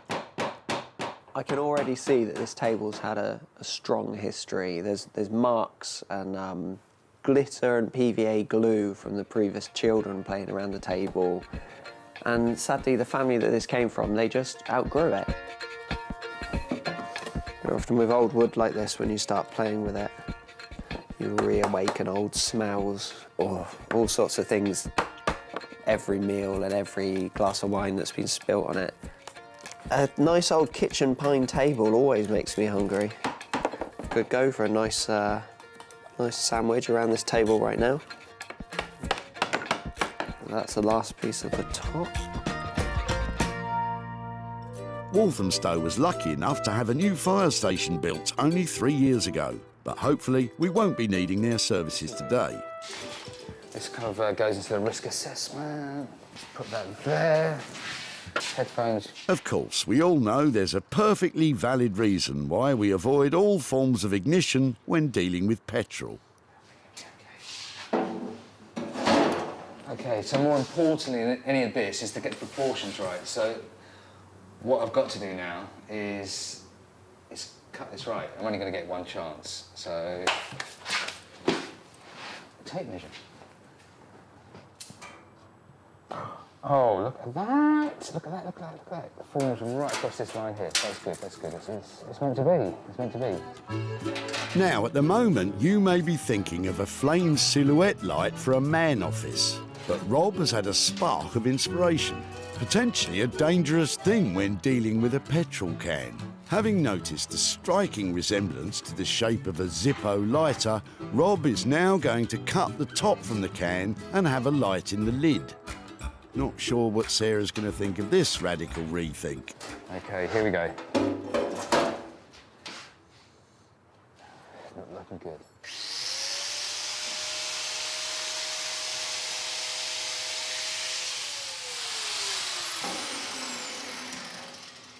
You know what? You're going back to the original plan? I was going to put a little bit more water in it. No, thought not. If Rob doesn't combust in the making of this new Zippo lamp, Sarah's going to be in for a big surprise when she sees the new design. It's difficult to watch. Ooh, the design's coming out of me. I mean, maybe we could actually... Whoa! I'm sensing another change of plan. I don't dare say this because but maybe. OK, so we've got this. Instead of putting the light there, if we could get the light there, maybe a nice light there, like almost like kind of a nice flat LED type light, yeah? And then we have a little wooden bar there, so we have like a little, almost like a hip flask and maybe 2 glasses set in wood. Oh! Gotta think, Rob, gotta think, OK. Back in West Sussex, oblivious to all Rob's design detours, Sarah's pressing ahead with the transformation of Janet's old brown chair. It's not perfect, and not all the lines are completely even, but that's the beauty of patchwork. It won't be for everybody's taste, because some people like things really neat, but for me, I think that's pretty, and once I get the back panel on, I think we're nearly there. I've got a leftover piece of blanket ticking here. Front's a bit ugly, but I really like the worn bit on the back, so I'm going to use that as the panel to go over the back of the chair.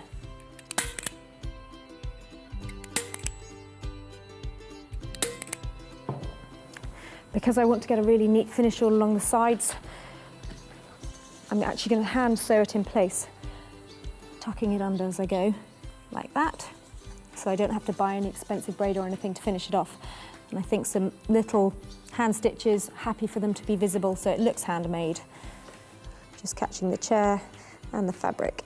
And that means the whole of the chair is going to feel really tight and the fabric underneath won't be moving around.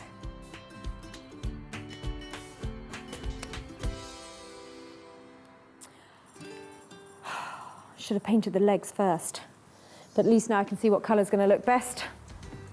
That's a relief. We thought you'd just forgotten. I think I will have to paint them. From a chair to a table, in Margate, Rupert is thinking on his feet as his design develops. I talked to Sarah about just cutting the table in half, pulling it apart and inserting a new material. I'd rather do it more randomly, almost as if the table had been blown up and glued back together, introducing some new materials, but they're reclaimed materials. Every time I walk past a building site or a skip on the street, I always have a look at what they've got. These came off of around the hoarding, around a development site, and I think this sort of colour might be perfect for the table. So I'm going to just take a few of these and start playing with it.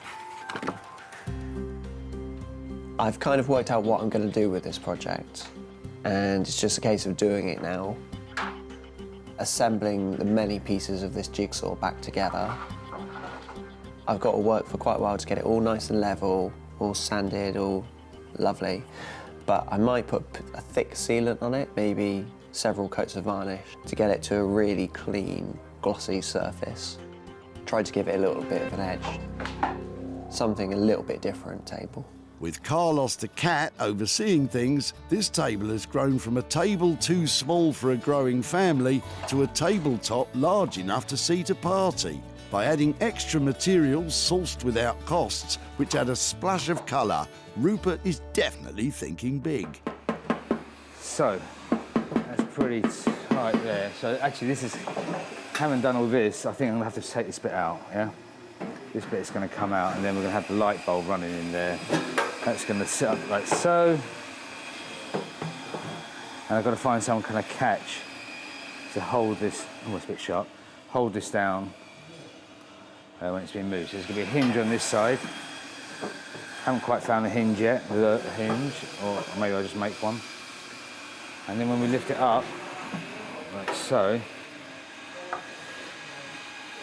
got to find some way of actually keeping it up there. Okay, so the little bits and pieces are going to take the time.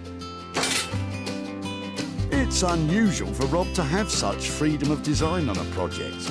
More often than not, when working for architects and artists, specific plans are provided detailing exact dimensions and specifications.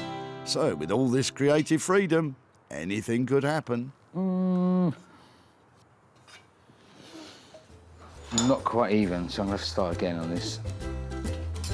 As part of the ever-evolving plan for the old petrol can, Rob has placed an order for a hip flask, which will sit in a copper-lined recess, sunk into the wooden insert at the bottom half of the can.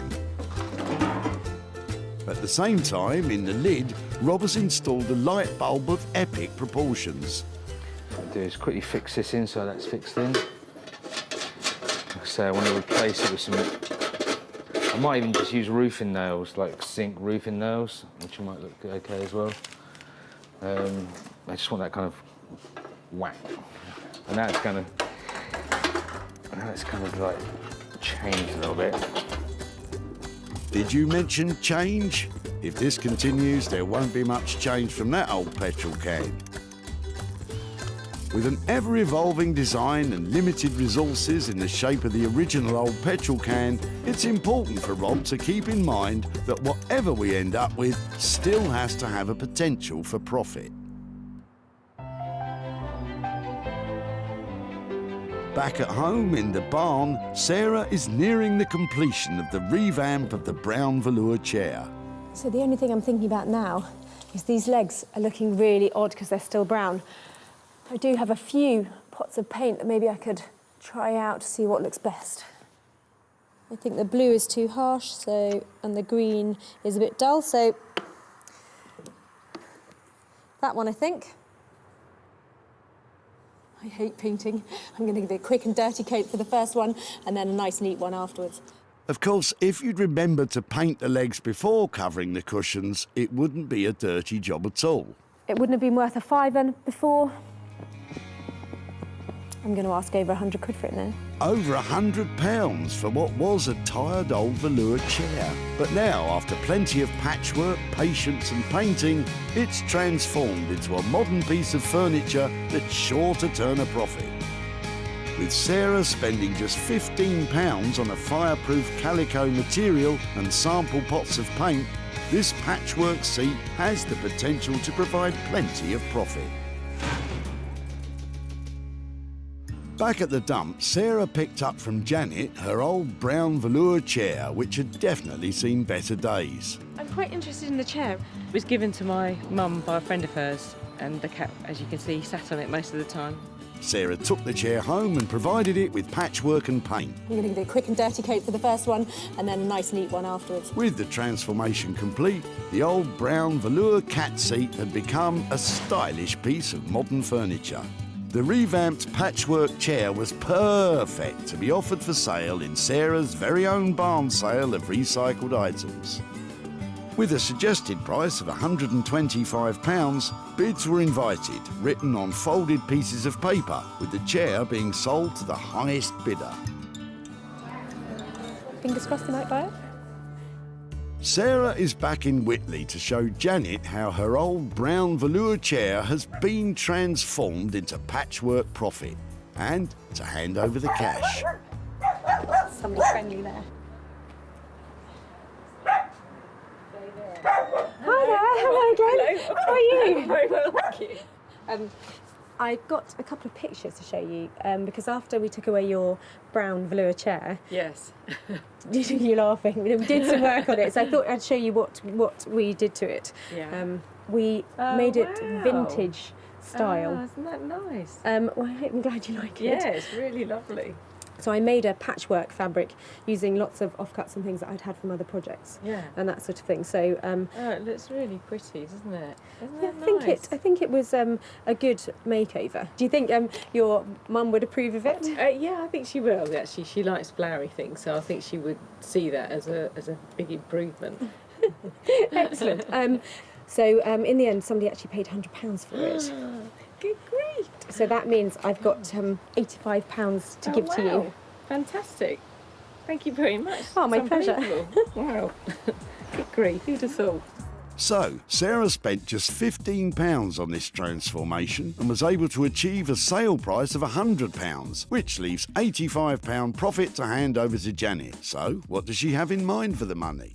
Behind Cork Castle, there's a cattery, and she always used to love to go there. And so what I was thinking is we could take the money there and we can give it to the cattery. And so, you know, I can say, you know, that's what we've done with the chair. Is that going to be a problem? Does she know you've got rid of the chair? Yeah, no. Really? Oh no. It might get me off the hook a bit. So. She's going to know now. I tell you, you're going to be in lots of trouble. Well, maybe, yes, maybe buy her an ice cream to sweeten her up first. Use the fiver for the ice cream and give the £80 to the cat. It was really lovely to see you again. Too. Thank you very much. My absolute pleasure. Yeah. Bye-bye. Thank you. Bye-bye. See that cat over there? That's the cat that sat on the chair. Will that cat home? Is that one over there? I think if we give the money to the cat's home, buy Mum a cream tea, that means that everybody's happy. Then the cats are happy, Mum's happy. So yeah, a good result. With the patchwork chair producing a profit, Sarah now has high hopes for the punctured petrol can belonging to Trevor and Dion.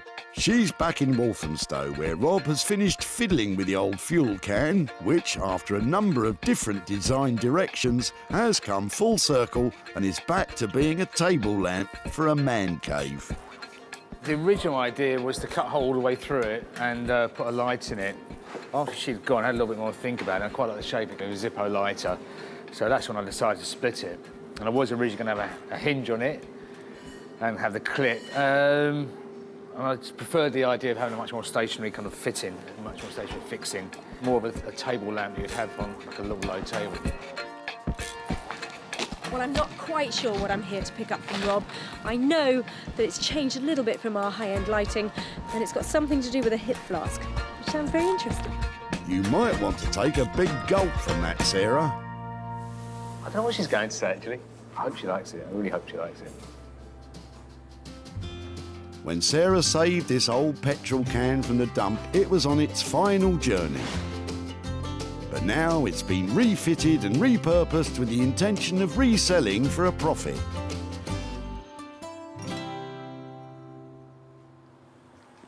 Hello, Noel. Hi, Sarah. How are you? Dark in here today. Yeah, we didn't have any money for the meter, but... Oh no, is that my budget blown? What is that? That's really cool.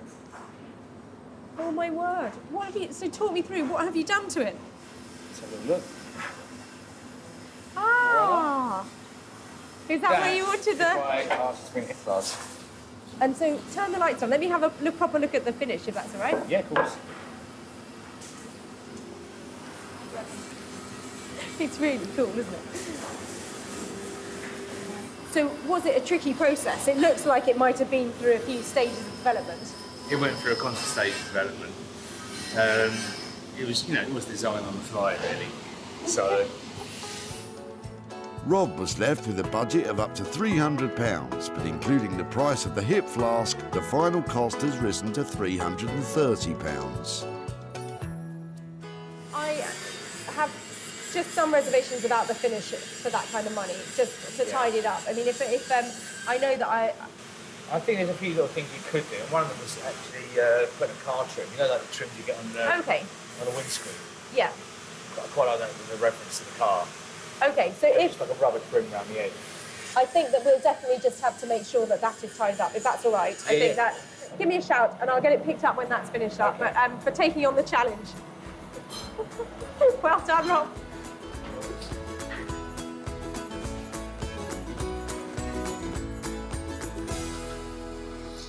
I love Rob's imagination. That looks really quirky and it's an interesting piece, but I do have my reservations about the finish. And I hope he doesn't mind me asking him just to push it a little further, because with something like that, the devil's in the detail. I think Sarah liked it. I think she was pleasantly pleased. Pleasantly surprised. Pleasantly pleased. Pleasantly surprised. Rob finished his petrol can creation for £330, so all that remains now is for Rob to smooth out those rough edges and for Sarah to find it a new home.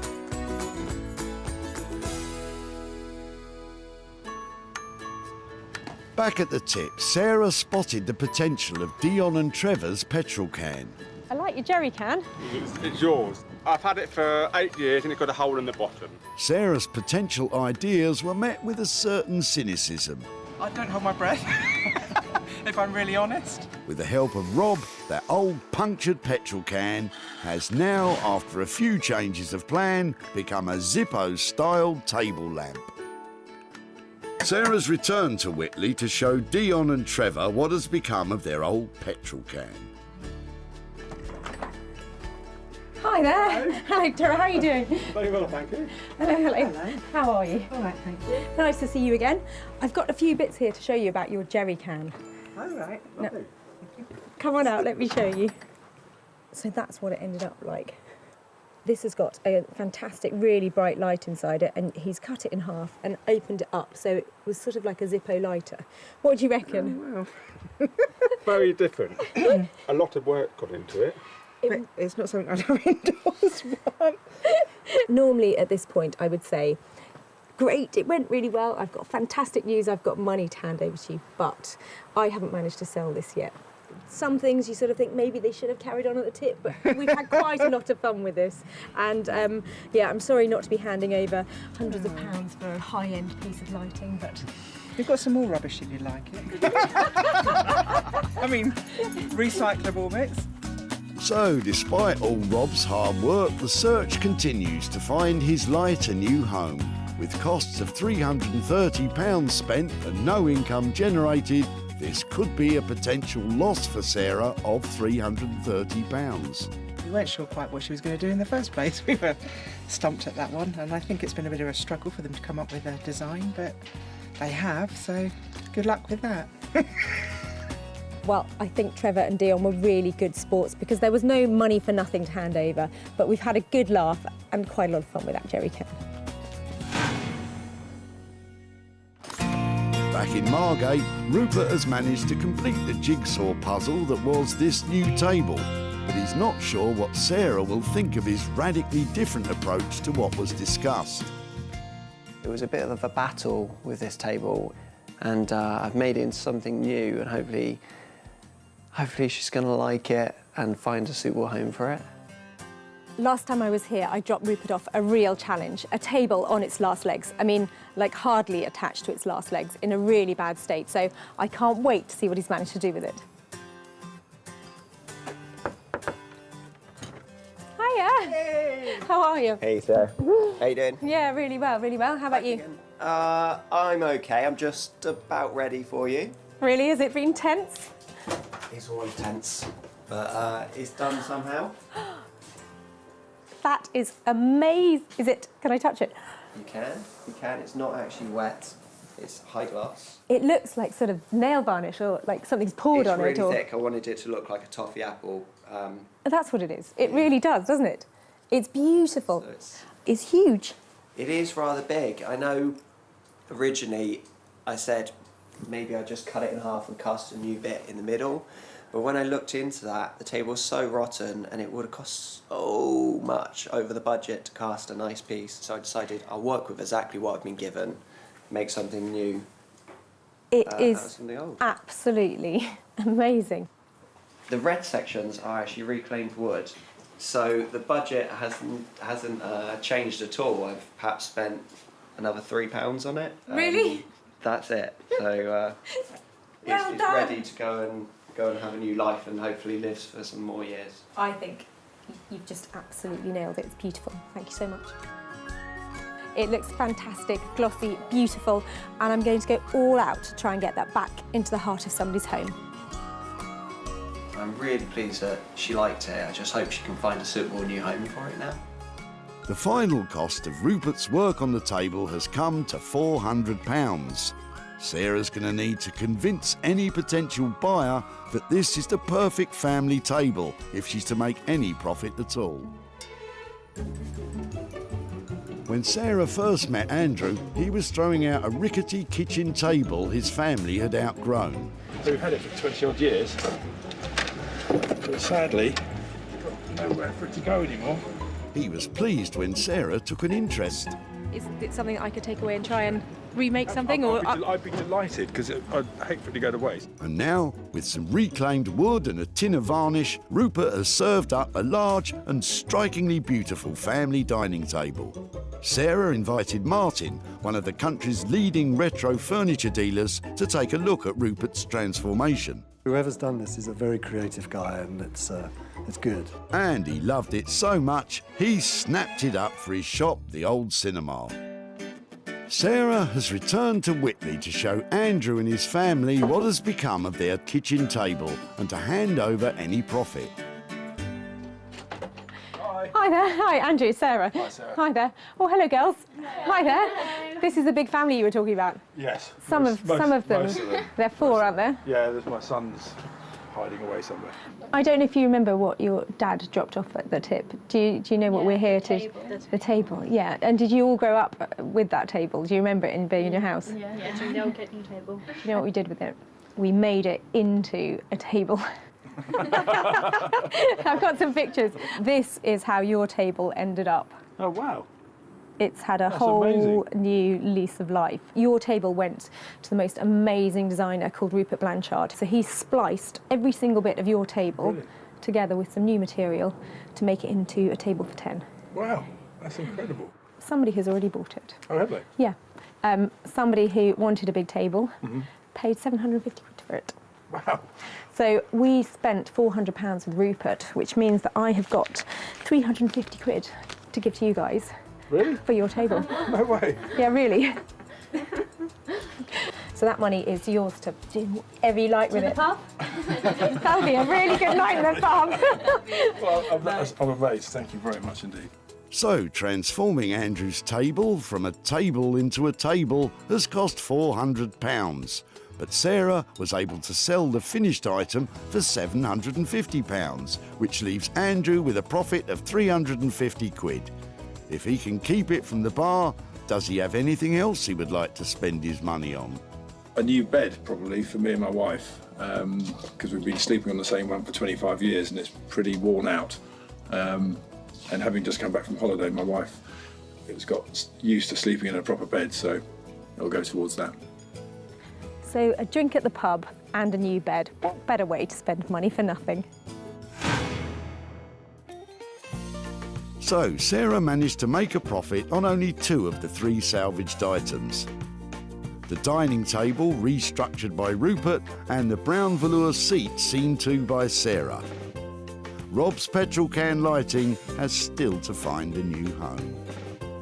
Well, that's 3 things saved and only 2 things sold. Sometimes it's not as easy as you think to make money for nothing.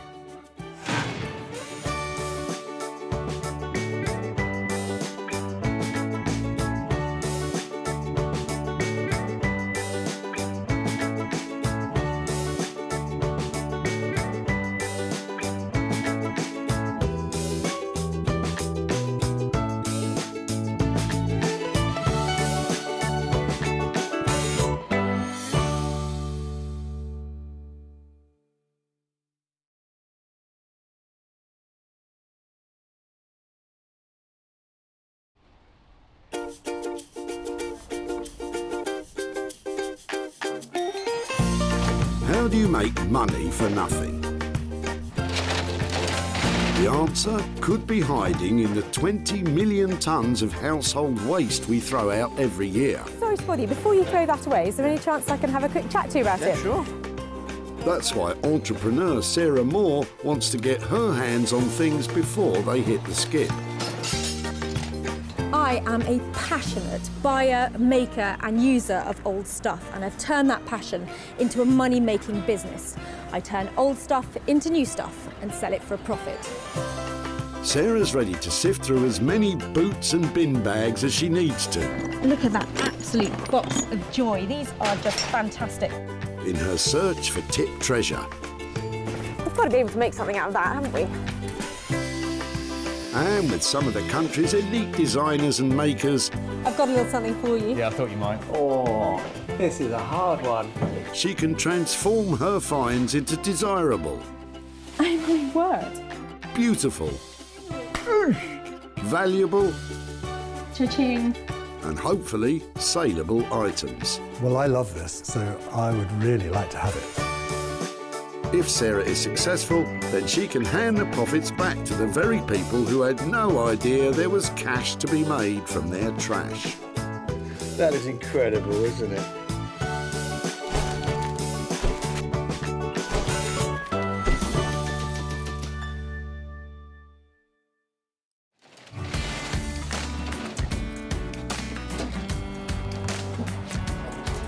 Today, Sarah's at the Bredbury Recycling Centre in Stockport, where up to 500 people a day turn up to chuck out their unwanted items.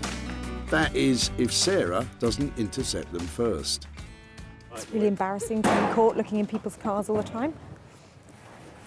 I've got to do it because they might have something good in it.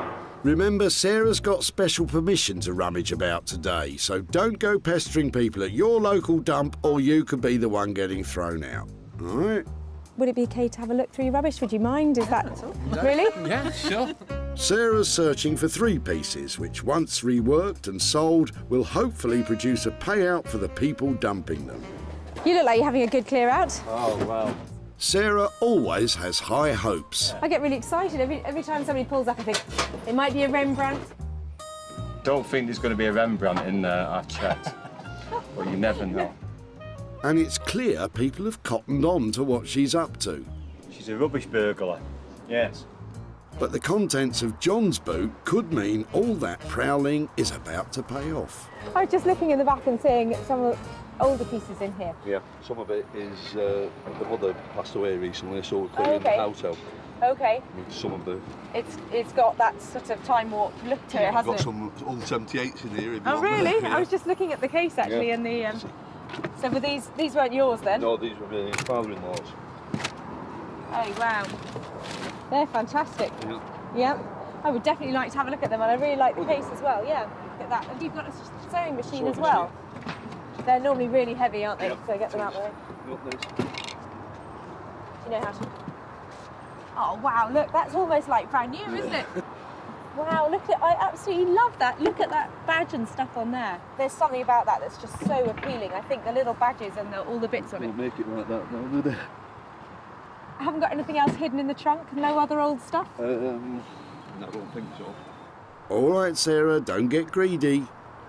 We're just clearing, mainly from my house, out to my shed, which I'm clearing out for a new shed. But the sewing machine looks as though it's never been used.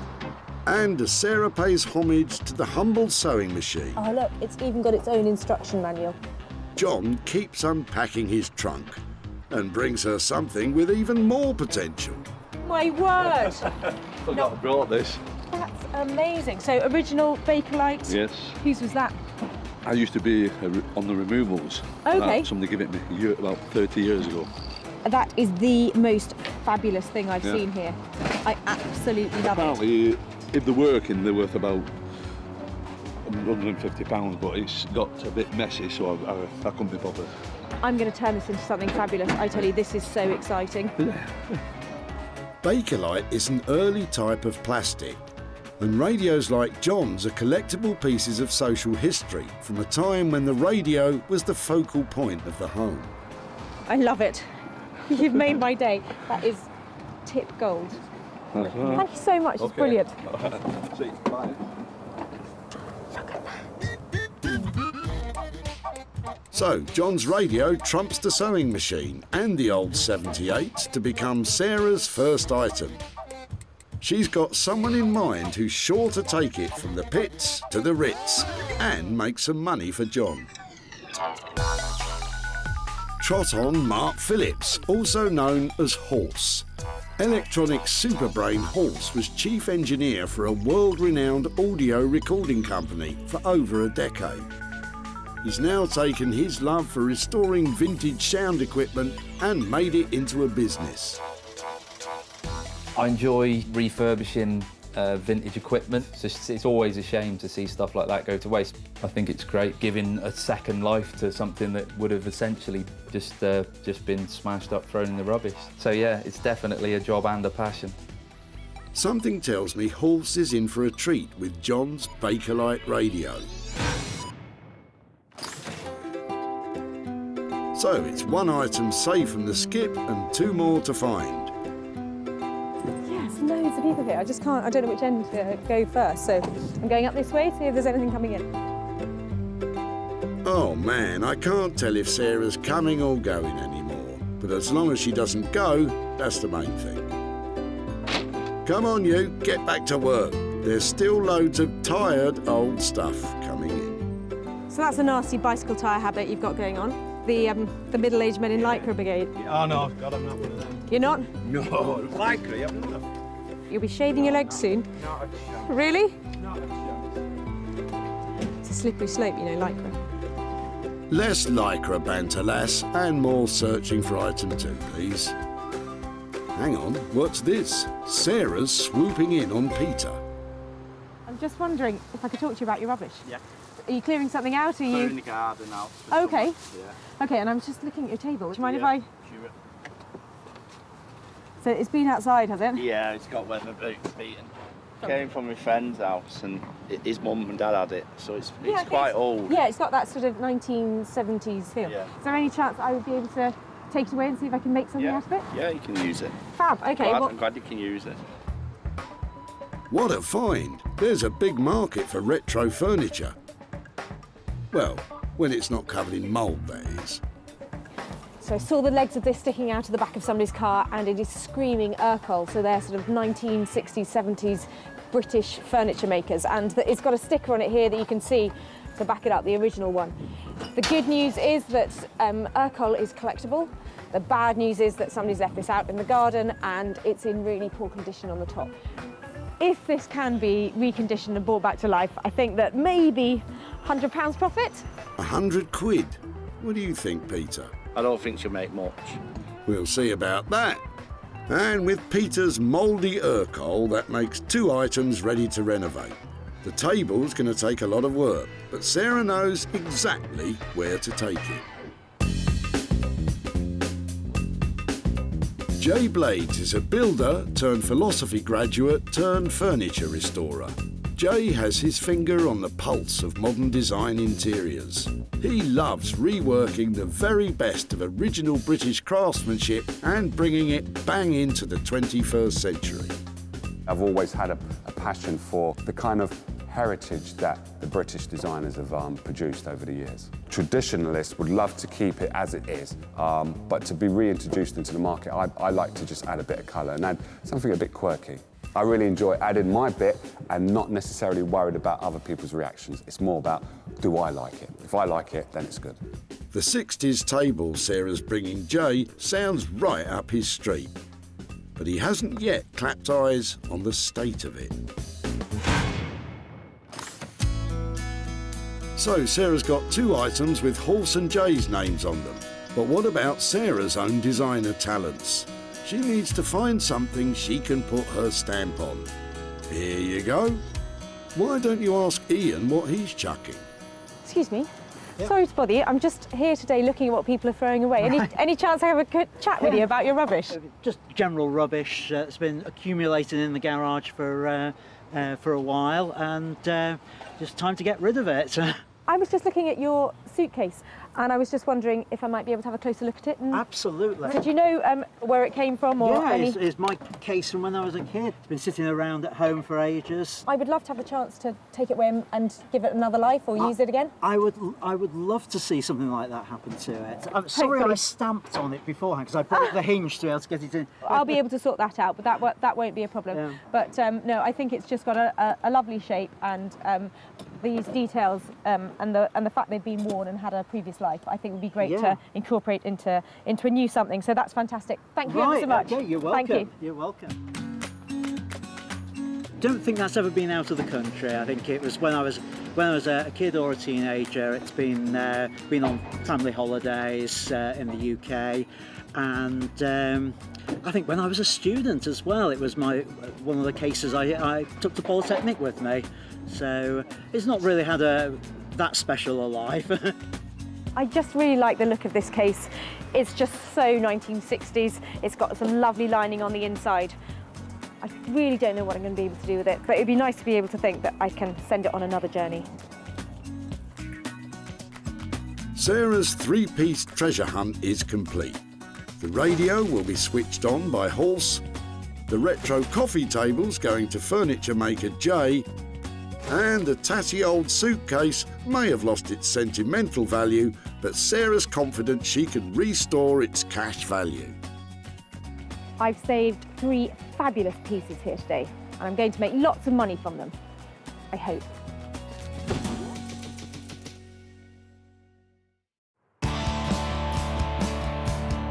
Sarah's next stop is Manchester, where the cultural scene is buzzing with a task force of talented designers and artists.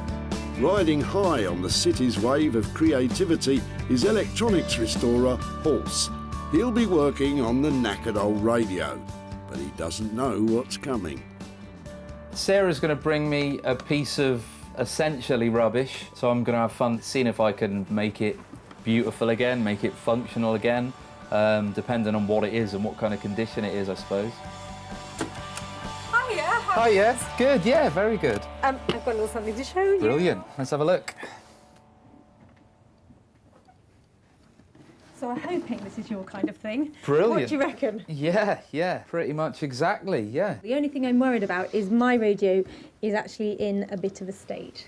It's not as bad as it looks. It's quite reassuring that still works, and I think this one. Yeah. Well, I think I've broken it. Oops, Butterfingers. Remember, you're supposed to be adding value, Sarah. It would be really nice to think that sound could come out of it again, and I was wondering whether that means it's an accessory for somebody's phone or whether it's just a radio, but possibly something a bit cool. Yeah, the ideal application would probably be a universal kind of small powered speaker. That sounds fab. So basically, it's going to be something that somebody can listen to their music through with their phone or their laptop or something like that. Yeah, you can plug essentially anything into it. You can probably use some of the existing components. I'm going to use valves in it as well. They still make them for certain applications, mainly guitar amplifiers and high-end audio, hi-fi equipment. But they've just a specific warm sound to them. That looks really cool. I mean, I just love that just as it is, you know, Yeah. That's stunning. Shame those valves are going to be hidden away inside, really. Now, Horse really knows his onions when it comes to modifying vintage technology to accept modern gadgetry. He'll make sure that smartphones and laptops with mini jack sockets can be plugged into this old valve-powered speaker. Who'd have thought it?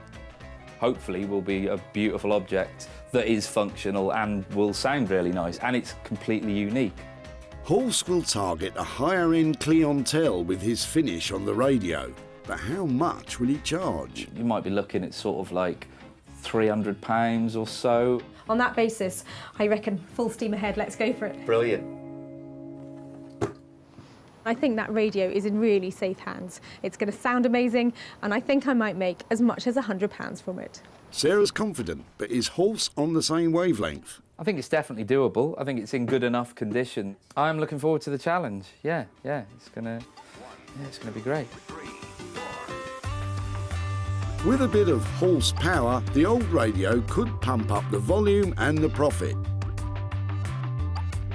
Horse's expertise and materials will cost around £300. So Sarah will depend on that high-spec finish to make any money.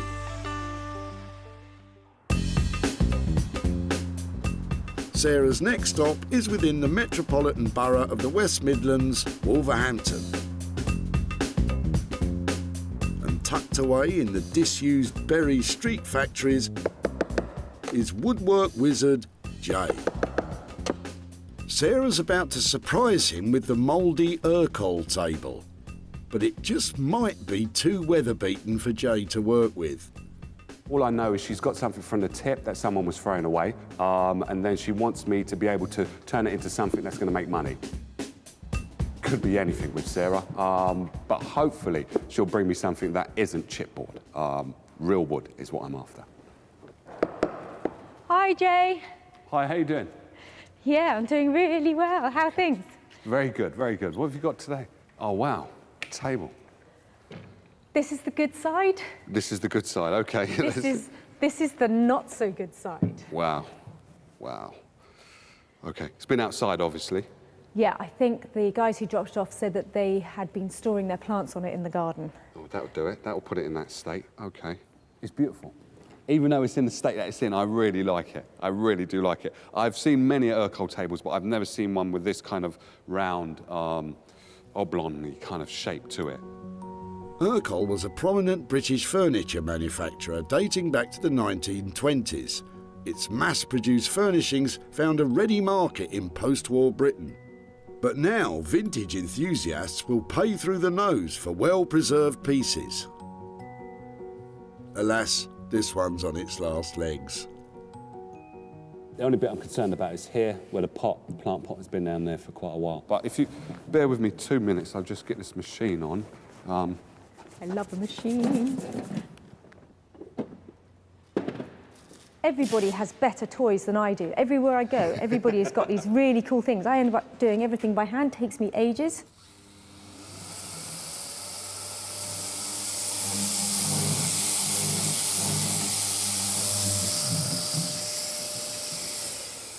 The only thing I'm concerned about now is the red. Oh dear. Worst case scenario is that we rub it down and then that stain has gone straight through to the piece of furniture. Then what we will more than likely have to do is, I would say, paint it, because no one will want that kind of colour. So ideally we'd like to have a surface on the top that is blonde and beautiful, but the Yes. chances are we might have to paint it. Yes, yeah. Okay, I'm happy with that. What we probably need to think about is, you know, what kind of money do you think we'd sell it for, and is it worth taking it on? I could charge 75 to 100. It depends on what is being done.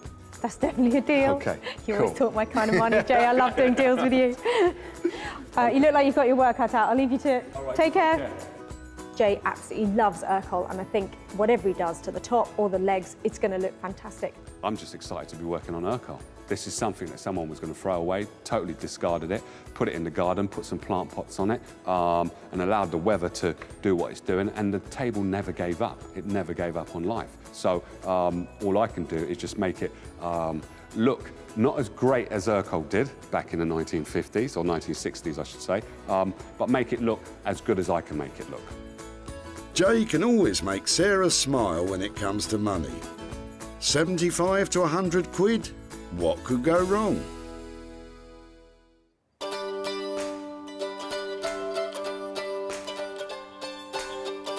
So, 2 items with the potential to make some cash. Sarah's on a roll, but now it's time for her to put her money where her mouth is. Back at her barn, she's hoping to transform Ian's battered baggage into something profitable. Well, this poor old suitcase has definitely seen better days. It's in a right state. It's been taped up. It's never going to have been a valuable object, and it is certainly not worth much at the moment. But I'm hoping that I can make it look just beautiful. They work just. Oh, it's quite tough to get it open.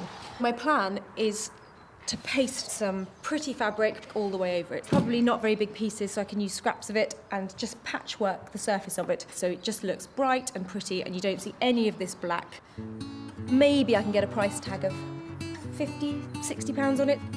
Sarah starts by giving it a gentle rub down, being careful not to get it too wet.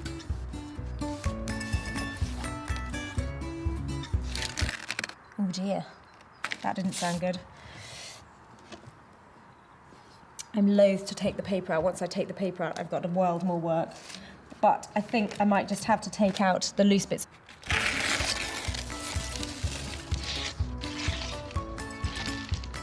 You can see how it's made. It literally is made of cardboard. Cardboard suitcases were a lighter and cheaper alternative to heavy leather or robust wool luggage, becoming popular in the 1920s with the rapid expansion in automobile travel. I really like the fact that it says an American Home Magazine selection on it. I might try and put that as part of the design. Cardboard may have been a more convenient material for the day, but it wasn't built to last.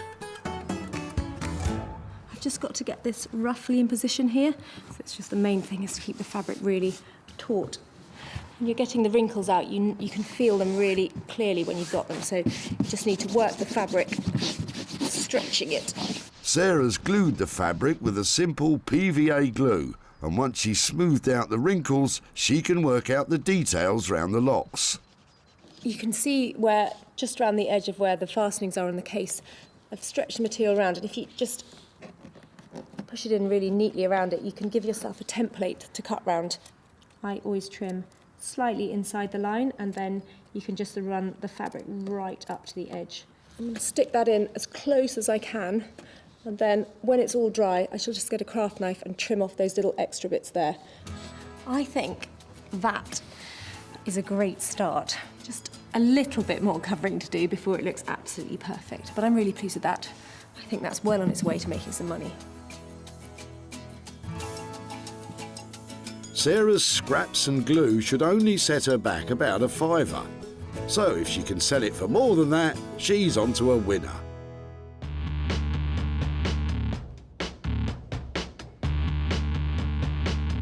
At Halsey's workshop in Manchester, some electronic surgery is about to be performed on the old radio. Look away if you're squeamish. So to start with, I'm going to dismantle it, and then I'll just put in a very simple circuit with some new valves. I've got to put in a new mains transformer because it was potentially lethal. You definitely need to be careful. You certainly shouldn't just plug it in until somebody qualified's had a look at it. One memorable time, I got a shock and then punched myself in the face, pulling my hand back. So yeah, I'm quite careful these days. Ouch and double ouch. Definitely don't try this one at home, folks. This was a valve radio. I'm going to make it a valve-powered speaker. I'm sure there'd be purists going insane at this. It's not like they're rare, so it's fine.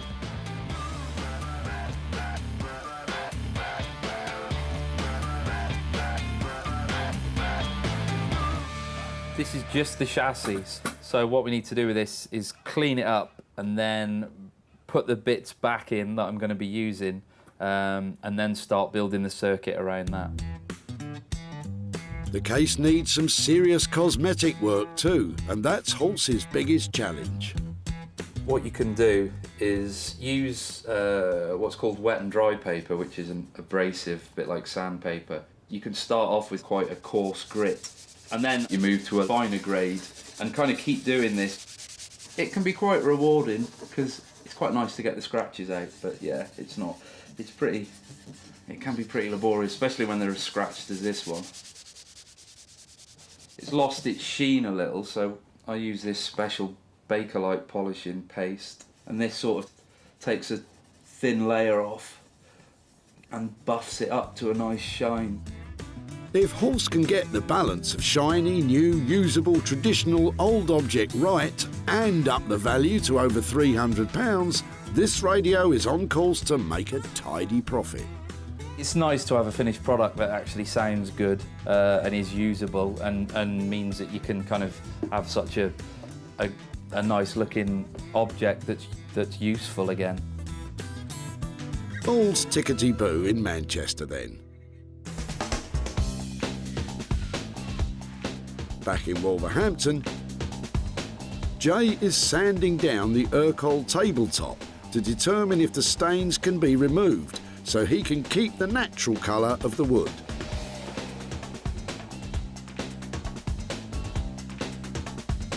And it's bad news. It's stained all the way through. So it's sad that we have to paint an Urquell, and I really don't like doing that. Kind of disappointed. If you was to paint this white to kind of blend it into a room, what you might have a problem of is this stain that's already here might start to bleed through to the actual top. So getting the red and the green out and also the black is virtually impossible because I don't know what that red is. It could be wine, it could be anything, but if we put a good primer on this, it should be okay. The legs are going to be the wood colour, but once I've sanded down the problem legs that have the stain, then I'll be able to tell if we can keep the legs as neutral as possible. I have to sand all of this. I have to especially sand that leg. That's one of the main, because that also is determining what the design is going to be like in the end. So the top didn't pass the test. If Jay can't sand the stains out of the ends of the legs, they too will be destined for a paint job. So, Jay, what's the verdict? It's very rare you catch me doing this, but I think it's going to have to all be painted. What a shame. We could do light blue on top, black legs, and light blue underneath. So light blue all along there, and black legs, light blue top, so then it will lift the top of it and just make it look light, because it's quite a big table, quite a big coffee table, and you don't want it to be too imposing into someone's house. You want it to be quite uplifting, and I think that's the design. That will be how I think it would look best. Well, it's a shame to cover up that lovely wood, but if it can still be sold for more than £100, then he can paint polka dots on it for all I care.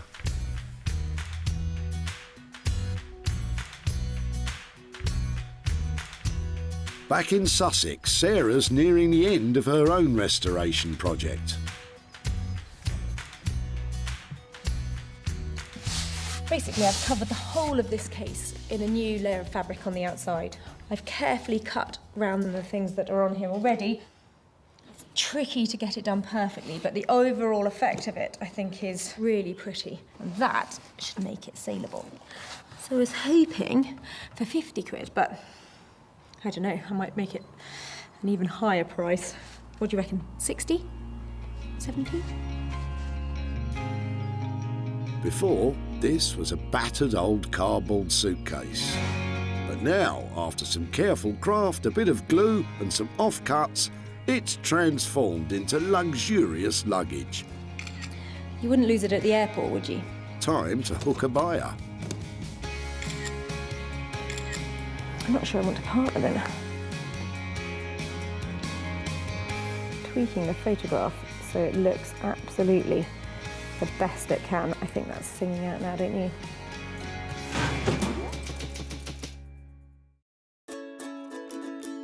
Sarah's success is measured in sales, and she always seeks out the best ways to maximise profits, hosting her own clothing and furniture sales in her barn. Just sold the sofa. Advertising and selling online, or selling directly to specialist shops. With opportunities galore in the things we throw out, Sarah's always looking to make money for nothing. So, Ian's old suitcase has been on one heck of a journey. I was just looking at your suitcase. Picked up by Sarah just as it was sailing over the edge of the tip. I shall cherish it and make something amazing out of it. Yeah, I'm sorry I stamped on it beforehand because I broke the hinge to be able to get it in. And transformed into something saleable. Now, Sarah's back in Stockport to show Ian what she's done to the case and to hand over the cash. That is, if it's sold. Hi there. Hi, Ian. Hi. How are you? Nice to meet you again. Yeah, nice to see you. It's much nicer than where we last met, isn't it? Yes, indeed, indeed. Well, since we last met, I took your case, and it actually turned out to be a project that I worked on, and I had a lot of fun with it. Am I right in thinking that it was just yours? It had one careful owner? Well, I don't know about careful, but one owner, yes. Lovely. Well, in the end, I actually made it look like that. Wow. I used lots of scraps of fabric that I had Right. left over from other projects and pasted it all over. I think that's amazing. It had a very battered cover to it, so I was wondering what you were going to do with that. I'm actually quite pleased that you've made it into a case, so it can still be used as a case. I shared it online and there was quite a lot of interest in it. Wonderful. Because it only cost £5 to renovate, there was a bit of profit from it. Right. I sold it to somebody who has a vintage shop who wants to use it as a display piece for her window. Oh, wonderful. And it turns out that in the end, she paid £85 for it. Oh, that's amazing. So, Ian, for you, £80 for your old suitcase. That is incredible. Thank you very much. It was going to be thrown away as far as I was concerned. So thank you very much. Sarah sold the suitcase online for 85 quid. Take off a fiver for materials and Ian's walking away £80 richer. But what are his plans for the money? I think really to me it's all about memories. The case is an old case and memories of holidays with it. So I think I'd like the money to go to a society that deals with memories, something like one of the Alzheimer's related charities.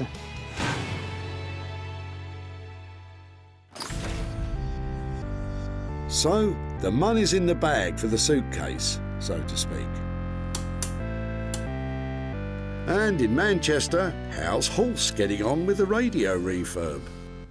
I finished it a couple of days ago. Yeah, I'm pretty pleased with the way it sounds. It's valve, it's true to the original design. So yeah, I hope Sarah likes it. Before, this vintage radio had sat in dusty silence for over 30 years.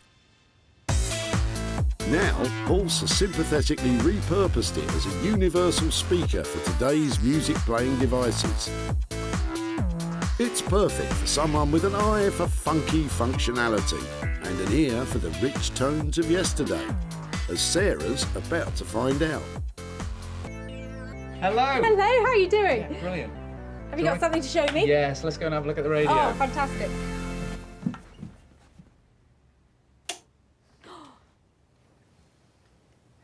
Does it work? It does, you just have to wait for it to warm up. Ah, Brahms.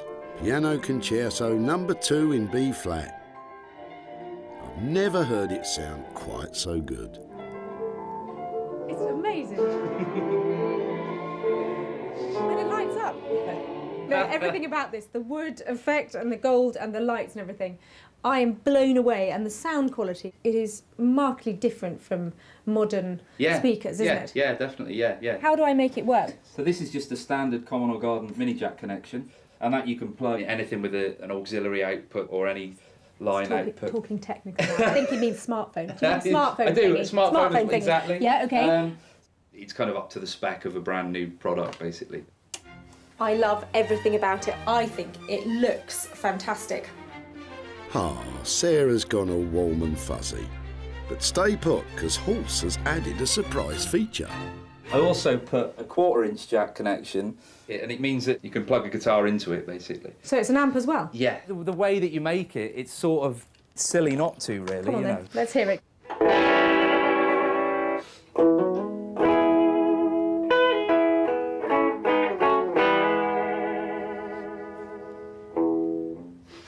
Horse, you're a genius on so many levels. I think that just is the icing on the cake. That was lovely, wasn't it? All right, Sarah, enough of the mellow jamming sesh. Let's get down to business. Horse came in on budget at £300. Now, Sarah needs to get selling.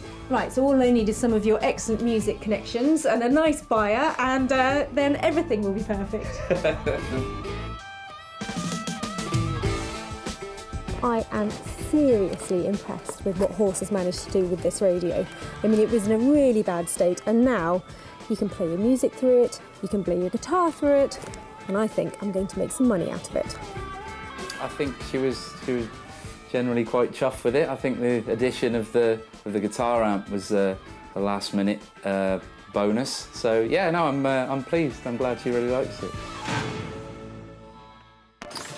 This vintage radio was nearly dumped at the tip. If they're working, they're worth about £150, but I couldn't be bothered. John was happy for Sarah to take it away for nothing. And with the expert attention of electronics engineer Horse, hopefully will be a beautiful object that is functional and will sound really nice. It was turned into a glorious custom-made speaker with a contemporary twist. And when Nick from online retro furniture store Smithers of Stamford took a look and a listen, he bought it. Hope to do some more business with you soon. Thank you. Take care. Bye. And now Sarah's back in Stockport to show John the radio's transformation and hopefully hand over some cash.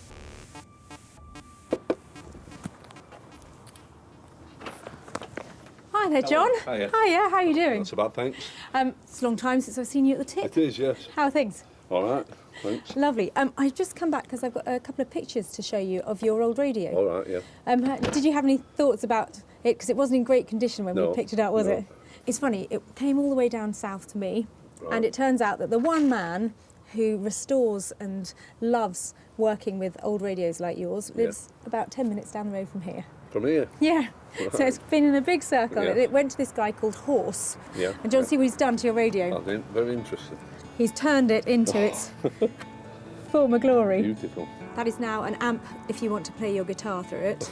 And also, if you have a smartphone or something like that, you plug that in and it plays all of your tunes. It's got lights in it as well, so when you turn it on, all that lovely, all those old stations and everything, it all lights up. It does look and sound just really lovely now. Unbelievable. I can't believe that. So the good news is that in that condition, it did sell, and I've got some money here to give to you. I've got £50 profit from the sale of your radio, and so that's for you. Sure. Yeah, definitely. What do you think about that? Absolutely amazing, really. Are there any ideas what you might do with that? Well, I'm just going to buy a new shed, garden shed. Are you? To fill up with more radios? Yeah. That's the reason why that came out, ready to buy a new one. Well, fantastic. I think that's a great idea, that something that came out of your old shed is going towards, a little bit towards buying a new one. So, brilliant. Sarah paid Horse £300 for his specialist work on the radio, and it sold for £350, making £50 for John to put towards his new garden shed. Blooming marvellous. I was a bit astounded, really, to how good it was. I thought about having it renovated myself, but I don't think it would have come up as it has done. I think it's quite amazing what he's done with it. It's so satisfying to see an old piece like that radio restored to its former glory and sounding amazing.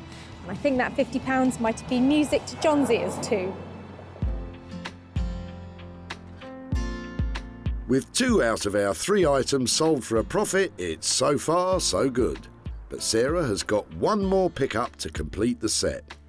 Maybe Jay's painted Urkel will leave her feeling blue. I think it looks really cool. I hope Sarah would like it. I hope she will. Evidently, she's got to sell it.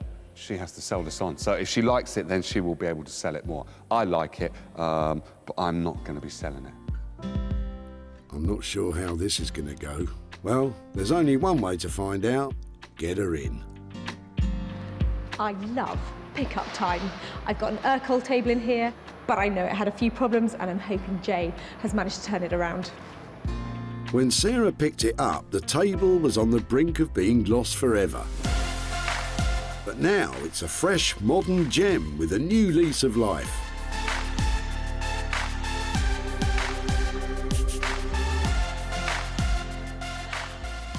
Oh my word, look at that! You like? I love it. What a relief. It'd be all right to have a quick look underneath to see what you've done. All it is I've done underneath is just painted it black, is all I've done.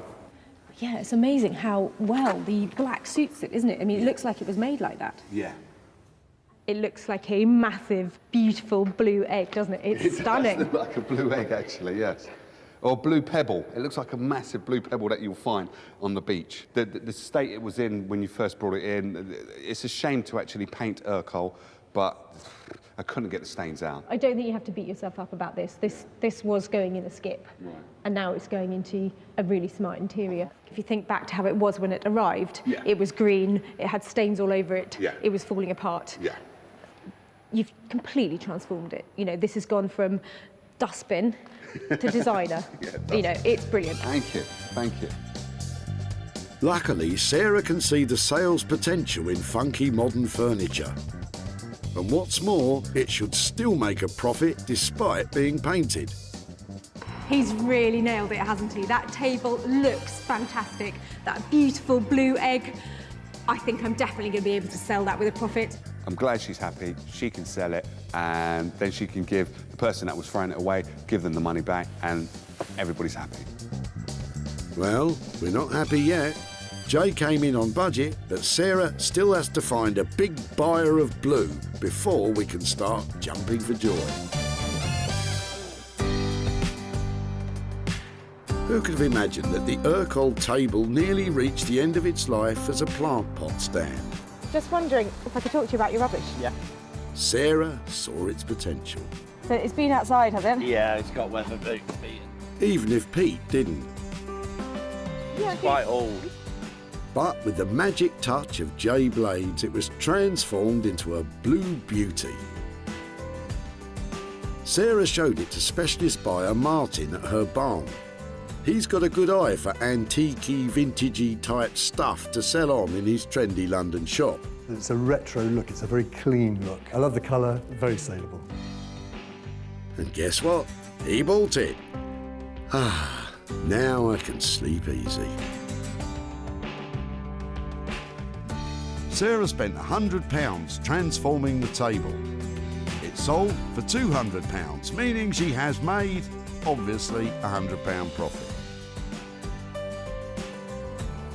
So the good news is that the Urkel table sold with £100 worth of profit.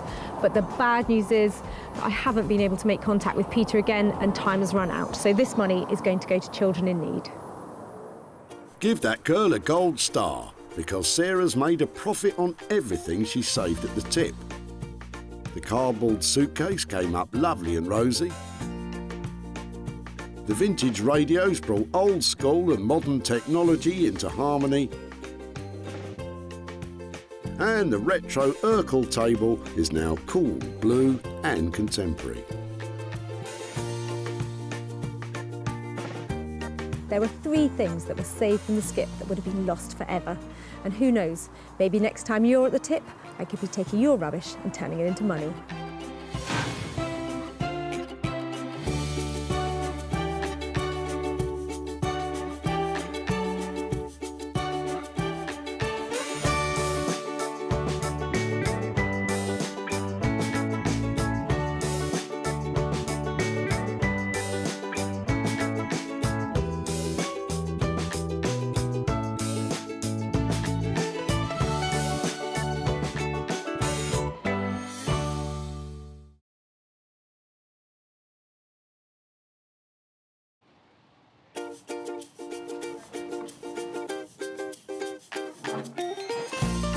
How do you make money for nothing? The answer could be hiding in the 20 million tonnes of household waste we throw out every year. But just before you throw it away, would it be possible to have a quick look at it? That's why entrepreneur Sarah Moore wants to get her hands on things before they hit the skip. I am a passionate buyer, user and renovator of second-hand stuff, and I've turned that passion into a money-making business. I turn old into new and I sell it for a profit. Sarah's ready to sift through as many boots and bin bags as she needs to. That's vintage gold, isn't it? It's really exciting. In her search for tip treasure. I love it. And with some of the country's elite designers and makers, What are we going to do with that? Oh no! she can transform her finds into desirable, Amazing. beautiful, valuable, Cha-ching. and hopefully saleable items. That's £80 profit. If Sarah is successful, then she can hand the profits back to the very people who had no idea there was cash to be made from their trash. Oh, that's fantastic. That's unbelievable.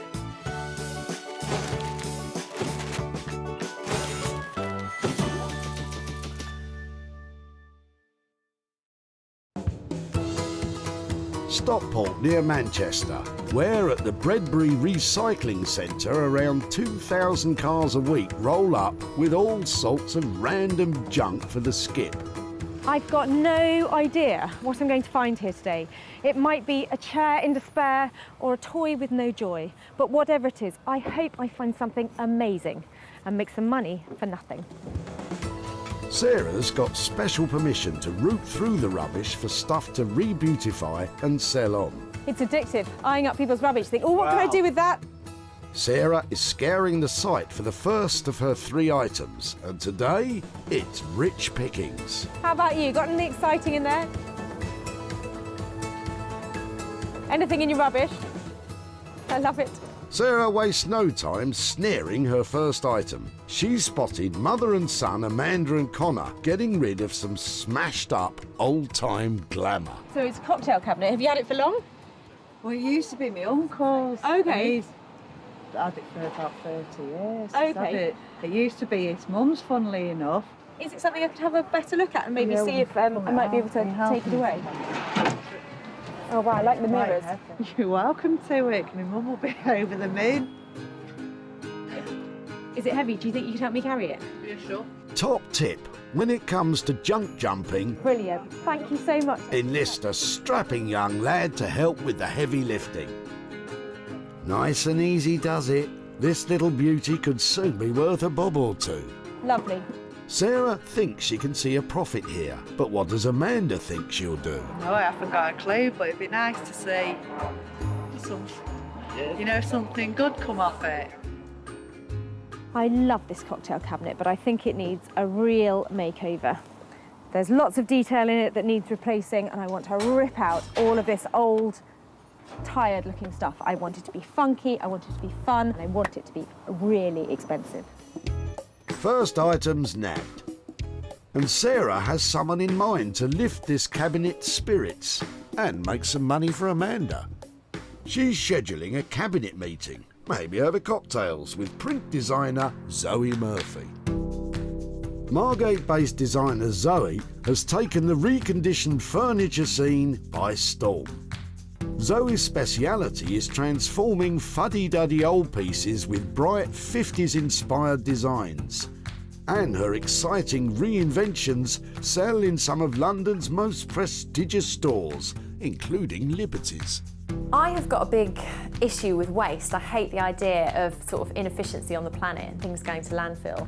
It's always bugged me loads, and to the point where I even wrote a letter to the Queen when I was 7 years old, telling her about the environment. And my love of recycling has brought me right round to using second-hand furniture pieces as well. Sounds like Zoe's studio might be the last chance saloon for this old cocktail cabinet. Sarah is still sweeping through the car boots looking for her second item. I love things like this when you can just see how much wear there's been. Look at that. That handle tells 100 Look at the size of it, how much it's been worn down. I mean, that is literally careworn, isn't it? Just a little too careworn, even for Sarah. Get a load of this, though. It's Gary with a trunk full of trunk. Sarah needs to get her hands on it before it's in the skip and out of bounds. Been doing a little tree surgery in the garden, have you? Pretty much. We've been there a while, but it's time to get rid. It looks like it might have been a birch. Actually, Sarah, I think you'll find it's a white poplar. See those diamond patterns on the bark? Dead giveaway. Any chance that I could take a few pieces? Yeah? Help yourself. Really? Oh, yeah, but I think that might be heavy. Is it really heavy? My original plan was to do something with it, and then it dropped to maybe put it on the wood burner, and now it's just... Get rid. Get rid, it's in the way. Well, maybe I should make a whole range of seating or stools or breadboards or something like that. I'm going to wheel a few away, okay? Thank you ever so much. Sarah's on a roll now and full of ideas. What do you reckon, 6, 7 big serving bowls? something like that. And what does Gary think Sarah might do with them? A bowl or some seating, maybe. It'd be interesting to see. So, Sarah, you could have just landed a pile of rotten wood. Good luck with that. I'm hoping that you've got 6 enormous, beautiful bowls here, but I can't really tell what condition the wood is in the centre because obviously it's been left out and it's in bad condition on the ends, but must have some potential, mustn't it? Well, if there's money to be made, yes, it must. Sarah's second find is a rather sorry-looking lot, but she knows exactly who to turn to for help. Top-notch craftsfolk Max Bainbridge and Abigail Booth. Hidden away in an East London garden shed, creative couple Abigail and Max run a successful business, making handmade homeware from reclaimed natural materials.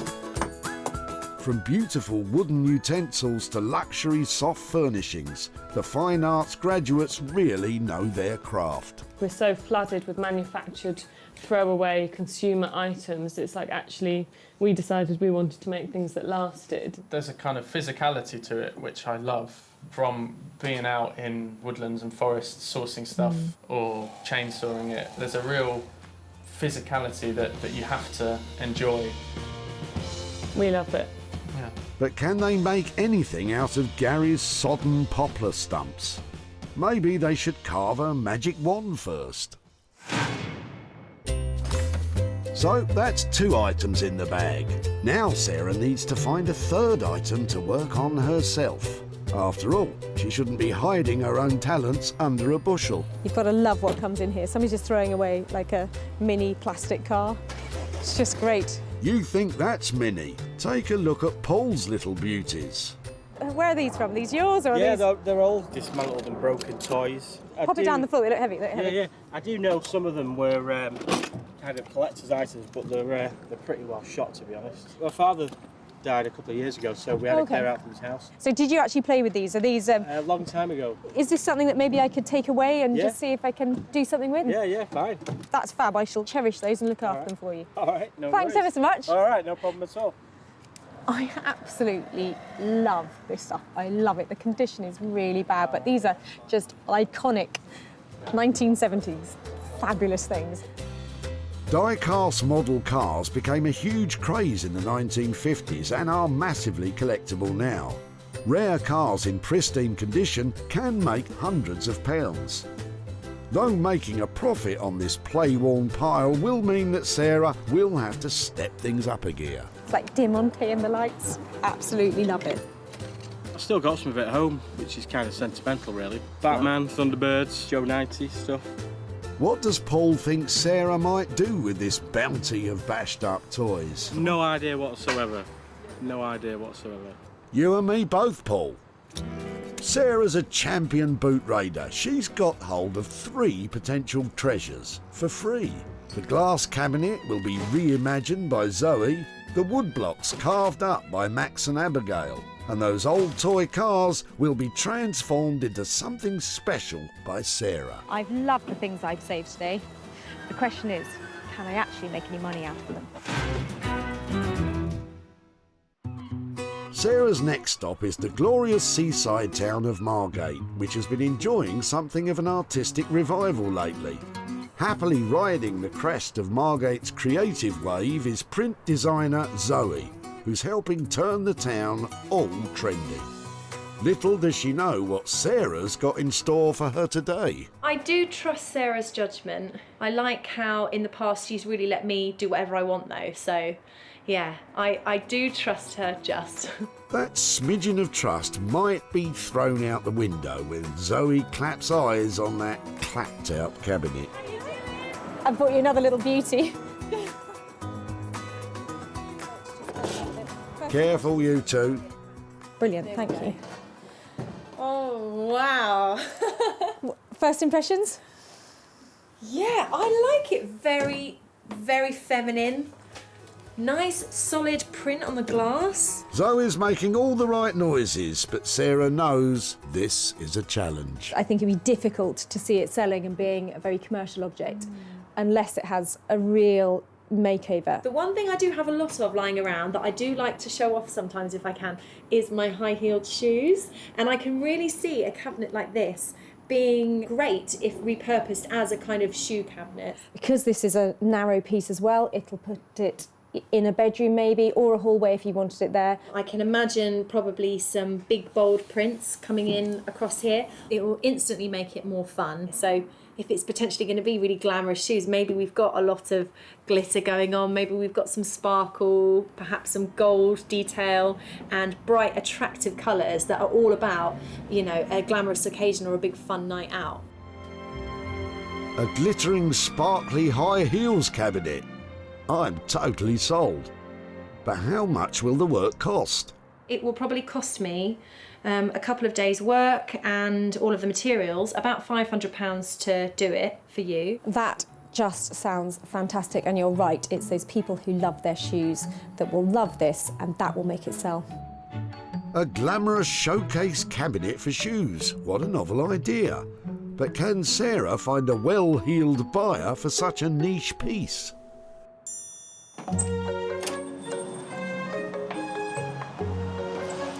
She is just so creative, and that idea is absolutely inspired. And the price tag that comes with it means I'm going to make some money, I hope. I hope so too, Sarah. Zoe's charging £500 for her work, meaning Sarah must sell high in order to stomp up a profit.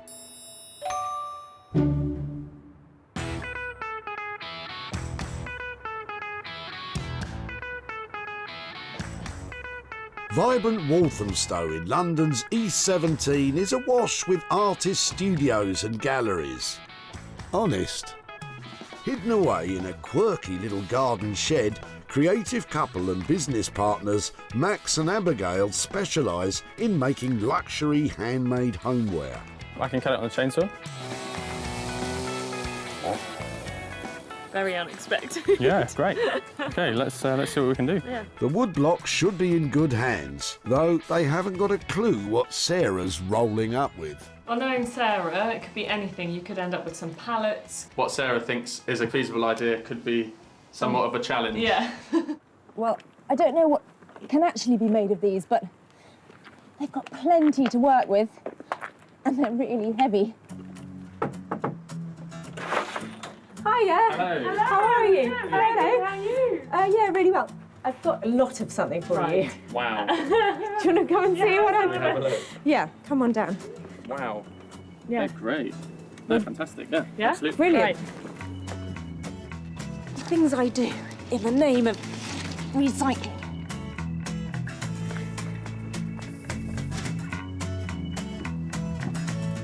So, time to find out if money does grow on trees.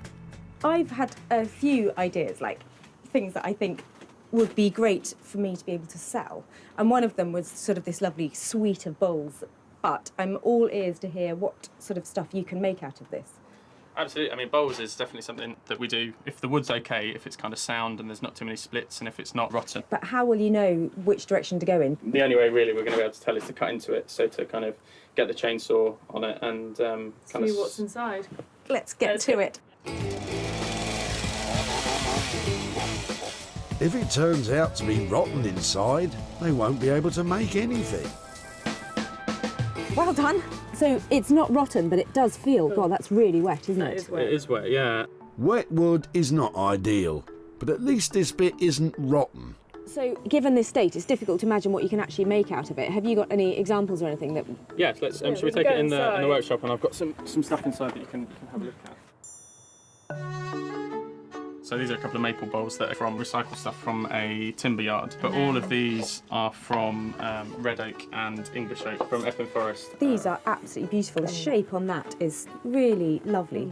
I agree, but you're not out of the woods yet, Sarah. Looking at how wet these are, the risk when turning bowls really is that the moisture may mean that they crack. and we can certainly try. We've got enough. We've got we've got enough, Sarah. Cracked bowls ain't gonna sell, so we need a plan B. If we didn't get bowls out of it, what utensils do you make? Because I know you make amazing spoons things. A lot of spoons, coffee scoops. So this is a wild cherry coffee scoop that we're working on. You can see that these have got kind of patterning. So again, it all depends on what it's like when you start to work. So there's definitely potential here, maybe for bowls, or at the very least some utensils.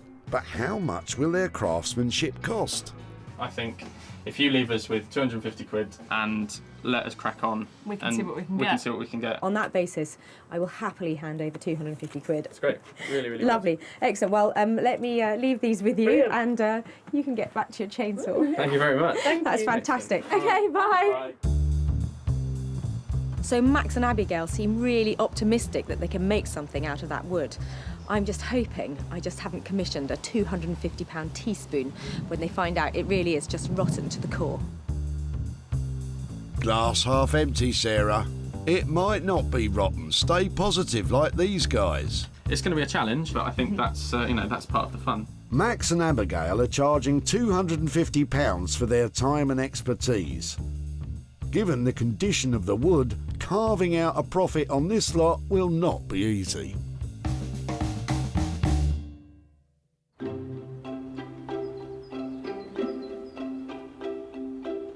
The designers are firmly on board. Now Sarah needs to work on her third item, Paul's box of toy cars. In rural Sussex, two of her children, Libby and Edward, have come to lend a hand and play, while Bramble the dog snoozes. Then it's off to the barn for Sarah to shine a light on her ideas. Sarah has bought 5 simple slimline lamps from the high street, and she's going to stick the toy cars onto them and create novelty memorabilia lighting. Now, why didn't I think of that? So I've got a plan. I want to keep it really simple and just stack a few of these up on the bases of these lights, then get stuck in. OK, Sarah, penny on, lamps, cars and glue at the ready. A kind of totem pole of vintage vehicles. Time to get cracking. It's going to take some doing. So I love Lady Penelope's car and I want to give it a little bit more space. I'm just popping these tyres on. And then I think this one. The Green Hornet, obviously. Aston Martin. The most popular die-cast model car ever made was James Bond's silver Aston Martin. Alas, Sarah doesn't have one of them, but she's still hoping to make a pretty money penny. This one's really cool, look at it. It's got a dog inside it. I thought that one looked a bit rough. Can I get the Saint on top in his Volvo? Oh, I think that looks fab. Sarah has categorised the cars for maximum customer appeal. This really cool rescue stack. Everything's got its little hazard lights, and there's a really sweet little snow plough there on the top. Can I get that on next? And maybe pop that one into there. The cars are stacked, but need to be stuck. And for that, Sarah's using a special kind of traffic jam. This is 2-pack glue, and it's really useful. It dries in about 5 minutes, something like that. Got a little bit of working time, and it's really thick and sticky, which is useful. Yeah, I also find it very useful when glue is sticky. So plenty of glue because there's lots of uneven surfaces on here, and I just want to make sure there's enough contact between the car and the wheels and the glue. Sarah will glue the car stacks together before attaching them to the lamp bases. That way there's less risk of messy glue marks all over the new lights. I'm going to put a big blob of it on the roof of the Green Hornet's car. And remember, glue can be dangerous, so use with caution or else. Right, what's next? So I'm just checking it from all angles because I'd like it to be as neat as possible when it's done. Because even though they're really scratched and old and shabby, it needs to have a certain cleanness to it, a kind of designer styling. Oops. Sarah spent £180 on materials for the lamps. But with the spotlight firmly on the profit margin, the finished products will really need to shine.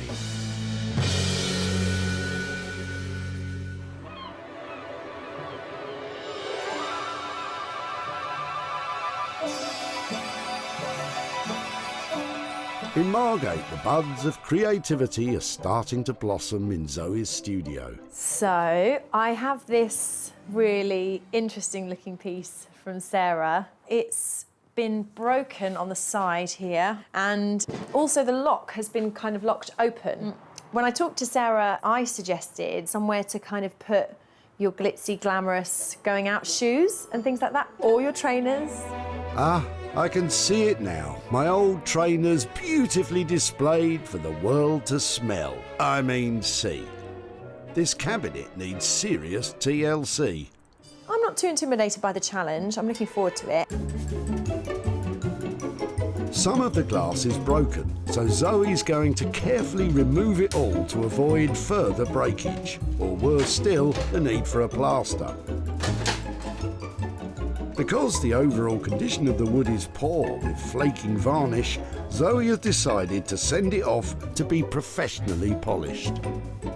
Meaning Zoe can take some time to nestle in her loft space where she does all her creative thinking. It's always very important for me to sit down somewhere peaceful, surrounded by all my inspiration and a lot of reference books and colours and materials and art making supplies, and then have a really good think about what I'm trying to evoke with the piece of furniture. And it's here that Zoe's artistic muse really takes flight, away from that glitzy idea and landing firmly in, wait for it, Mexico. I've decided to do a floral sort of stitched looking design inspired by Mexico. After putting a couple more layers of detail into this one, this should be ready to go later on to be printed onto the piece of furniture. The cabinet's back from the polishers with a new coat of colour, giving it a more sophisticated sheen, I think. All of these different colours are each going to be printed one at a time on top of one another using the silk screens. When I first started planning the piece, I was thinking quite feminine, glitzy and glamorous, but I'm actually liking this kind of like Mexican meets English patio garden that's kind of happening. First, Zoe creates a rough surface for the paint to bind to. Then, carefully layers up the patterns using the silk screen she has made, one colour at a time. First one done. The floral stitch patterns she's using are influenced by fabrics she saw for herself on a Margate, Mexico exchange. We've all been on one. Yes, yes, that looks good. Ah, that is lovely. Zoe's made a strong start with her Mexico to Margate floral design. But building up intricate patterns with silk screens takes precision and concentration. So, for now, we'll leave Zoe to it. So, it's all rosy in Margate. In Walthamstow, Max has got his chainsaw out again. Some of the logs are in better condition than others. Once sawn through, it's time for a confab. If I spin that over, cut that into slabs to see what we can get, because we can small kind of chopping boards or some cooking spoons or eating spoons. Yeah, I think that's probably the best. Max cuts the poplar with the grain to maximise its strength. After the trauma of being sliced and diced, Max and Abigail indulged the new look wood with what can only be described as spa treatment, starting with a relaxing lounge in the sunshine. We're just kind of laying it out in the sun just to kind of dry the surface off a little bit, so that when make it more workable. Yeah, so when we feed it through the planer, it's not kind of completely saturated.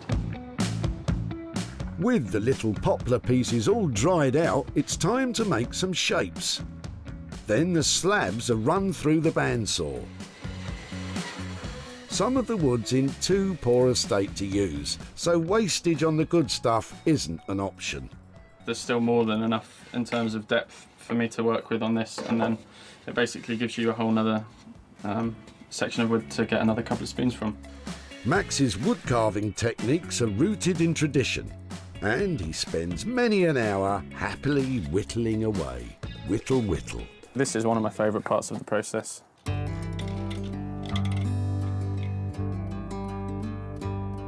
mean, the colours are amazing. You wouldn't guess as you get in that you get the kind of greys and the greens running all the way through.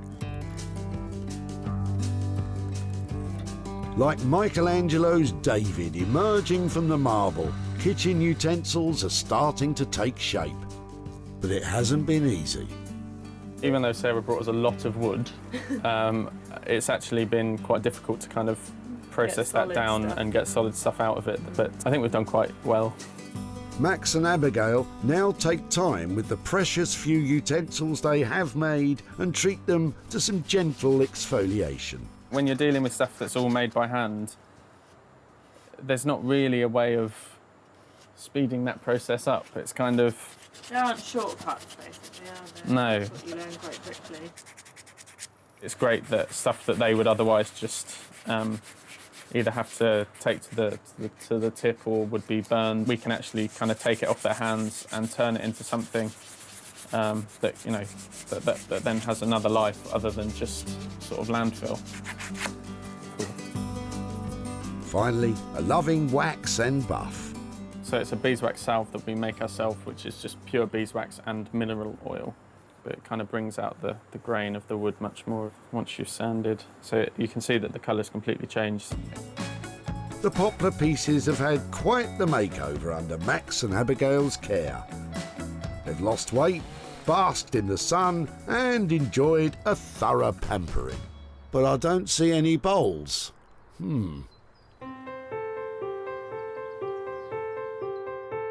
Back in Sussex, Sarah's in the barn putting the finishing touches to the vintage toy lamps. And just use that last bit. There's Popeye. Just going to pop him on there. I think that's successful. So you can have a lot of fun using up your old toys to make some pretty lighting like this. I'm really pleased with the way these have turned out. Before, these well-loved toy cars seemed way past their play-by date. Now, with a bit of imagination and some very sticky glue, they'll live another day as fun retro lighting. They're perfect for child-at-heart grown-ups who like to take a trip down nostalgia lane.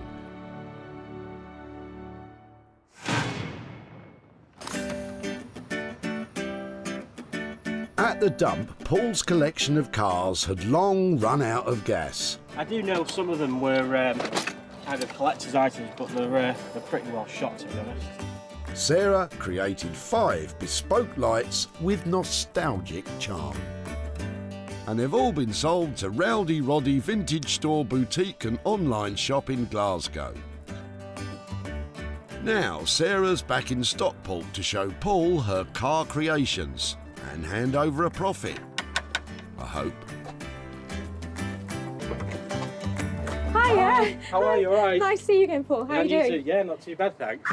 Yeah, so it's been a while since we've seen you in the tip. How are things? All right, yeah, good. Yeah, not too bad, thank you. When I had a good look at the toys you dropped off, I just loved the fact that they were worn and they had, you know, like signs of age to them. Yeah. So I thought they had to be made into something that was decorative and where people could see them just the way they were. Yeah. Okay, so what I did with them is made them into lights. Okay. I've got a few pictures here. Oh, wow. Bought some retro looking lights, so they sort of had the right kind of feel. Yeah. And got some really strong glue and stacked them all up together. Yeah, that's cool. I recognise, gosh, yeah, I recognise the old police van there. We have actually sold them. Oh, right, okay. A collection of 5 has been sold all together to a shop. Right. And I've made some profit for you. Oh, right, brilliant. So I've got £145 here. Oh, wow, brilliant. To give to you for your old dinky toys and your old toys. Wow, brilliant. Thank you very much. That's super. Brilliant. Super. Excellent. Well, they were a lot of fun to work with. So thank you very much for letting me have them. Oh, right. Yeah, no, it's fine. Thank you. Pleasure. Well, lovely. Thank you ever so much for that. Okay, cheers. take care. Thank you. Bye-bye. Bye.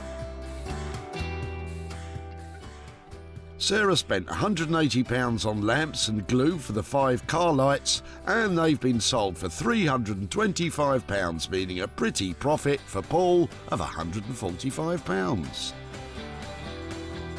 Didn't expect anything at all. You know, it's a bit of all junk to me. It was nice surprise, definitely. I think we'll go out for something to eat. We maybe, you know, take the family out for some tea and treat the little one or something. So yeah.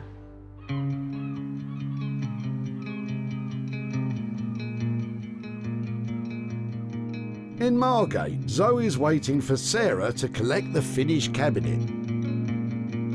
This piece that she's picking up today, I would be very happy not to let go.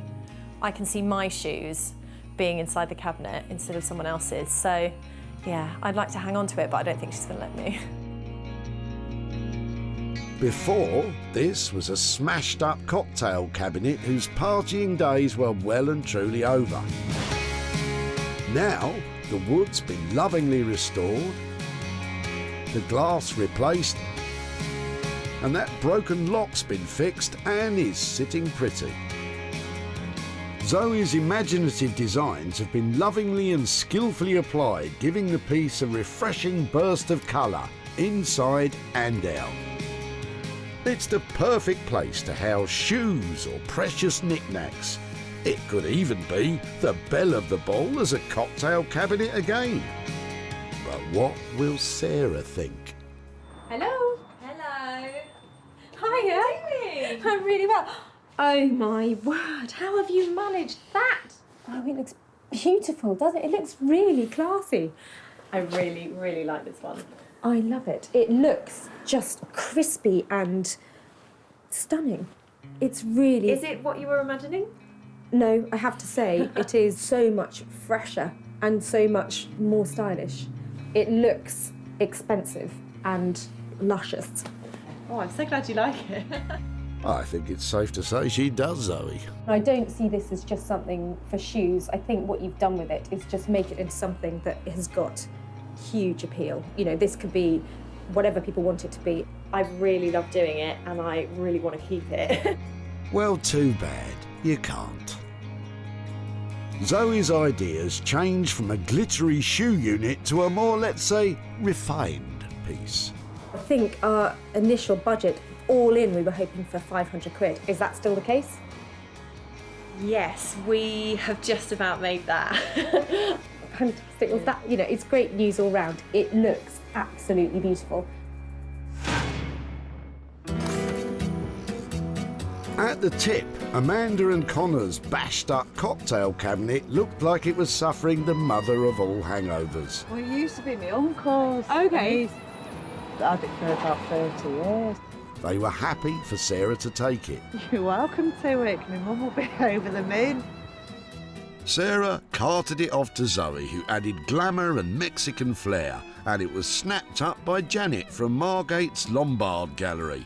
She doesn't need to second-guess the appeal of Zoe's work because she sold it before. This lovely floral design on the top, it's so big and bold and vibrant. I love it. Now Sarah's back in Stockport to show Amanda and Connor what's been done. Hiya. Hi, Amanda, it's Sarah. Hi there, how are you doing? Okay. I've got a few pictures to show you of your cabinet and what we did with it after you dropped it off. Yeah. We chose a designer called Zoe Murphy who lives down in Margate. So your cabinet went on a little holiday down to Margate and I've got some pictures here to show you.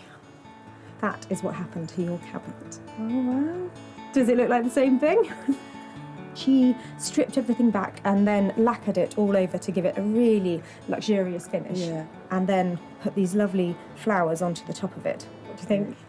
Brilliant. She had a budget of £500. We've actually sold your cabinet and it sold for £600 in the end. Wow. So it was something that, you know, it was going to the tip and it sold for £600. And the good news about that is that I've got £100 here to give to you for the cabinet, so thank you so much. I like that reaction. Yeah. Any ideas what you might spend that on? I haven't got a clue at the moment. Probably pay for some of these things the kids are doing. Oh really? Are they on summer holidays? Are they? Camps and scouts. No, it never really goes down to me. It's always spending it on the kids. I've got 2 children. I know exactly where you're coming from. Inclusive of work and materials, as well as a specialist polisher, glazer and locksmith, Zoe charged a grand total of £500. The cabinet sold for £600, making a sweet profit of £100 for Amanda. Lovely.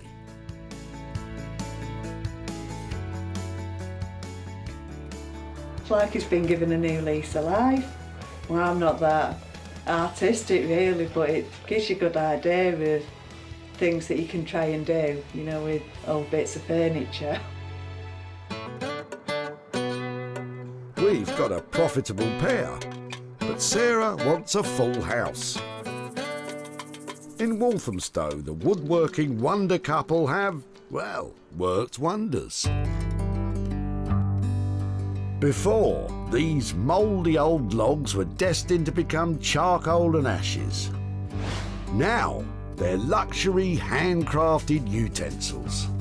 Max and Abigail delved deep into the wood to tease out 3 eating spoons, 2 chopping boards and 3 pairs of coffee scoops, cooking spoons and spatulas. They used centuries-old methods to create 11 completely unique items and ladled them with love. They're perfect for any cook who values the quality of their tools as much as their ingredients. Max and Abigail were lumbered with wet old logs, and it was a hard-fought battle. There was a definite panic stage, wasn't there? Yeah, it was kind of like, at one point Yeah. it was just sort of, actually, are we going to be able to get anything at all? Luckily we were able to get some stuff then. We've got quite considered, elegant designs, I think. I mean, Yeah, I'm slightly nervous of what Sarah's going to say, just Yeah. because maybe she's, I guess she dropped off yeah. 6 massive logs. And I guess maybe there's an expectation that you're going to be able to get a vast amount of stuff. We're excited to see what she says. Yeah. But will Sarah be stirred by what's been made? Hiya. Hello. You're excited. I'm really excited. Wow, was this Oh, this is the carnage, yeah. Oh my word! Wow! That's fantastic. Wow, that is made from that wood. Pretty much for every kind of spoon that we made, we probably had 5 or 6 that didn't work. You got to a certain point in the process and there'd be just a kind of patch of rot, or it would just snap or split. So basically what you're saying is it was a total nightmare to work with. Once we got stuff that we could work with, it was you could just kind of get back Yeah. into the sort of process which we really love. We talked about making bowls and that kind of thing, so we had a go. Oh wow. And it was, the kind of the actual, again, the wood itself, it was just kind of, you got to a stage where you just kind of had to stop working. So you can kind of see here how pitted it is. I think that is beautiful. But I can understand why your integrity is admirable. I think your soup would end up on your lap with that bowl. A real shame, but despite setbacks, Max and Abigail have worked a mini miracle with those utensils. It's really difficult to imagine that this came out of the wood, and also to just how light it is. It's quite a kind of lightweight wood and it's quite a delicate design, but they're more than kind of capable of standing up to being used. Yeah, absolutely. So, it's all good in the hood, but how did they get on with that £250 budget? We used every penny of that £250 in terms of processing and just kind of like man hours and labour and stuff. So do you think it's touch and go whether we actually make a profit?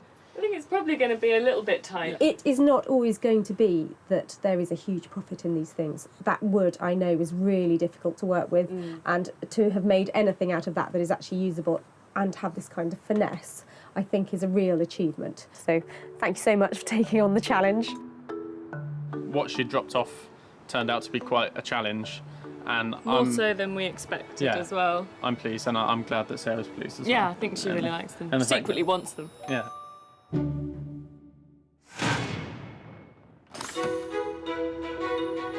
At the dump, Gary's wood blocks were about to be chucked. My original plan was to do something with it, and then it dropped to maybe put it on the wood burner, and now it's just... Get rid. Get rid, it's in the way. Max and Abigail created luxury kitchenware. And it's all been bought by Ali and Nikki from online homeware store Such and Such, who specialise in selling handmade products. Oh, we would love to take all of them if we may. 'Cause Yeah, they're yeah, so beautiful. absolutely. Yeah. Well, we can box them up and we'll be ready to go. Now there's a happy ending. Now Sarah's in Stockport to visit Gary and give him some good news, with any luck. Hiya. Are you all right? Hi, Sarah. Nice to meet you again. Yeah, how are you doing? Yeah, not bad. Come on down, let me show you what we've done with your tree stumps. Yeah. They're a pair of amazing makers called Max and Abigail, Yeah. and they are like modern day foragers and woodworkers. So they were a great fit for your logs. So I've got a couple of pictures to show you. Any ideas what we made out of them? Not a clue. They made beautiful handmade spoons, chopping boards, tasting spoons. What do you think? Yeah, really good. It's, I didn't expect them to be anything like that. It's really impressive what they've done. I mean, I just thought they'd go for landfill or something like that. So to see them like that is really, really good. We gave them a budget of £250 to do that. Yeah. And after that, they have been sold. And we sold your pieces for £300. So I've got 50 quid here for you. Yeah. Well, thanks. How does that feel? Yeah, it's good. Good. Well, money for nothing. Yep. Bang on, that's exactly what it is. Max and Abigail charged £250 in total, and the 11 utensils were sold for £300, meaning Gary is now 50 quid richer. With the money, I'll probably get something for the garden. Just there's always something I can add to it. We spend a lot of time out here, so that's probably what we'll do. Sarah saved 3 items singing their swan song at the dump. The played-out toy cars became quirky novelty lighting. The sodden wooden blocks became luxury kitchen tools for discerning cooks. And the lacklustre cocktail cabinet got more than just its glamour back. It became a hot little Mexican number. Fantastico! Well, that really was an eclectic mix of stuff that we saved. But in the end, all 3 bits looked amazing and turned a profit. And it just goes to show, with a little bit of imagination, you really can make money from all sorts of rubbish.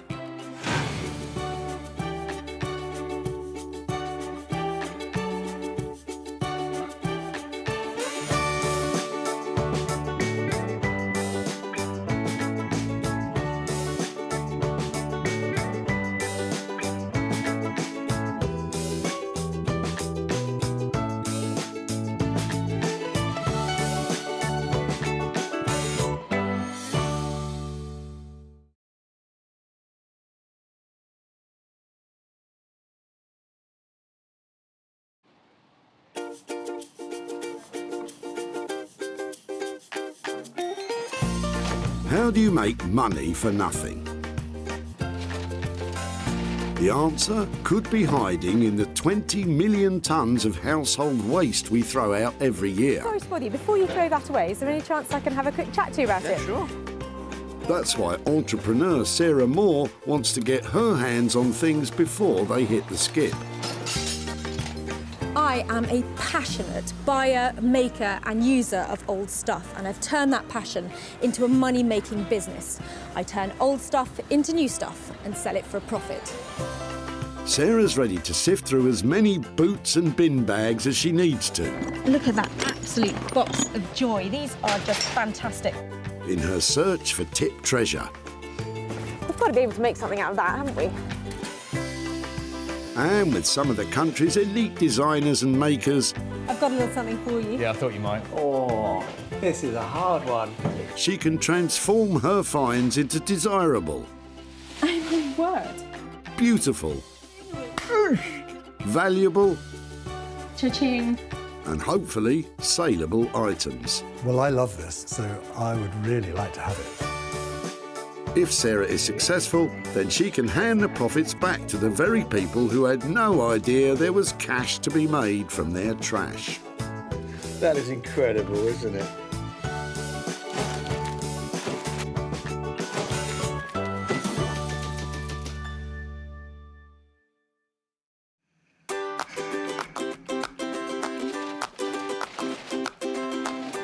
For most people, a trip to the tip is about as exciting as rearranging your sock drawer. But most people aren't Sarah Moore. It's loads of fun here. There's stuff coming through the gates all the time, and I'm hoping in the trunk of one of these cars is some real tip treasure. Sarah's been given special permission from the Bredbury Recycling Centre near Manchester to search for 3 items before they get skipped. We're looking for things that we might be able to reuse and recycle. But she's not after just any old rubbish. Just wondering what that was. Old vacuum attachment of some shape or form. So, Oh my word, look at it. Sarah needs to find things with the potential to turn a profit. And it doesn't take her long to spot her first item poking out of Justine's rather glamorous-looking convertible. Hiya. Hi there. What are you throwing out today? It's a cast iron soil pipe, having a new bathroom fitted. Oh, really?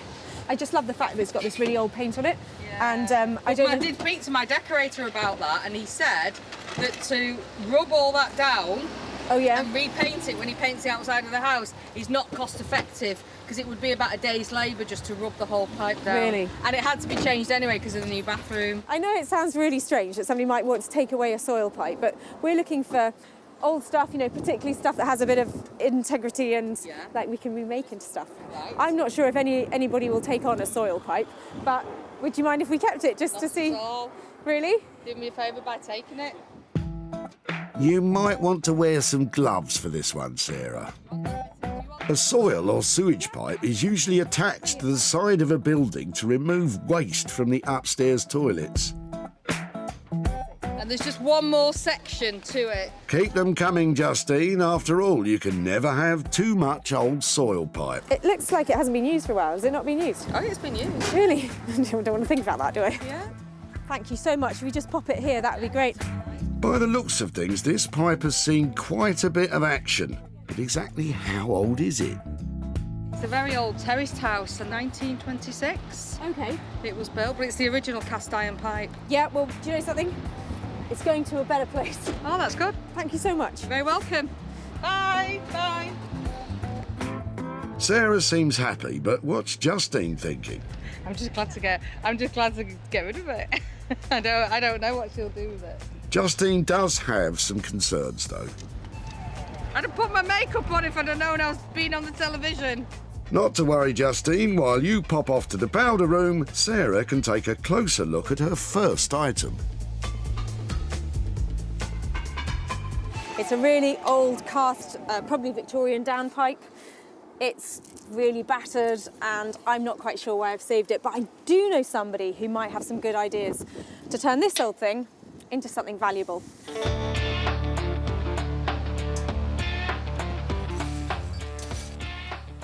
Beck Simon is a renowned artist blacksmith that can bang, grind, weld and smelt metal into bespoke beauties. Bex is normally commissioned for unique pieces of artwork and has no idea what's coming her way. Working with found objects is quite different from what we normally do, because we work with our clients and we produce designs and we work with them. So this is kind of like really freeing up the mind and seeing, you know, what object we've got and how we can make it work into something really cool, modern and yeah, desirable. So it's going to be fun. Let's just hope Bex is still smiling when she sees Sarah's pipe dream, and that it doesn't just all end up causing a stink. One item down, 2 more to go, and as Sarah's search continues, the dump is definitely getting busier. Oh, that's classy, isn't it? I love it. That is a special little pony, isn't it? I don't think so, Sarah. There's only one ride left for that old nag. Every time somebody pulls up, who knows what's going to be in the back of that van? Could be it. You might be right, Sarah, but Richard and Tom look pretty keen to dump that old blanket box, so you'd better be quick. Hiya. I'm really sorry to bother you. I'm up here today trying to find stuff that we might be able to make into other things. Would it be all right just to have a look at what you're dropping off and maybe chat to you? So whose is it? What's it doing here? How did it get here? Well, it's a bedding box. It was my mum's. She's moving house. We've tried to offer it to a charity shop, but they didn't want it either. So really? Yeah, it's a last resort tip. I think it's really quite cool, actually. Would you mind if I took it away and tried to make something out of it. Yeah, absolutely. Yeah? By all means. Thank you ever so much for your help. I really like that. That's made my day. So thank you so much. I'll get in touch. Thank you. Thank you. I love it. And I think we're going to make something really valuable out of it too. What about Richard and Tom? Do they think there could be any money in it? Give it a bit of sanding, make it really stand out, make it.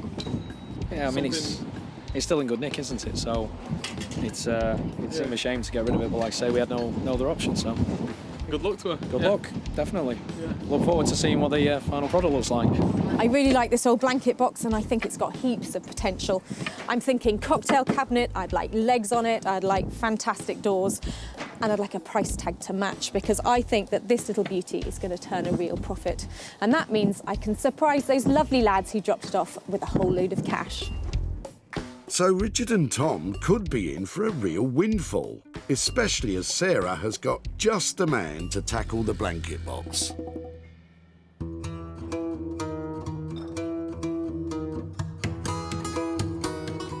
Rupert Blanchard is one of the country's leading bespoke furniture makers. He searches the country for undervalued materials to rework into contemporary designs.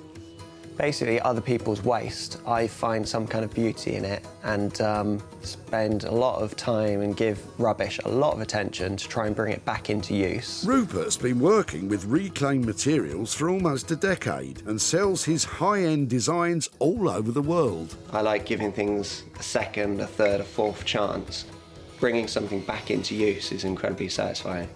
Well, let's hope Rupert's satisfied when he sees the salvaged blanket box.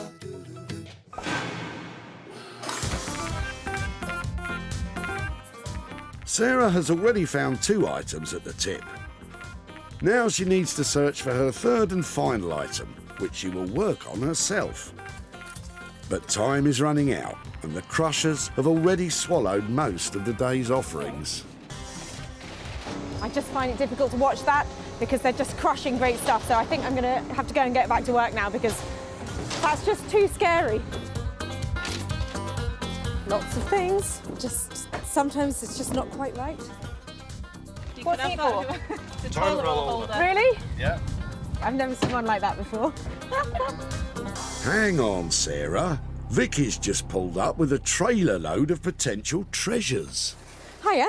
Sorry to bother you. I was just wondering, before you chuck everything out, if it'd be okay to have a look at what you're throwing away and just see if there's anything we might recycle? Yeah.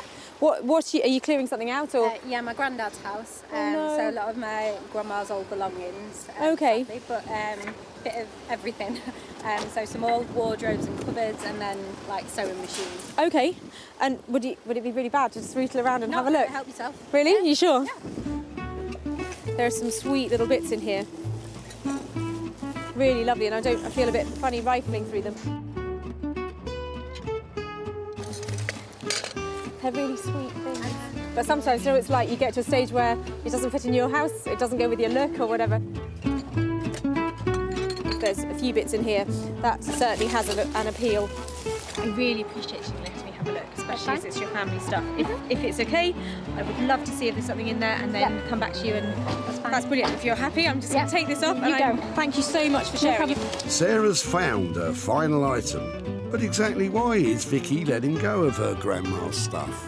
Helping my granddad clear out my grandma's old room. He's finally ready to let go of a few things of my grandma's because he's getting on a bit. We needed to clean out the room so he's got more space to move around. It'd be nice if it could be reused for someone else who'd get pleasure out of it, because I know my grandma certainly did with a lot of these things, so it would be nice if it could go elsewhere rather than in the bin. So this is a really eclectic little collection of stuff. Part of the stuff she dropped off with these plates, this china. Now, I haven't had a proper chance to look at them yet, and I'm not sure if there's going to be any value in this box, but I couldn't let her throw it away without having a proper look. So you never know, there might be some value in here yet. Well, let's hope you're right, Sarah, because it's now time to try and turn your refuge picks into pounds. Working on the soil pipe will be artist blacksmith Bex, while Rupert will be unleashing his creative carpentry on the blanket box. And Sarah's hoping to find some hidden treasures in Vicky's grandma's box of china. We have had a fantastic day here. I've got some amazing pieces and just the right people lined up to make them into something fantastic and to make some money along the way.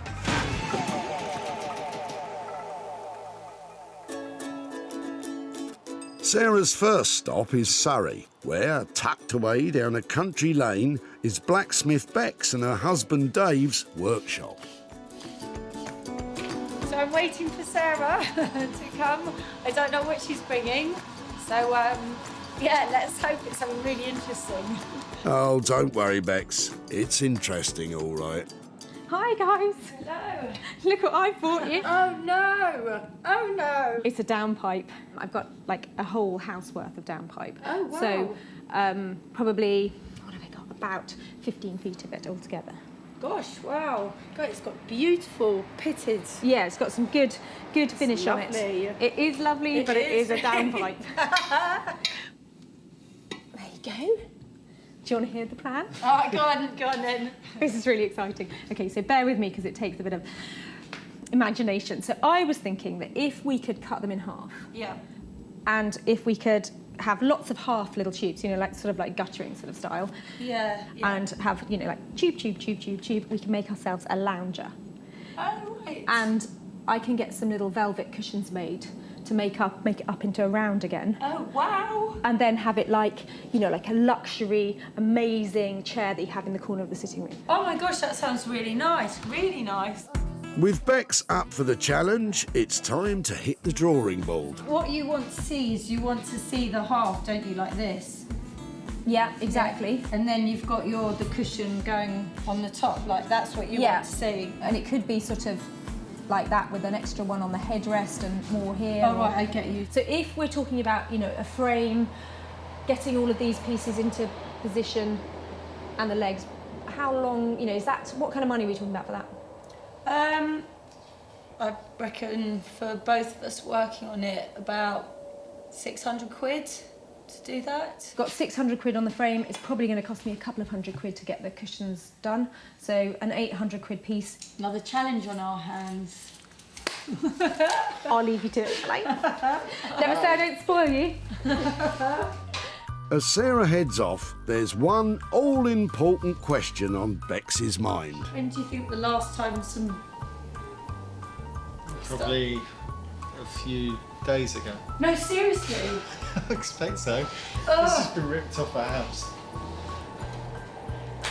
I'm going to wash my hands. Have we got some detergent? Have you given them a sniff? Have you?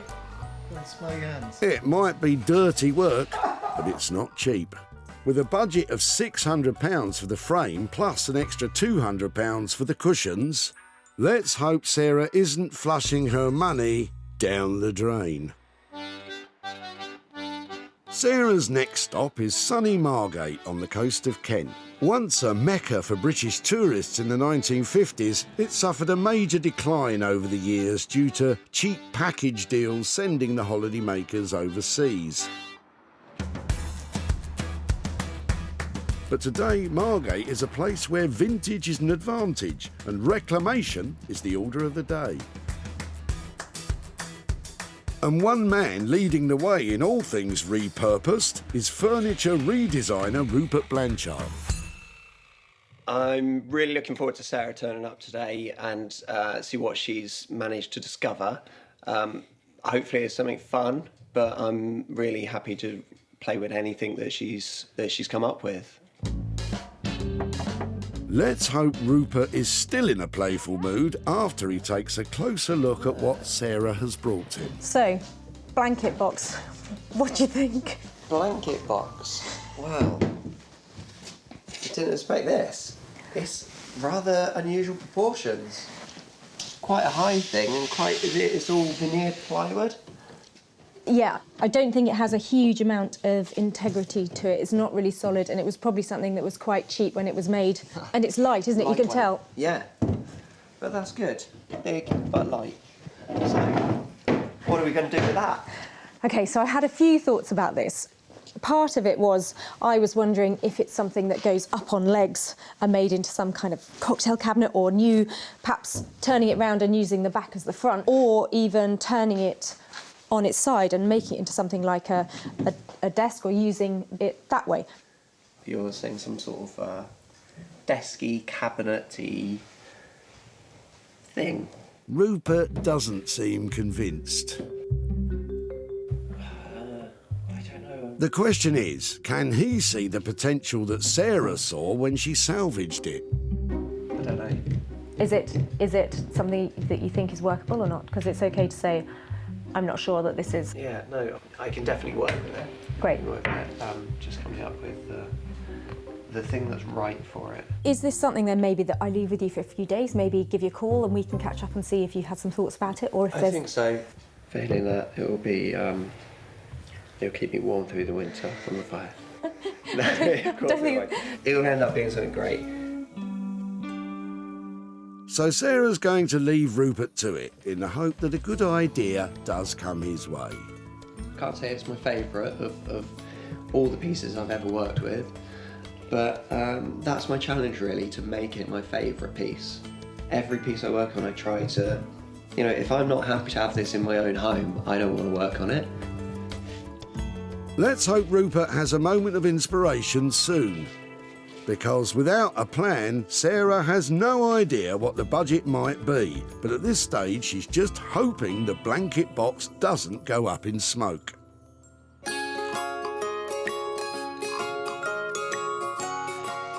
While Sarah waits to hear back from Rupert, she's headed to her farm to see if there are any hidden gems in Vicky's grandma's box of china. Now, I absolutely love a little box like this because I just don't know what's in it. I had a very quick look in the dump and this caught my eye, this sweet little jug, and I just couldn't stand the thought of somebody chucking that away because, honestly, that's 1940, something like that. It's just too sweet to get chucked and broken. So I don't know what else is in here. I'm looking at the plates and things and thinking there's probably not a lot of value, but I just thought it's worth checking just in case. At least it's vintage. Giftware, Stoke-on-Trent. I think there's sentimental value rather than actual cash value. Sweet little cottage garden, maybe in a vintage shop you might get a couple of pounds for a plate like that. But condition's not brilliant. Foreign wear, made in Japan. Oh dear, saucer that went with that. There's a few breakages in here. So there'll be something from Woolworths or something like that. So no value there, I don't think. Great, oh well, we know how much that was. Look, a little nest of bowls for dipping or something. 99p from Super Deal. Probably not worth 99p now. Now that's more exciting. Look, that's Clarice Cliff, and her stuff is really collectible. Especially the early stuff, and I'd say looking at that shape, which has got those real Art Deco lines to it, that that's an early piece. You might be right, Sarah, which means this bowl could be from the 1920s, when Clarice Cliff first became a famous ceramics artist. It's got a couple of nibbles around the rim, but I still think the shape of that's got real appeal. That's a find. As far as I'm concerned, in that box, this is a find. And really worth saving from going in the tip. Right, what else? That's its ladle. Now that's cool.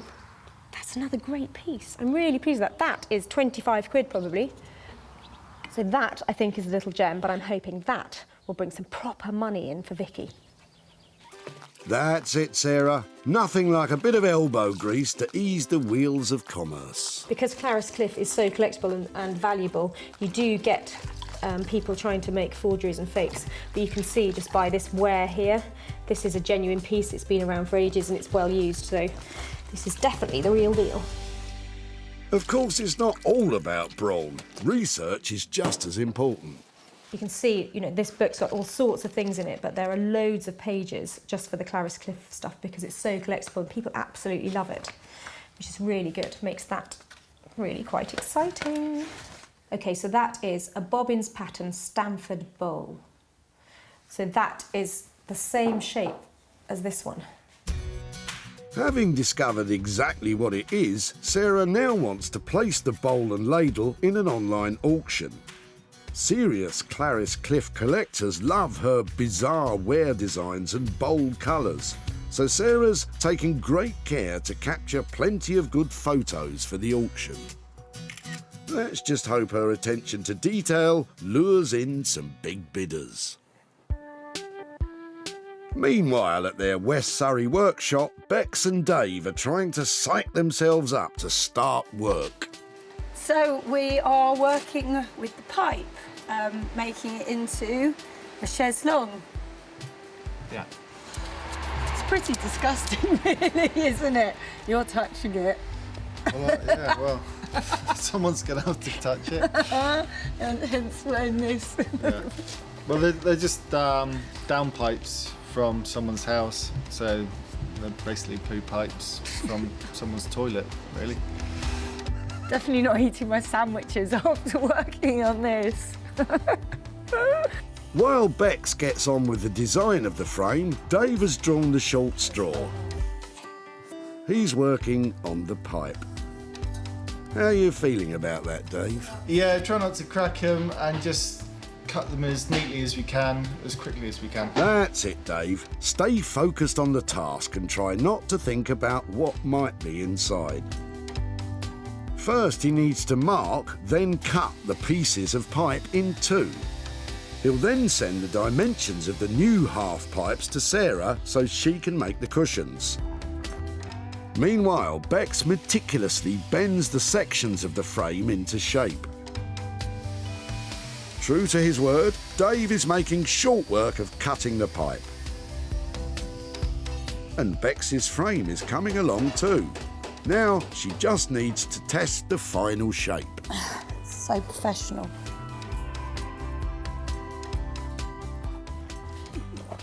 So where does my head come to on that? Oh. There. Am I in? Right. Well, yeah, you're at the top. And this, do we need to cut that down? No. Is that a good... Yeah? Yeah. It's Okay. fine as it is. It's not very comfortable. This is no laughing matter, and neither is the state of the insides of the pipes. Ugh. Luckily, Dave's on hand again to clean them up once and for all. Now, as soon as the pipes are dry, they can be sealed with varnish and attached to Bex's frame.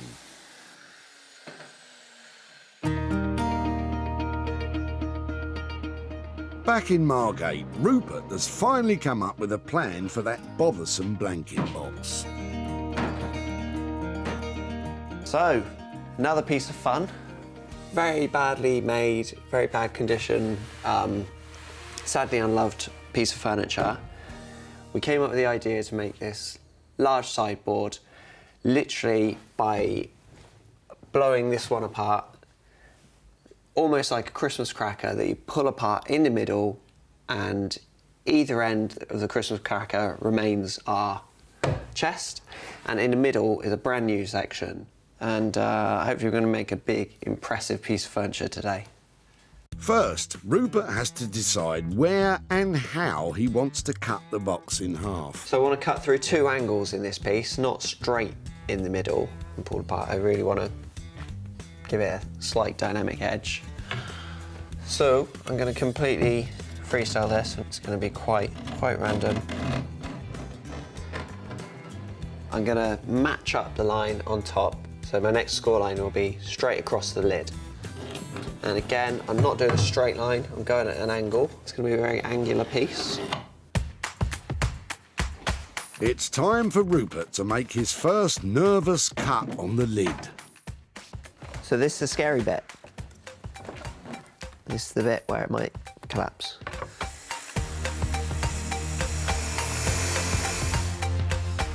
With the lid safely cut, it's time to tackle the rest of the box.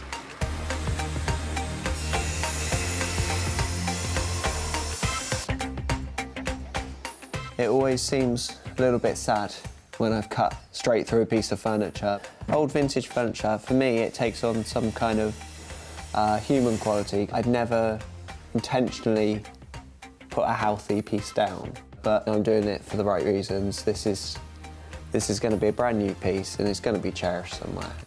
Last cut. One more chance for it to fall apart.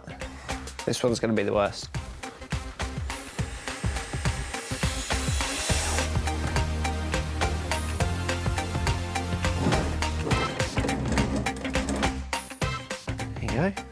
So, a lot of weird angles, but slowly this cabinet's getting bigger now. With the old piece successfully cut in half, Rupert can now build the new middle section. He's making a simple shelving unit, and in keeping with his ethical ethos, Rupert is using recycled wood. With all the pieces secured together, what finish is Rupert thinking? I think the middle section at the moment will be probably one bold primary colour. Did you have any specific colour in mind? Let's hope Sarah likes custard. Otherwise, this piece could still be finding its way onto the bonfire. Good luck, Rupert. Meanwhile, Sarah has placed the Clarice Cliff ladle and bowl in an online auction. She's now nervously waiting to see if they fetch a good price. But the auction is almost over. At the moment, they're stuck at £41. I hope I've got more bids out there for these things. At the moment, there are 6 people bidding on it. 3 minutes. It's making me really nervous, especially with you lot watching. 2 minutes, 10 seconds. I just want a little bit more for it. 1 minute, 25 seconds to go and it's still only at 41 quid. That's really disappointing. I definitely think it's worth more than that. They're probably all doing their gardening or something. 5, 4, 3, 2, 1. Damn. Oh, it's gone up. Somebody's bid right at the last minute. Okay, so the bowl and ladle have sold for £50. I'm pleased with that. I'll take £50 and to be able to hand that money over to somebody who's going to throw the bowl and ladle away, that's money for nothing. When Sarah first met Vicky at the tip, she was performing a sad task. Are you clearing something out or? Yeah, my granddad's house. No. So a lot of my grandma's old belongings. Horrified by the thought of seeing all of Vicky's grandma's stuff slung in a skip, Sarah decided to take a chance on a box of unknown china. It would be nice if it could be reused for someone else who'd get pleasure out of it, because I know my grandma certainly did with a lot of these things. Sarah's gamble paid off when she discovered the Clarice Cliff bowl and ladle. Now that's more exciting. Look, that's Clarice Cliff and her stuff is really collectible. That's a find. As far as I'm concerned, in that box, this is a find. Although Sarah was slightly disappointed with the final sale price, hopefully Vicky will still appreciate the effort and, of course, the little extra spending money. Sarah is in Bram Hall to hand over the profit she made on the Clarice Cliff bowl. Hi there. Hi there, Sarah. Hi there. Hello. And this is my granddad Ken. Hi there, Ken. Hi there. Come on out a bit. I've got something to. I've got a little something to show you. I wondered if you had remembered in the box of china there was a bowl that looked like that. Does that? Oh yeah. Yeah. When I saw the back stamp on the bowl, I turned it over. It said Clarice Cliff on it. I really got quite excited about what you might have popped in your box. So I did a bit of research, and a bowl like this, because of its very strong Art Deco lines, is actually quite collectible. So I popped it online to see what sort of interest I could get, and it turns out that a collector saw it and really wanted it and paid £50 for it. That's brilliant. Yeah, so that £50 actually comes back to you. So who would like £50? Granddad? Thanks very much.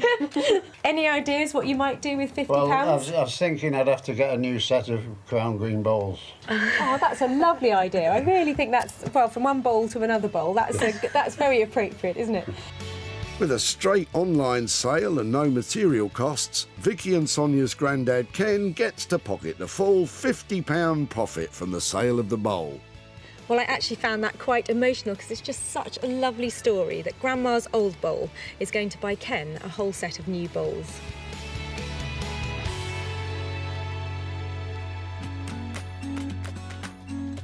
In Surrey, the final rivet is going into the frame of the new lounge chair. Now, Bex and Dave can do their finishing touches. Dave is stripping back the outside of the pipe to reveal the different layers of paint. while Bex is welding the final fix to the frame. I think Sarah's just round the corner, so we're just putting the last one in. But it's looking really nice. When Bex first saw the humble soil pipe, it had only just been torn off the side of a building.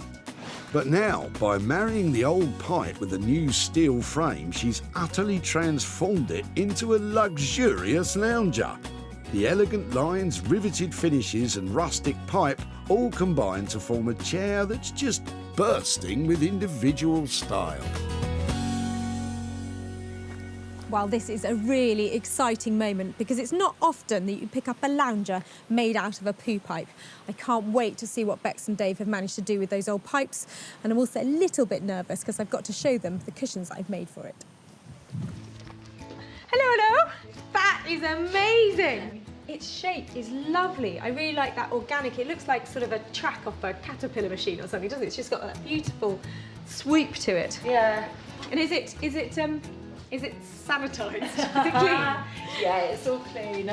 Washed and lacquered and everything. Doesn't smell. Doesn't smell at all.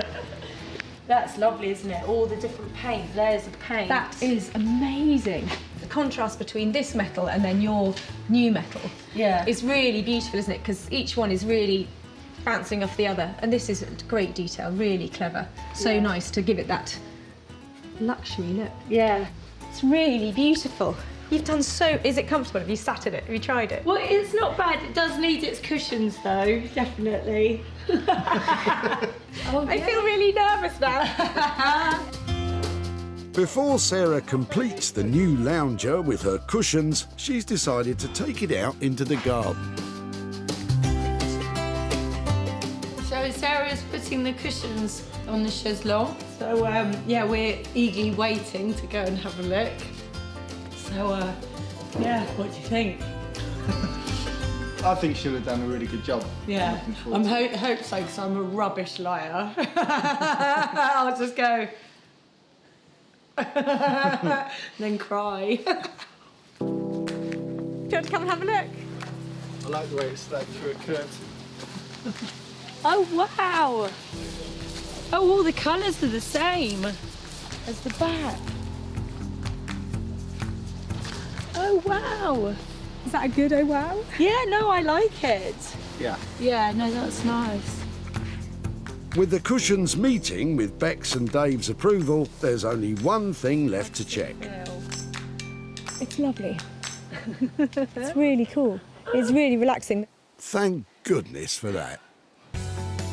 When Justine pulled up at the tip in her fancy-looking convertible, no one could have guessed what she was planning to dump. Hi there. What are you throwing out today?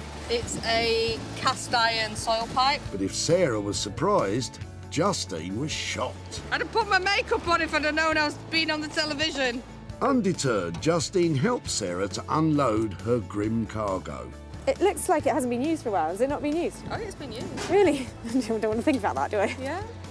I'm just glad to get rid of it. I don't know what she'll do with it.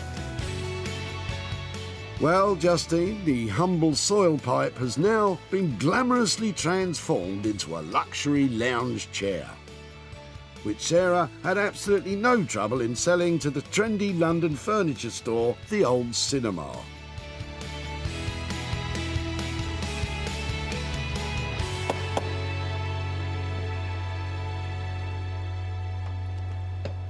Hi, Sarah. Hi, Justine. Lovely to see you again. And you. Much nicer surroundings than last time. Yeah, the tip. Now, since we have had your pipe, have you thought about what we might be able to do with it? To be honest, I didn't really think that you would be able to do anything with it. After a bit of debating about what we should do, we turned it into... Are you ready for this? Go on. Because this is I've no idea. A really good transformation. Oh, wow! Your downpipe is now a lounger. Gosh. It is now a high-end interiors piece of furniture. Oh, I could have had that in my house then. Yeah, you could. You could. I'm absolutely stunned. We had to spend £800, but I'm really pleased to say that it did sell for a profit. Right. We sold it for £1,200. So Oh that my means gosh. I've got 400 quid's worth of cash to give to you for your poo pipe. Oh my gosh. Thank you very much. It's an absolute pleasure.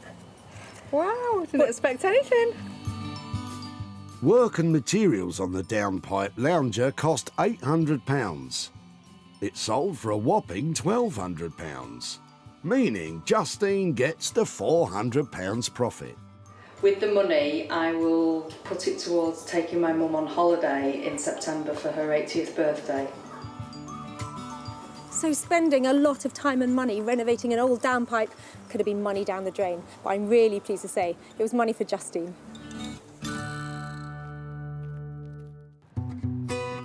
So, with 2 items successfully sold, can Sarah make it 3 out of 3? It's time for her to see the final item in Margate. I'm a little bit worried. I left Rupert with a really old-fashioned looking blanket box and a quite tall order to turn it into something amazing. So fingers crossed, he's managed to pull it out of the bag. When Sarah last saw it, the blanket box was old and flimsy and just moments away from being turned into firewood. But now, Rupert has blown the dull old box apart and joined it all back together again with a vibrant and contemporary middle section. The end result is a bold and substantial 21st century sideboard. But will Sarah like it? How are you doing? Another item ready for you? I think it's genuinely, absolutely smashing. How on earth have you done that? It's a bit nuts, this one. I haven't done much that's unrecognisable to the original piece. Apart from slash into it. I slashed into it. I have made what was a piece of furniture that didn't have much of a useful function anymore in home into something that hopefully does now, into a very big sideboard by literally pulling it apart. It's stunning. Can I have a closer look? You can, yeah. Obviously, I have used a new section in here. This is made from OSB, or sterling board, which is actually the waste chippings around a tree when they've taken the main lengths of timber out of a trunk. So it is a sustainable product. I've restored the original piece, other than cutting it in half. I have actually restored it by repolishing it and refinishing it. You might actually like to lift those up and find that there is oh my word! The original function of the cabinet is still there, so the piece still exists in its original form. Genius. You know, you can tidy the living room in at a moment's notice when the kids have been playing. Exactly, and either end, that does the same thing. I think it is the work of a genius. I think the fact you've got that storage in there as well, I really wasn't expecting that when I saw it. And this slash of fantastic colour, and you know, anybody else, I'm sorry, they'd have just cut it in half. They wouldn't have put those angles on it and made it look like that. I think it is inspiring stuff you've created here, because it was such a light, insignificant piece that I dropped off to you. I didn't think that anybody would be able to make anything that looks like this, and this is stunning. It certainly is, Sarah, and let's just hope you can give it a stunning price tag to match. Back at the dump, brothers Richard and Tom were at pains to bin their old blanket box. We've tried to offer it to a charity shop, but they didn't want to either. So really? Yeah, it's a last resort tip. Would you mind if I took it away and tried to make something out of it? Yeah, absolutely. Well, yeah? By all means. It's a shame to get rid of it, but like I say, we had no other option. So who'd have thought? Yeah, it's somebody would actually want it. So. Little could the boys have imagined that the charity shop reject would be transformed into a contemporary sideboard. This is great. And when Sarah showed it to Martin, one of the country's leading retro furniture dealers, he snapped it up on the spot. This isn't just recycling something, it's taking something and making it better and fun and artistic, and it's really creative stuff. So now it's time for Sarah to reveal to Richard the fate of his old blanket box. And she might just have another surprise for them in her back pocket. Hiya. Oh, hi. Nice to see you Yes, again. nice to see you. How are you? Yeah, really well, really well. You remember your blanket box? Yes. it turned out to be one of the things that was really good to use to do something else with. So I thought I'd come back and show you what we did What with are it. the chances? What do you reckon? I was not expecting that. It's definitely original and yeah, quite unique as well, isn't it? So. And we've actually managed to sell it. Wow. It made £100 profit. And Really? that is for you. No for way. Your blanket Okay. box. Unbelievable. Any Yeah. ideas what you might do with £100? It's just a shame, like brother, isn't it? Because obviously the pair of us took it, didn't we, to the tips. His 21st coming up, so possibly. Yeah, treat him, you know, on his birthday maybe. I think that would be a great use of the money for him. It's nice to receive something for nothing really, so it's yeah, it's lovely. I hope you get to benefit from it as well. Yeah, I'm sure I will. Okay, take care. Really All nice right. to see you again. And you, okay, and you. bye-bye. Thank you. Transforming the blanket box into a stylish sideboard cost £400. It sold for £500, meaning the £100 profit is Richard's to be as generous to his brother as he likes. Today, all three saved items have made a profit, from the Clarice Cliff Bowl being snapped up by a keen collector, to the old soil pipe repurposed to a lounger with poise, all the way to a blanket box transformed into a terrific sideboard. That's brilliant. That's 3 things saved from being lost forever and 3 people walking away with money for nothing.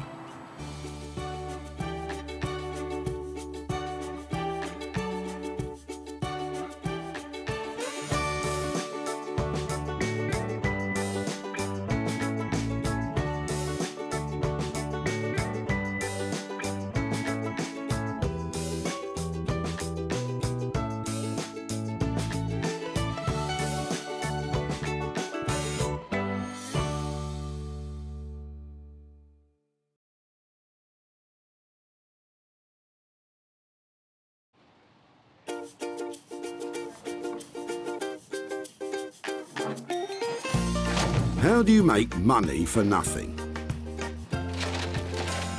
The answer could be hiding in the 20 million tonnes of household waste we throw out every year.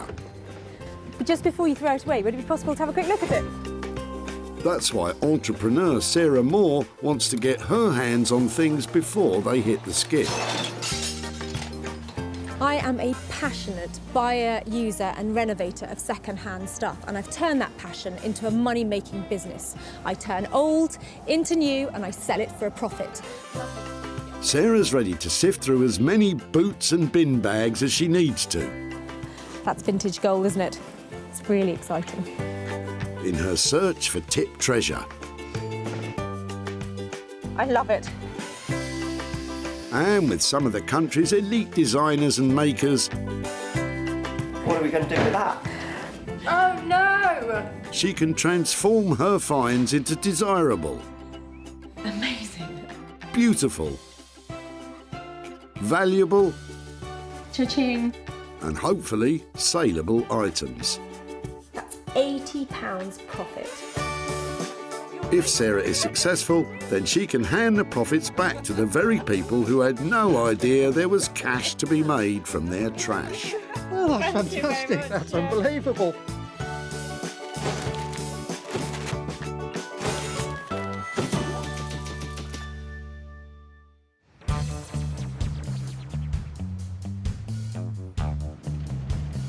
Today we're at the Whitley Recycling Centre near Guildford, where 800 tonnes of waste is dumped by Surrey locals every month.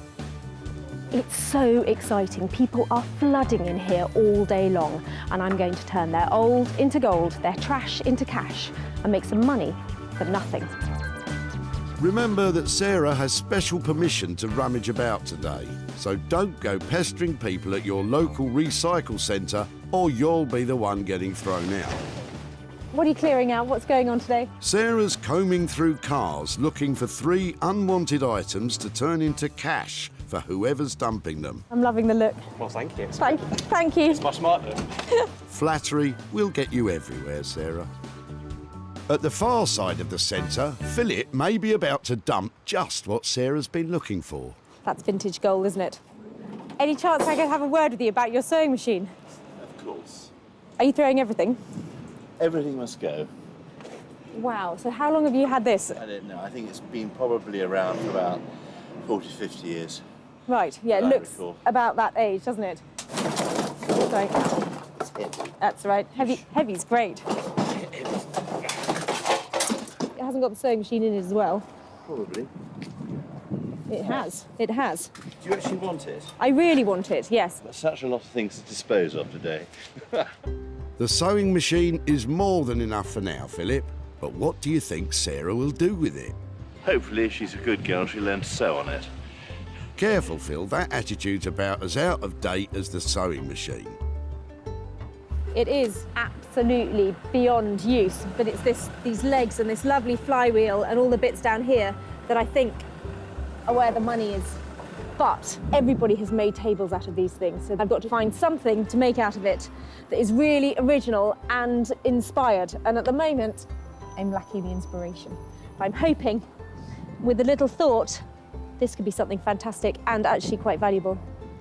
So that's the first item all sewn up. Sarah may not be sure how to transform it into a moneymaker, but she knows a man who could. Rupert Blanchard is one of the country's leading reclamation and bespoke furniture makers. He's used to turning Sarah's foraged furniture into something saleable. I'm really looking forward to Sarah coming and see what she's managed to discover. I hope it's something that I'm familiar with and I can identify its history, but I want to add something to it, so I want to completely destroy it and turn it into something brand new, but retain somewhat of its past story, its past history, its past relationship with someone, and really build a new relationship with it now, make something brand new, and start making new stories. Rupert does love working with unloved items, but Sarah could be stitching him up with this one. So, Sarah's saved her first item from the skip, but she has 2 more to find. And another piece of classic manufacturing has just pulled up. I absolutely love it. How long have you had it? I've had it about 5 years. Well, it's lovely to see it being used. The car's not up for grabs, Sarah. Get a move on and find your next item. Ah, wait, Emma might have just the thing.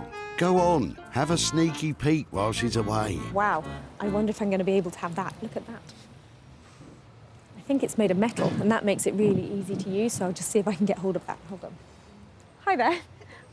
I'm looking for things that I might be able to recycle or make into something else. Okay. And I was wondering if it might be, you might share this or let me have it. You can have it. No, you're welcome to Really? take it. Oh, it's quite heavy, isn't it? It's not that bad. I know, actually, in the scale of baths. No, I thought it was going to be heavier. Well spotted, Sarah. Spending most days at the dump, you're due a bath. That's brilliant. I love the shape of it. Exciting. Well, thank you ever so much for letting us take it away. No worries, That's have great. fun. Thank you. Sarah clearly sees potential with Emma's bath, but what on earth could she make from it? I'm thinking she's going to make some kind of weird 60s seats or something. I love this bath. It's made of tin. I'm going to be able to cut it up and make something fabulous out of it. And I reckon if I made 2 armchairs, I could make 500 quid out of this. Emma's guess wasn't too far off. So, with Sarah's second item in line for a radical redesign, she'll have to call in the services of a designer who loves heavy metal. Beck Simon is one of the country's best artist blacksmiths, creating high-end interior furniture and bespoke metalwork commissions. Beck's is normally specially commissioned for unique pieces of artwork and has no idea what's coming her way.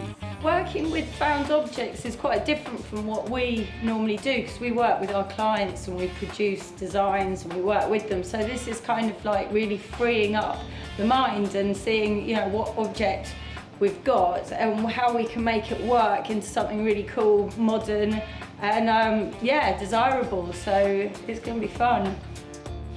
It would seem bath chairs are the obvious choice. So how will Beck's make them stand out?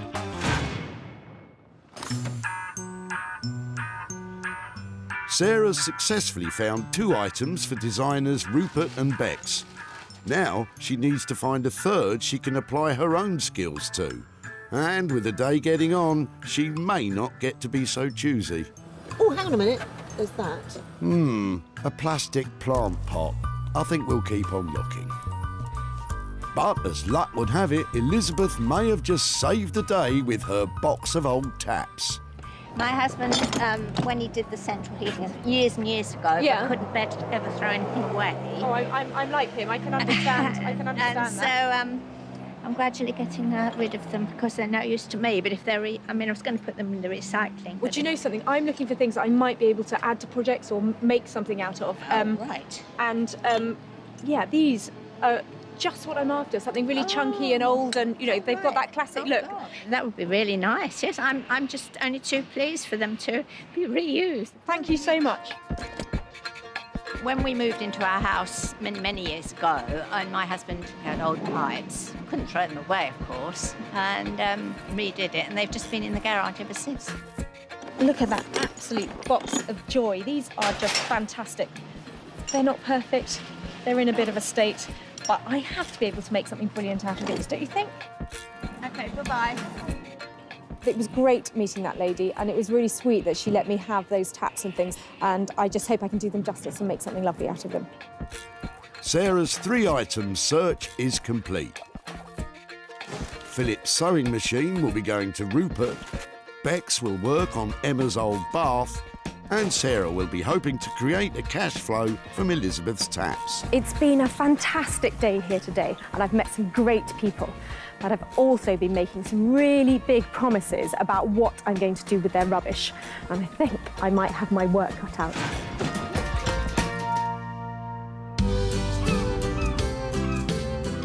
Sarah's first stop is the seaside resort of Margate. For over 200 years, the town has been a popular holiday destination for Londoners.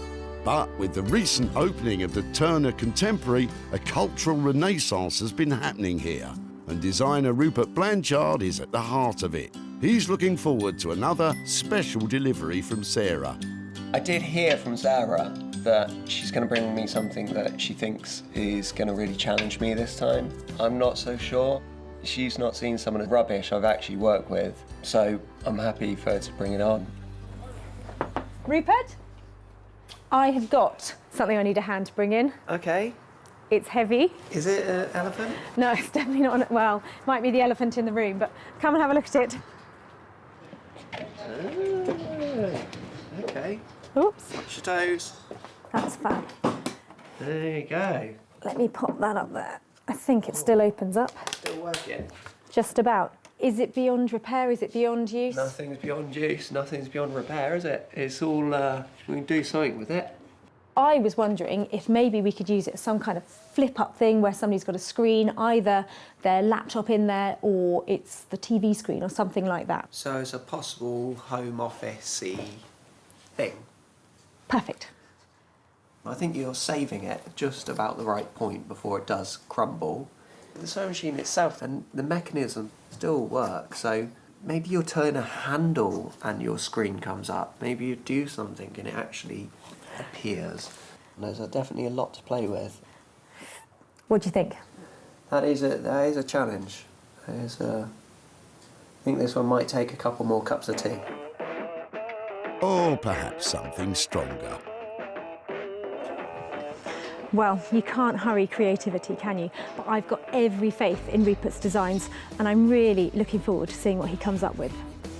I really want to do something new with this.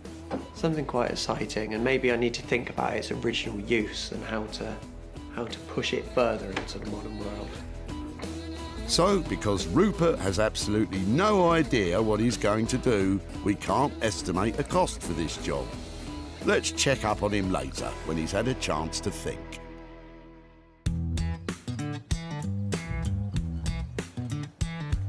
So, while we leave Rupert to put the kettle on, we travel further inland to the Surrey countryside. We're waiting for Sarah as scrap scavengers Bex and husband Dave. Sarah thinks a bath is just what these two need. It's a bath. Don't take it personally. Oh, wow. Okay.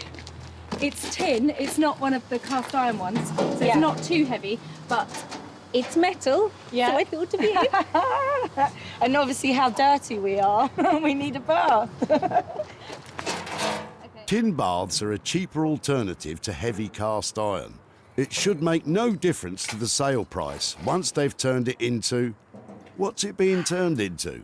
So I was sort of wondering whether this could be a pair of armchairs. I was just wondering if we could cut in each end off to make a kind of like cool armchair.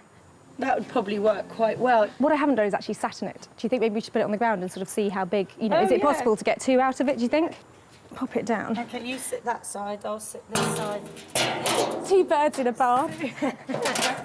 You've got the taps end, I win. I always end up with the taps. OK, so my end's comfortable. How's yours? I'm sort of quite propped up, but that's OK. The only thing I was wondering about, just having a couple of holes in it so we could put a cushion pad on it, so maybe just in the base, a cushion pad so you don't slide out of it. Yeah, no, definitely. If I get out, will you shoot you across this place?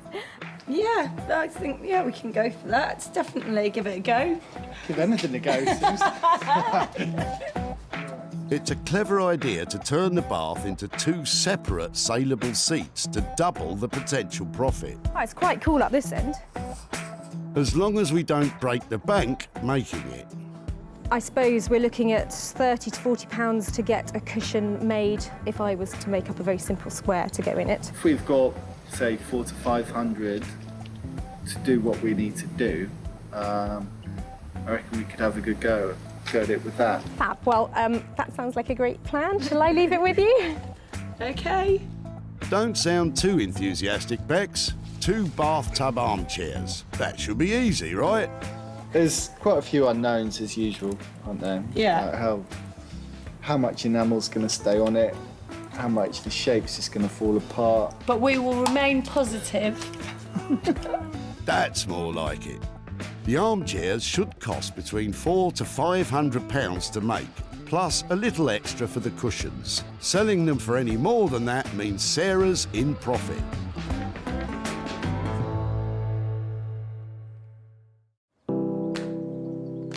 So, with Bex about to crack on with the bath, and Rupert, well, hopefully he has some idea now of what he's going to make. It's back to the barn and time for Sarah to make some money from a pile of plumbing. So I picked up this whole box of taps at a tip and thought, brilliant! That would be so easy to use. There's so many of them. They're really old-fashioned and charming looking. But now I've got them all back home, I just don't know what to do with them. Why don't you get them all out and maybe something will come to you? That one's quite cool, but...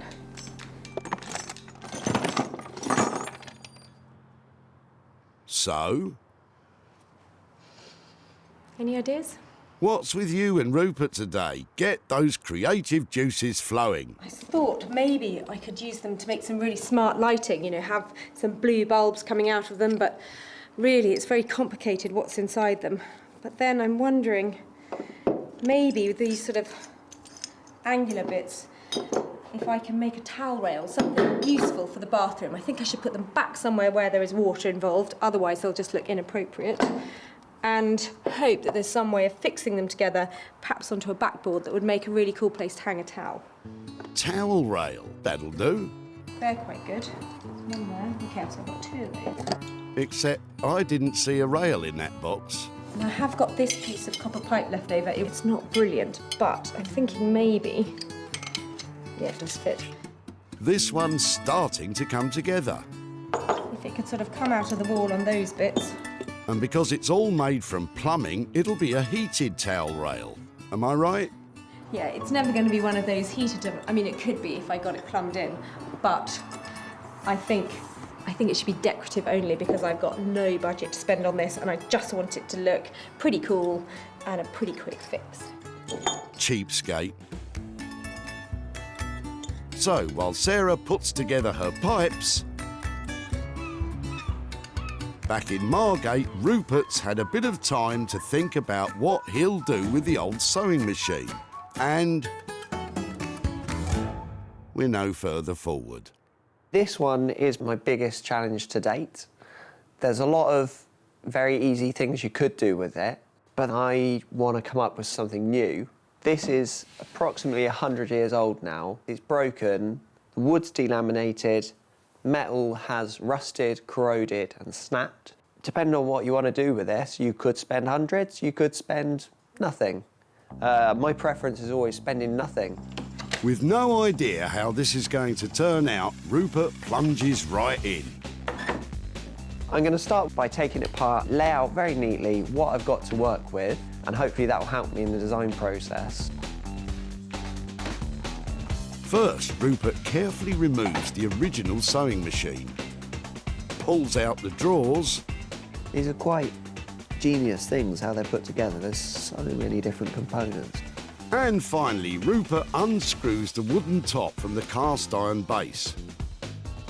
Rupert subscribes to the art of knolling, which essentially means taking things to pieces, laying them out neatly, and then having a think. So I've taken Sarah's discovery apart now into many, many components. There's a lot of beautiful little elements and lovely little design details going on. But what I do with them, I still don't know. A few more cups of tea. More tea? I'll just go and get an ice cream while you think, shall I? The Singer Company, who manufactured the first practical sewing machine for general use, was established back in 1851.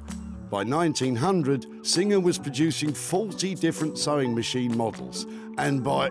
Oh, I've had enough of this. I can't stand it. Rupert, tell me you've got something for us. Hooray! Something new, and it's a big bit of wood. Rupert, what's the plan? I've gone through so many options trying to come up with the right one. So I think I'm trying to do some kind of table, but with something a bit extra, an extra little twist, an extra little kick to it. I'm not going to say quite what it is because I want to surprise Sarah. People are either going to love or hate this one. Ooh, a surprise. I like a surprise. Some kind of a table with something else. Excellent. For the tabletop, Rupert's using some reclaimed wood he had lying about. And while we were away, he's also applied a spray varnish finish to the metal base to stop rusting. Rupert really wanted to make this piece unique and even reached out to social media for inspiration. I put it on Twitter after a while of coming up with lots of different things to think what other people thought. And one of the things that was read, I did think of this before. I wanted to do like a rotisserie chicken, turn it into a barbecue, but you have a chicken on it and push the pedal to slowly turn. If that's the kind of ideas you're considering, I can't wait to see what your secret surprise is.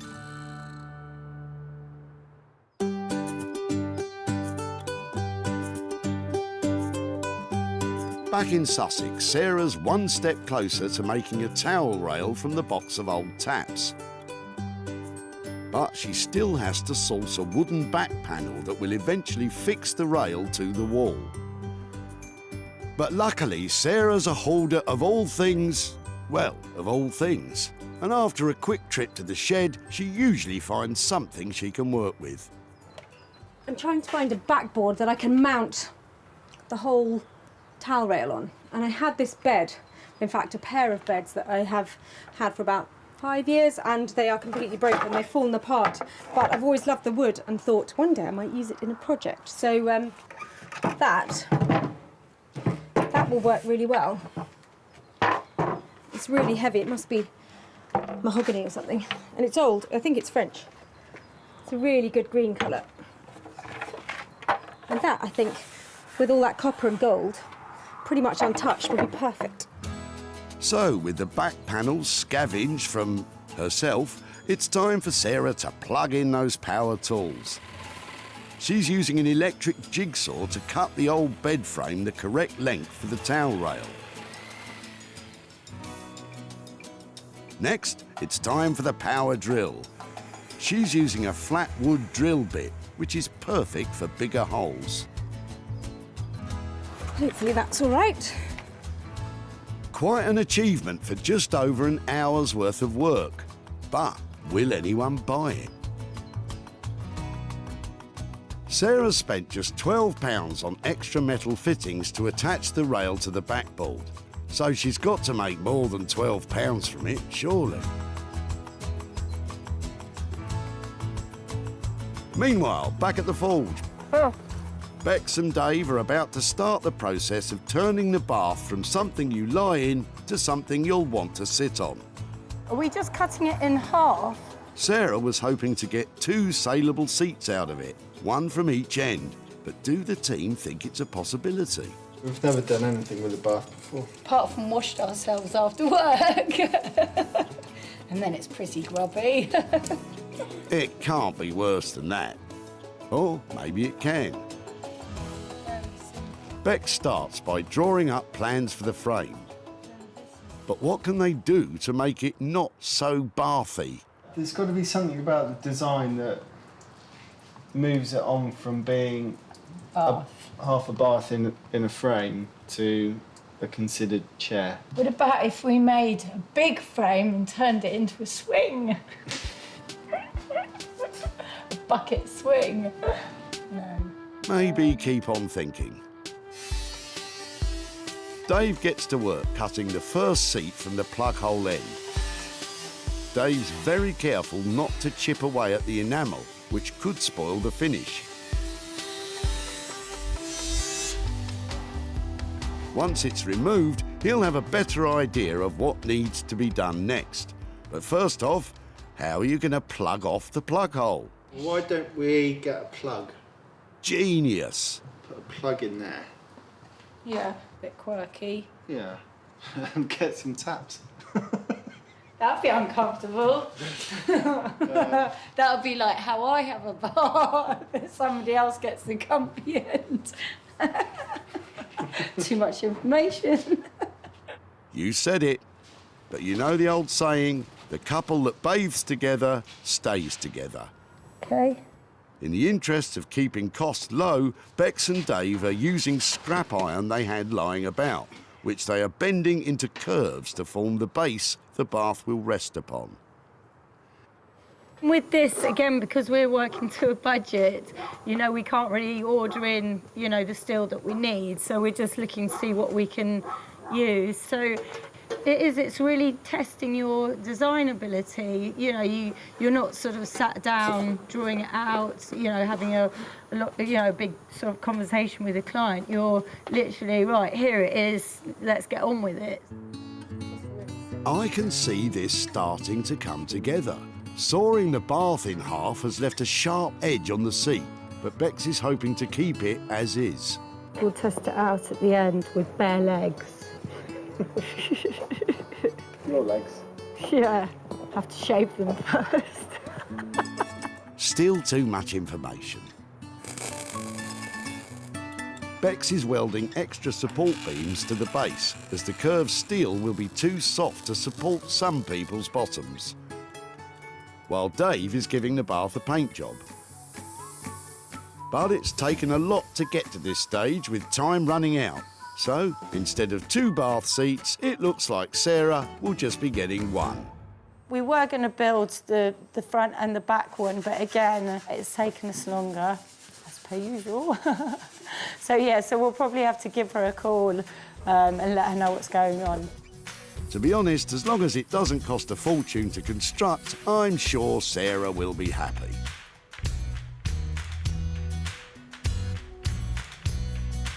Back at the barn, Sarah has downed power tools and is nearing the end of her own restoration project. She's attached the rail and bits of old taps to the wooden back panel, and now is nailing more bits of broken bed to the sides for a classy finish. When Sarah found the old taps, they were headed for the skip. But now, it's a modern, funky towel rail. Sarah used matching black steam valve handles that make the piece more industrial than domestic. The extra materials Sarah used were compression joints, which form an L shape attaching the rail to the backboard. And the backboard? Well, it was an old bed, but I think it does the job nicely. All in all, a quick and effective turnaround, Sarah. Just for a change, I have to say, That was refreshingly fun to make. It's really quite simple if you're using any of these compression joints that you can get at plumbers merchants, because they literally tighten up together and give you a really secure join.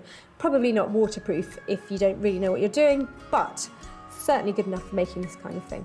So probably all in all, it was only about an hour and a half to make, and I only spent £12 on materials. So hopefully enough here to make some profit. I'm sure you'll find some plumbing lover to buy it for more than £12. So go on, get it sold.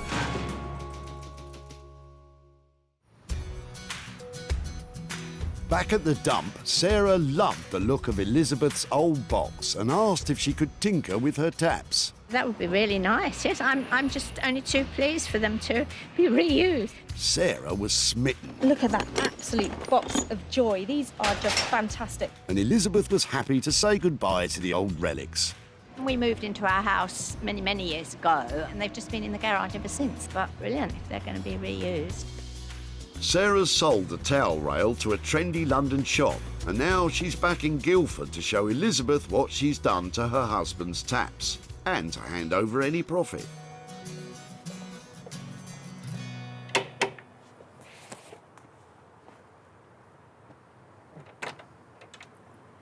Hi there. Hello. Hi, Elizabeth, it's Sarah from The Tip. How are you? Hello, I'm fine, thank you. I just thought I'd update you about what happened with your taps. Yes, right. Were you wondering what we might do with them? Well, I couldn't think of anything, actually. They're just old taps to me.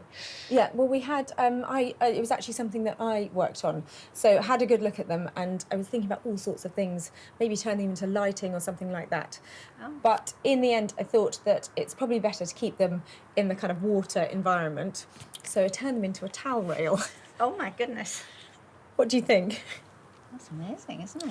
Yes. I know these were your late husband's. Yes. I hope he would approve. They've actually... He would. He would. So after the stuff has been made, we try and sell it, and they were actually sold for £75. Goodness me. What do you think about that? Do you think... I can't believe it. And from that £75, I've got £63 to give to you. So let me... Right, thank you very much. I'll send that to his charity. Did he support a particular charity? Well, we had two. Because he had dementia, he used to go to a day centre, so half of the money went there, and the rest went to a place called the Rainbow Centre, where my little grandson attends for disabled children. Sarah's rustic take on a towel rail cost just £12. The item didn't hang around too long and was picked up for £75, giving Elizabeth a chance to spread some love with the £63 profit. Thank you very, very much. Absolute pleasure. So, while Elizabeth heads off to spend the spoils from the towel rail, we're back in Margate, where Sarah's about to pop in on Rupert and finally find out what his super secret surprise is. When we left him, there were talks of rotisserie chicken barbecues and all sorts. Now Rupert's putting on the finishing touches. So hurry up, Sarah, and get in there. The wait is killing me. I love it here at Rupert's place because I think, like me, he might be a bit of a hoarder. I can't wait, though, to see what he's done with our sewing machine table, because when I last left him, he was scratching his head and he hadn't got a single idea about what he's going to do with it. So, who knows? Before, the old crumbling sewing machine was no use to anyone. Now it's a very cool, functional work table with a desk fan that is operated by the original foot pedal. Rupert, you're bonkers. Rupert used a very simple finish to the metal to maintain some of its history. A clear wax on the tabletop brings out the natural grain of the scavenged wood. But the secret surprise of the day is that fan. Rupert has rigged the original Victorian engineering to turn the blades with a push of your foot. It's a one of a kind. Hiya. Welcome back. How are you? I'm very good. How are you? Yeah, really. Hey, is that my sewing machine surprise? So do you want to see it? Yeah, go on then. Come on. A sewing machine surprise because it doesn't actually have a sewing machine anymore. Oh, wow. Okay, so I thought maybe a rotisserie chicken, maybe a giant pencil sharpener, lots of things that I spent a lot of this week failing at, and then I decided, on a hot day in the workshop, what better than a fan? I absolutely love it. Let's see it in action. Yeah, so there's a little hidden hole under here. Okay. And so now for the pedal, I'll get it going. It's genius. Well, it's, I just really wanted to use the action somehow. The sewing machine itself had completely seized up. There are some bits missing internally, like someone had already taken parts off of it. So I started looking at it and realised it's all about the base. The base is a real classic. Yep, Rupert's bringing booty back with his big, beautiful bass. Go on, Sarah, give it a whirl.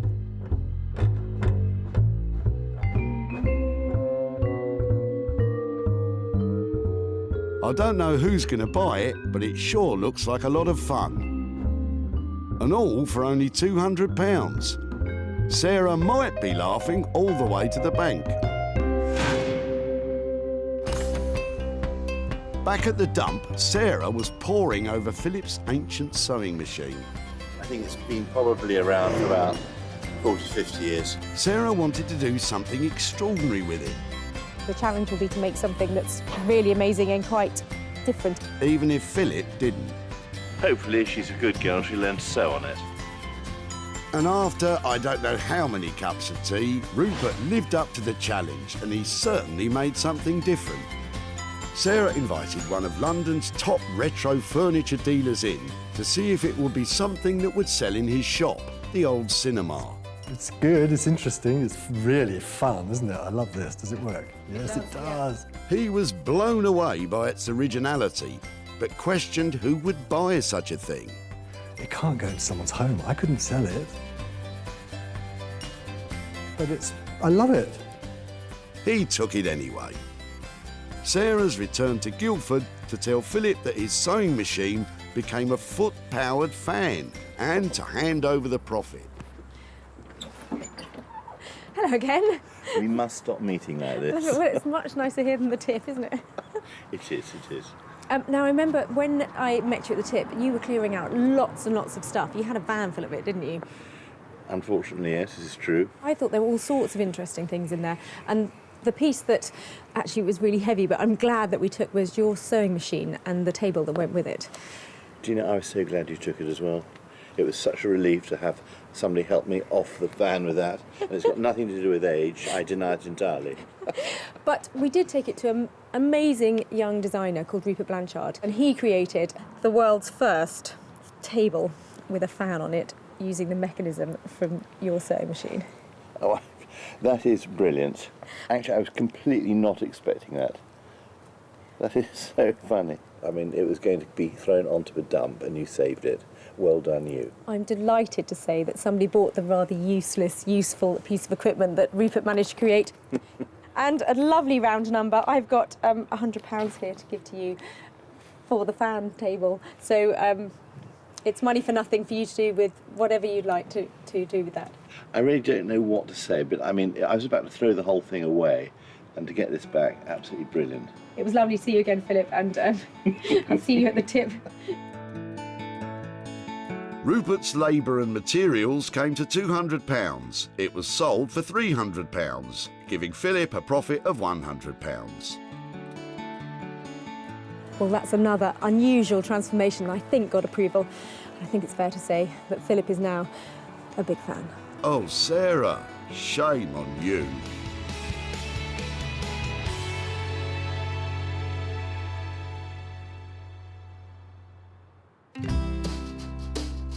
Sarah's had success with Rupert's fan table, but it's time for our bathing blacksmiths to reveal what they've been up to.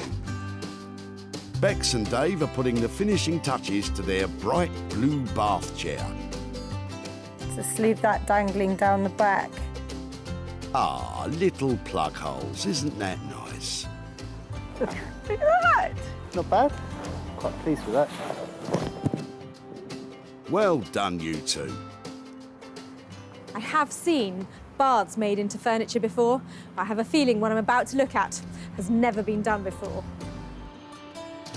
When Sarah brought it to them, it wasn't fit for any bathroom. But now, it's a bathing beauty. Bex and Dave have really outdone themselves with this piece of funky furniture. I didn't know they had it in them. The base of the chair has been welded, riveted and soldered to support the bath securely when sat on. They applied an undercoat primer to the enamel to ensure a smooth finish, and the bright blue paint harks back to its watery past. And to finish it all off, the plug hole features are just lovely.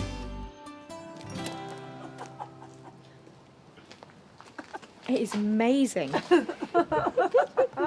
It's really modern and really funky, isn't it? We didn't want to keep the bath just the white bath colour. And, you know, I wanted to have that feeling of water. And oh, look, I love the chain. Sarah's even brought her own little cushion to give it her own test drive. It's comfortable as well, isn't it? Yeah. It makes you smile because it's got humour attached to it, but also in a very cool sort of way. So, because I keep feeling really chuffed with it. How much to spend, I don't care.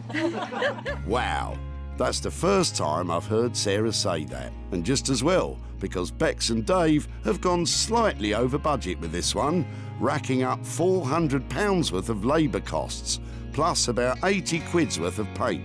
Sarah will be looking to slap a high price tag on this when it comes to be sold.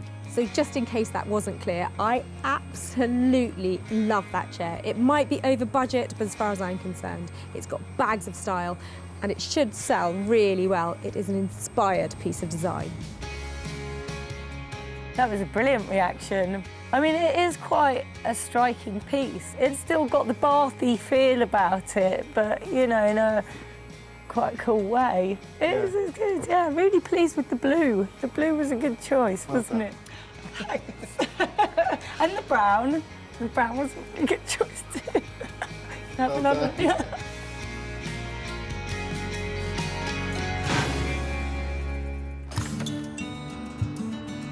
Back at the dump, I wonder if I'm going to be able to have that. Look at that. Emma wanted shot of her old bath, trading it in for a new model. It's actually cheaper to buy. A whole new one. Sarah had grand plans for it. I reckon if I made 2 armchairs. And Emma agreed. I'm thinking she's going to make some kind of weird 60s seats or something. And that's kind of exactly what they became. Kind of. Now Sarah's back in Surrey to show Emma what Bex and Dave have achieved.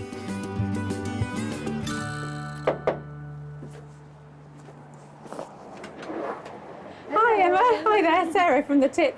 Nice to see you. And you, how are you? I'm very good, thank you. How are you? Yeah, very well. I've just got some pictures to show you of what we did with your bath. Oh, lovely. We took it to Guildford to this fantastic artist blacksmith who's called Bex Simon. Oh, wow. And she and her husband have been doing some lovely things with this. And your bath has been turned into a somewhat glamorous, I would say, oh my gosh, seat. Oh my. It has been completely sprayed blue, Yeah. all the stuff that was, all Oh, the white that's bits of it, lovely. and they have made a lovely frame for it, and they've kept some of the little quirky bits on it, like the chain and the plug and that kind of thing. What do you think? I'm amazed, utterly amazed. Normally at this point I'd like to be saying, I've sold your bath and I'm here to give you some money for nothing, but as of yet your bath hasn't sold. If it does, or when it does I should say, it would be great to be back in touch and I'll be handing over some money for nothing for you. So, despite this wonderful transformation by Bex and Dave, the search continues to find this unique chair a new home. But with costs of $480 spent and no income generated, this could be a potential loss for Sarah of £480.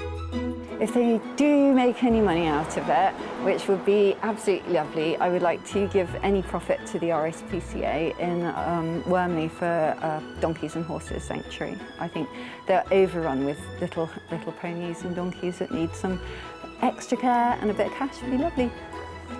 Well, Emma loved what we did with her old bath, which is always a relief.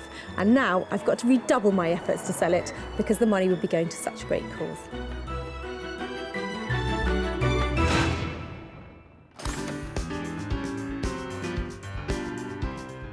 So, Sarah's managed to save 3 unwanted items from the jaws of destruction. 3 fabulous transformations that have come so far since we left the tip.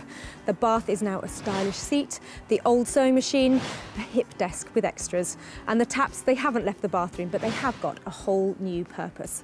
It just goes to show. Once again, with a little ingenuity, you can make some money for nothing.